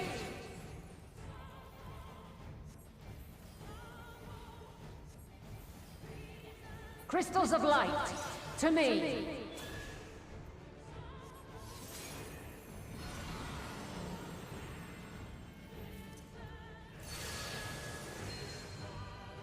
I will not hold back! Here! Feel, think. The song of creation's end. Feel!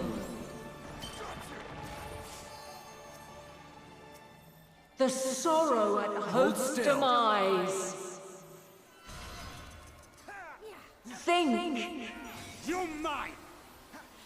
I will not hold back! And find your way in the darkness.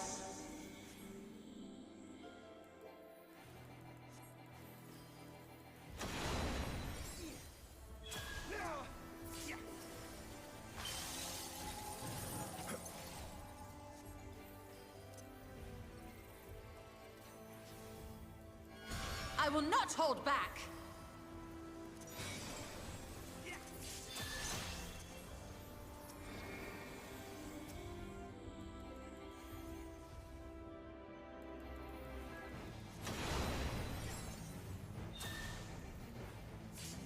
Mitre. 'Tis a most fearsome familiar! Follow your light. Or fly, my children, and never look back.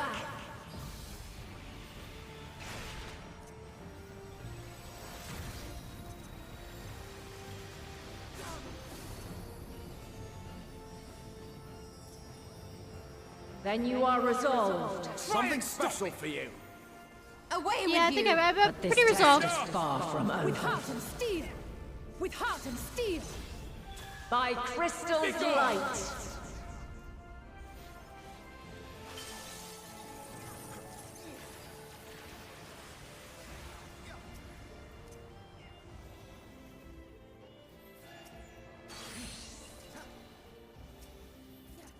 We're near or far. Okay, so it's fuck.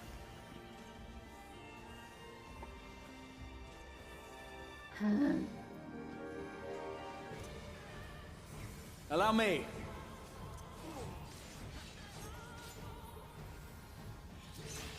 We're high or low. You cannot stop us! Mitre. Oh, God. That looks like fun. You're mine! I have you now!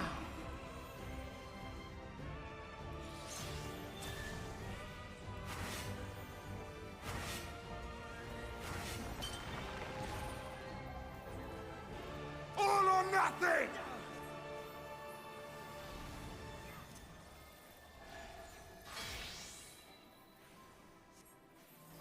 Light unyielding. This bodeth ill. Really? Something special for you. Refulgence eternal. Mitre.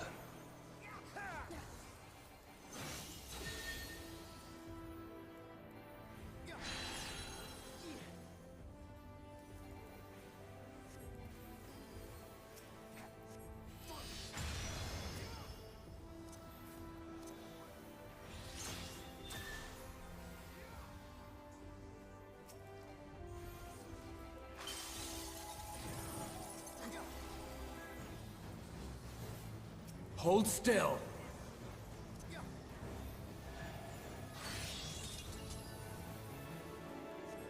By blade. Fuck. Messed up there.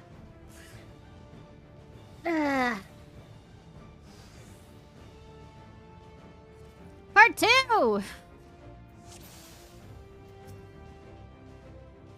Electric Have you the blue. strength of will to alter man's fate? You're mine!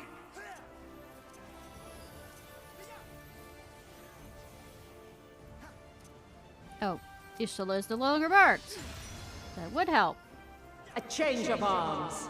May the test continue. Hold still.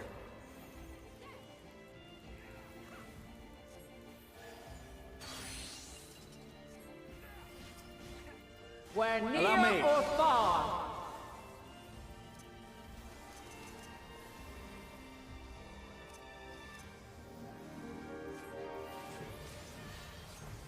And now this.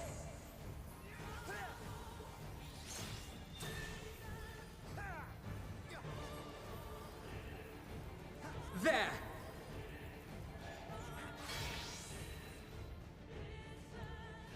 Light unyielding.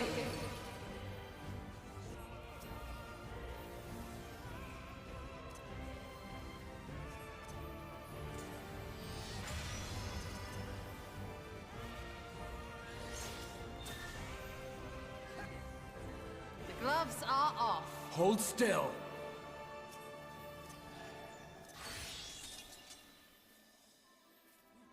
By blade. You know. Try and stop me!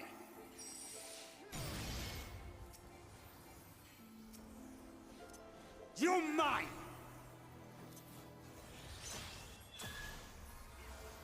Hold still.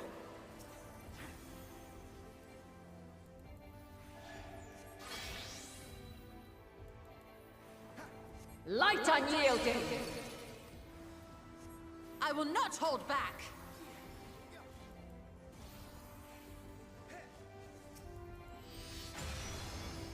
Allow me. Allow me.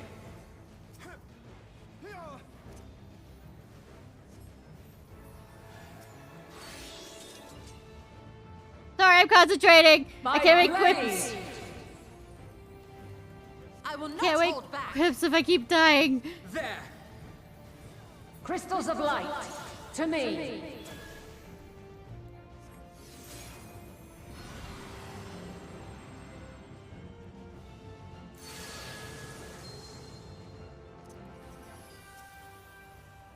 Here.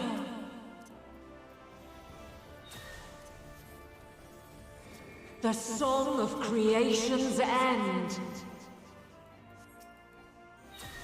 Feel.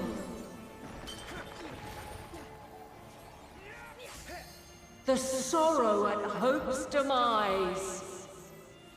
As Estinian keeps fucking moving. Think. You're mine! And find your way in the darkness.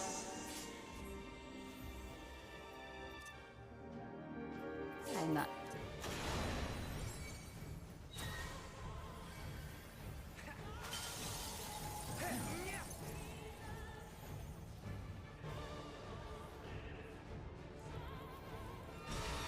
Hold still. You're mine!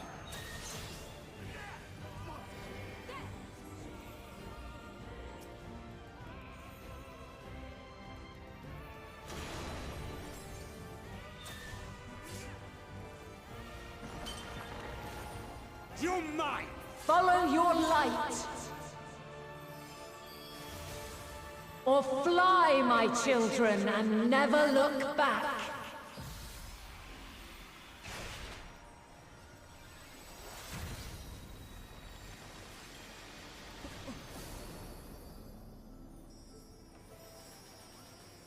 Then you are resolved. Something special With for you. heart and steel. But this test is far from over. I noticed. By crystal's light.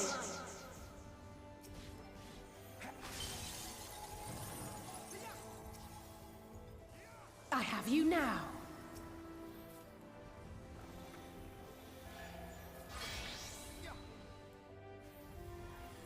Light unyielding.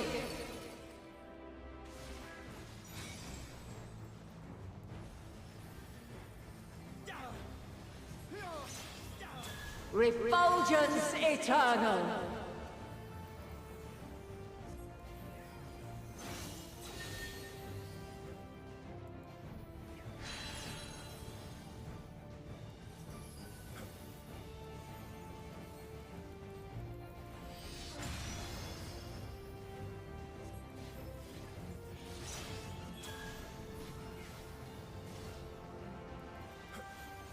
Hold still.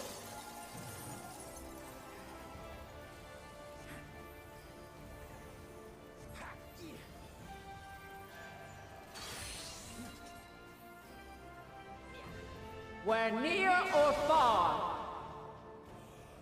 Now I get to make the wherever you are joke, Might. please. Hold still. Maybe? I don't know.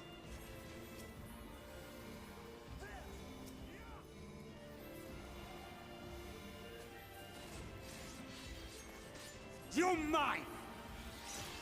We're high or low.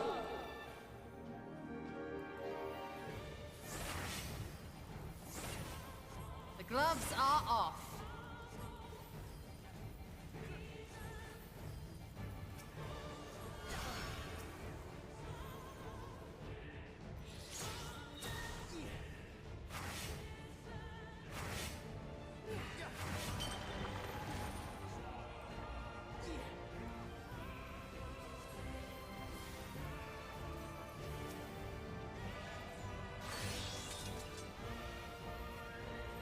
By blade.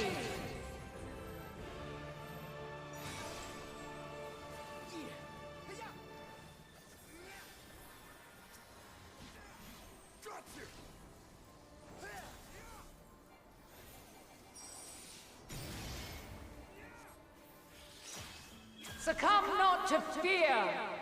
You cannot stop us. Nothing to fear but fear itself.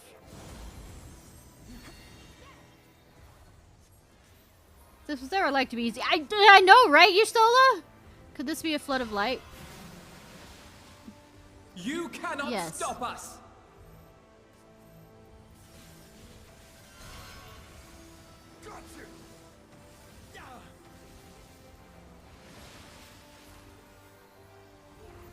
Not gonna make it, not gonna make it, or am I?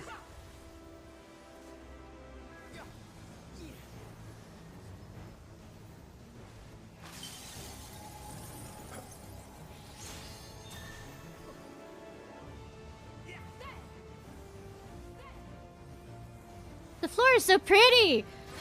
Too bad I can't watch it! Or look at it. Light unyielding.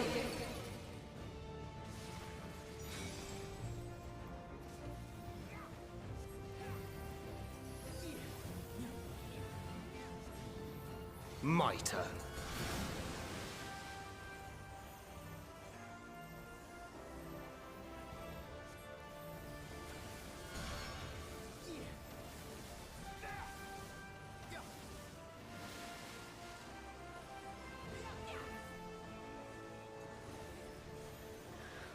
I have you now.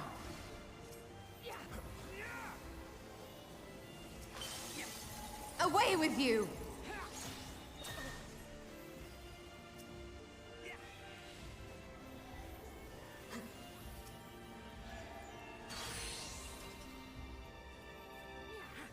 We're near or far. You underestimate me. Allow me.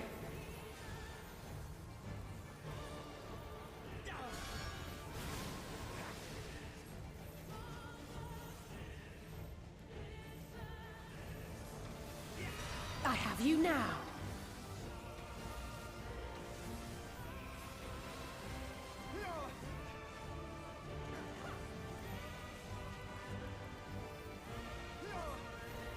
I will not hold back! You cannot stop us. You underestimate me. Allow me.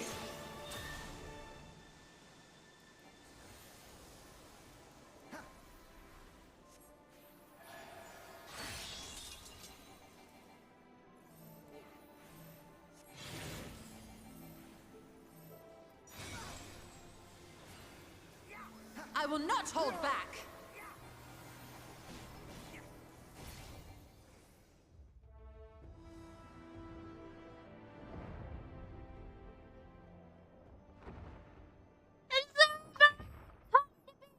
Let me beat you up!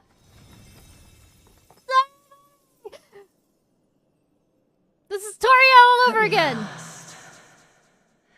Man has the strength to.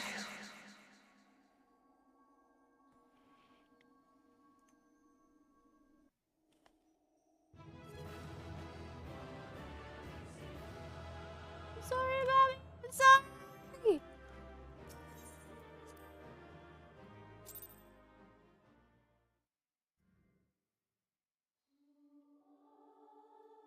This is how that works!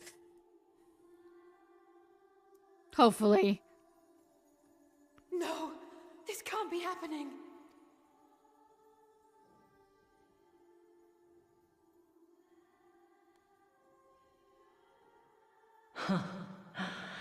Though my power is in constant flux, I have always kept a reserve for this very moment. It was a true test of your prowess. You have done well. There is one thing I must ask. By sundering the world into 14 shards, the ether of all living beings too was divided. This reduction would in theory allow us to more easily interact with Dynamis. Yes.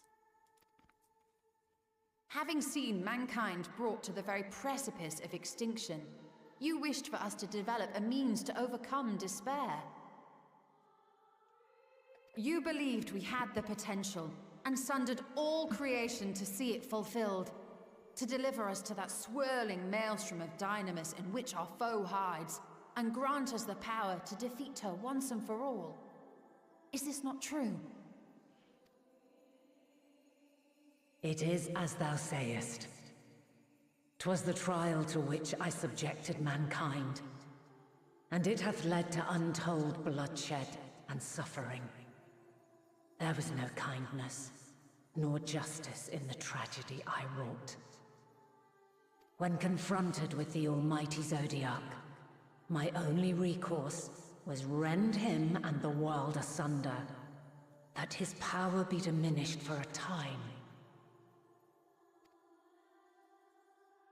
And so it came to pass. Now you, my chosen, have surpassed my expectations, surpassed me. I entrust the fate of the universe unto you. I would say, no pressure though.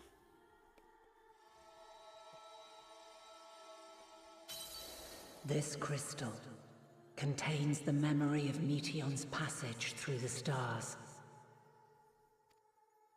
Deliver it unto the Loporrits.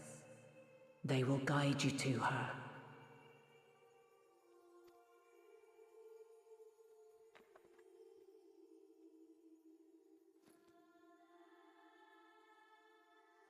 Though they may be capable of crossing great distances, there is a vast difference between traveling to the moon and the furthermost reaches of the great expanse.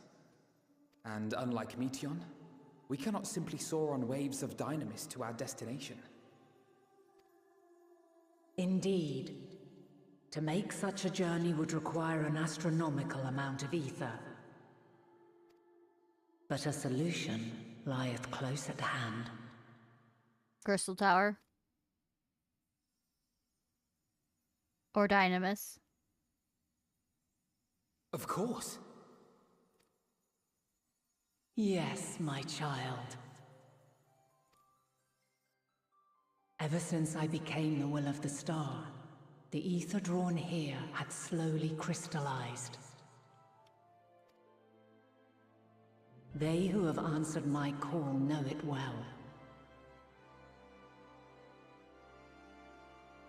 While I have remained hidden, it hath become the embodiment of the planet's will in my place.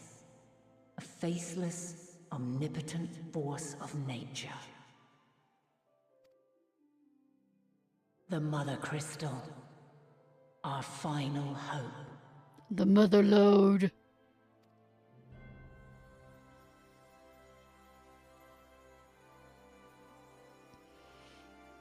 Alas, I can do no more. The fulfillment of this task doth fall to you, my chosen. No pressure. Now, heed these words. Hark, listen. Darkness and light, despair and hope. As goeth one, so goeth the other. Become light, become hope.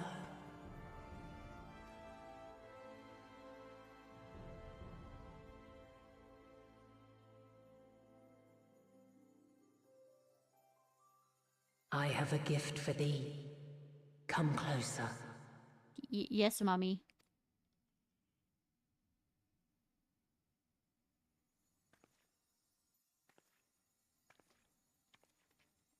Long have I searched for a means to safeguard the future of this star.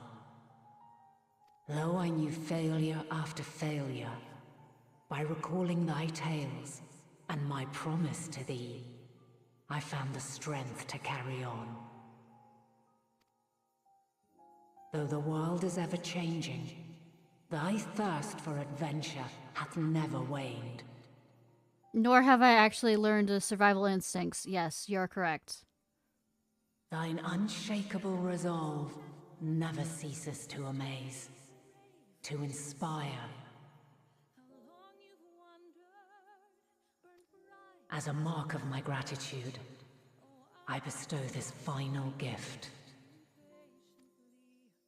Thou dost possess the crystal of Azam, yes? Yep, yep. As Hydaelyn, I reside over the forces of stasis, tranquility, peace. The laws which impart stability to existence itself. I will weave this self-same power into the crystal, granting thee mastery over matter, to give form to the formless. Use it wisely, or it will not last indefinitely. Why are you the fuck trusting me with this? Why are you trusting with this? As thou hast seen on thy journey through the ethereal sea, souls are drawn to thee. Mayhap this trait will prove to be a boon rather than a hindrance. I'm guessing we're going with MX Elk, though. Though, no, the other guy is also cool. Yeah, my job's done.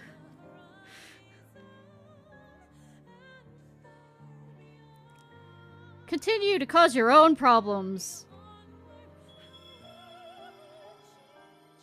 It is thy hopes and prayers that enable Azam's invocations and give them life. So keep them close. But pray, remember this. Titleist. When the way forward is hidden, even from the mind's eye, look not to the invocation, but within yourself. And power friendship. Yeah. These were the words of the crystal's original bearer.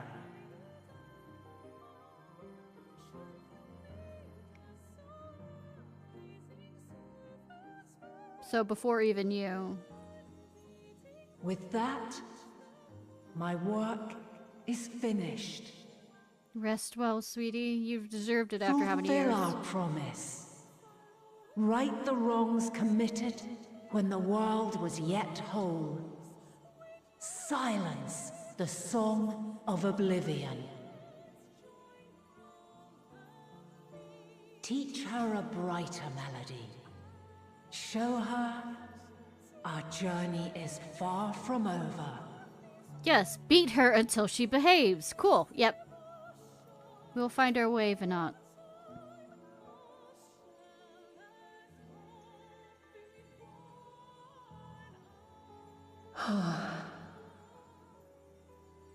Of this, I have no doubt. For yours is a light brilliant beyond measure. Long after I have gone, though not even my soul remaineth, my love will be with you forever, my dearest children. Sweetie! Make mommy proud!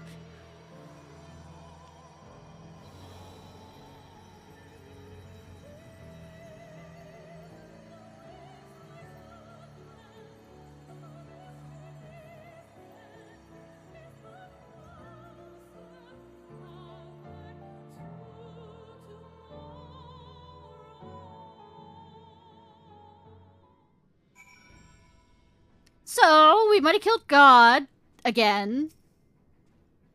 Except this is the biggest god, so I mean, Fuck. It is fortunate that for it has kept living way apprised of our progress. We require the Loporrit's aid more than ever. If Dynamis is ruled by emotion, perhaps prayer is more tangible results than I expected, albeit one's not so obvious, always obvious to us. In which case, we may hope that Heidelin's wishes continue to move the hearts of men as they set forth time and time again. Far be it from me to refute Heidelin's own words, even if her actions were neither kind nor just. We can yet give them a nobler meaning. We can make her faith in the salvation of mankind.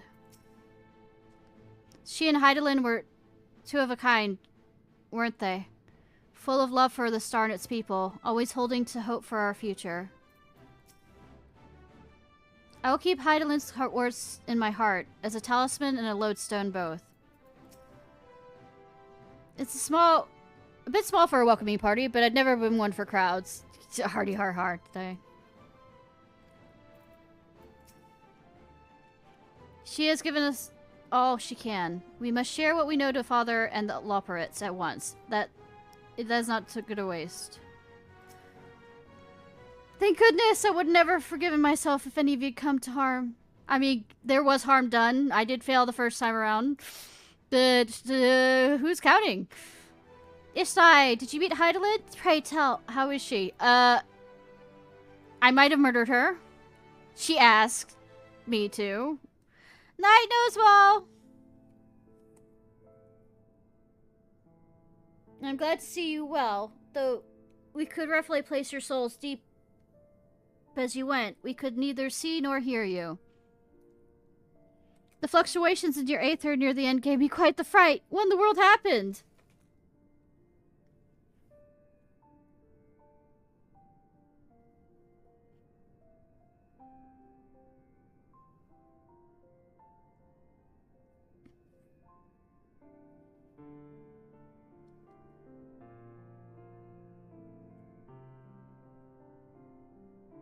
You mean to say that Heidelin is...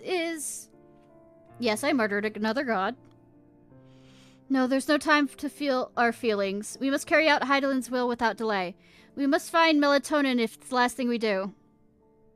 If you wouldn't mind handing over the crystal, that is. The fancy navigatory one.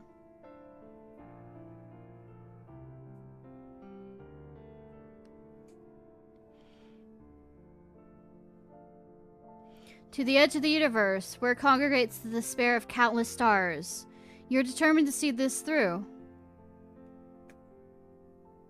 We are. Should words fail us, we will fight to the bitter end.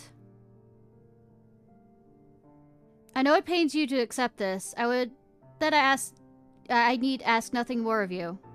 Yet, we have only two means to travel the great expanse, the moon and the Sharlayan's Ark. I am all too aware without both of them there will be no exodus, but I nevertheless beg you honor the agreement we made.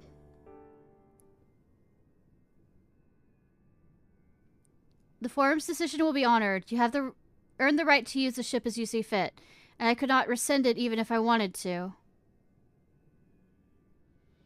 As it happens, I do not, and will do all within my power to aid your cause. With all that settled, I suggest you rest a while. Rest? What's that? Proving one's self to Heidelin is never easy, and despite our unparalleled genius, we need a day to make the necessary calculations. You may as well take advantage of it. You can chart a course through the Sea of Stars in a single day? Ye gods! No, we murdered all those. Shall we head above ground for fresh air then, and perhaps a nap?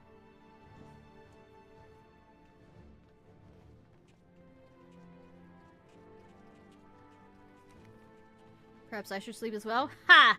Ha! Ha! Ha! We're not going to do a 14-hour stream. We're not going to do a 14-hour stream. We're not going to do a 14-hour stream. I keep telling myself that, but I'm not sure if that's going to happen. Ah!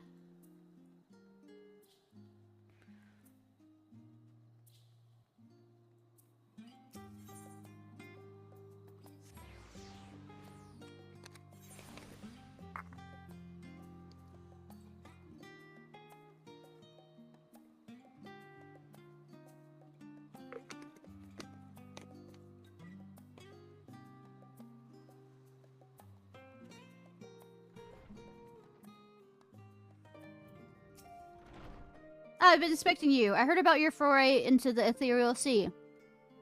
And students have ventured far and wide, but never quite so deep as that. Are you experiencing any after effects from your prolonged exposure? Nausea, dizziness, hauntings? Well, have a pleasant sleep. If you experience any unusual phenomena, please let me know, and I shall add it to our records. Creepy.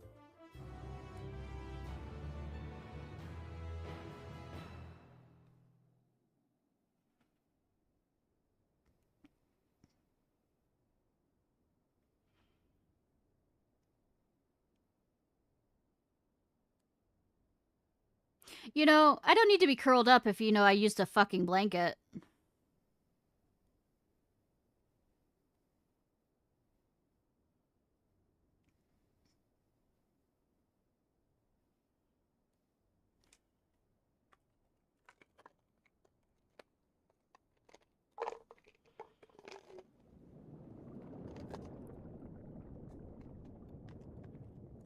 I know. I'm just teasing. There you are. Hi. Looking for me? Some time, indeed. Yes. For you, at least. Oh, are the two friends meeting again? Amit, Selk, and Heidelin?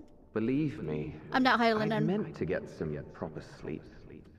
But here we are. Drifting along instead. Heidelus. Well. You too. And so we So Heidelin, all three of them. Watch and wonder.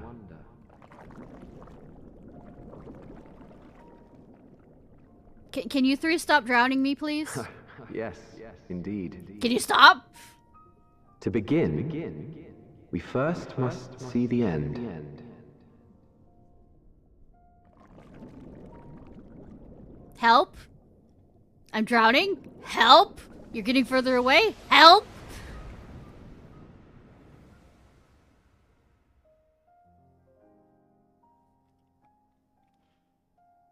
Help, I'm trying to sleep in this jewelry?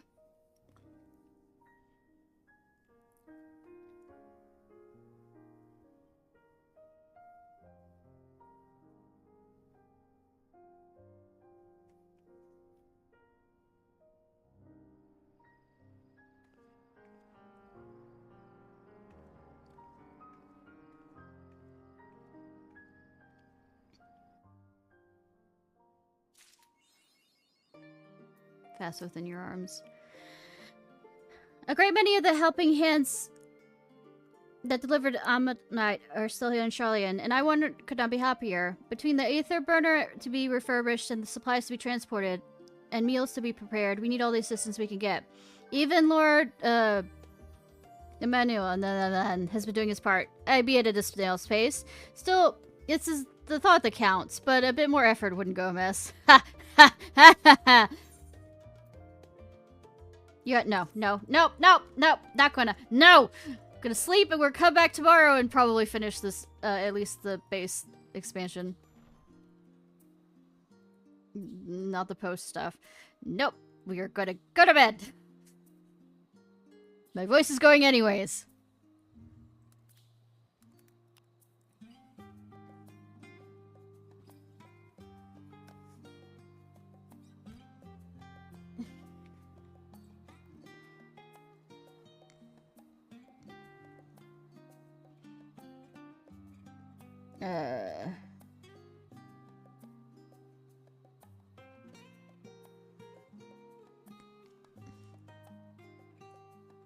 I have someone.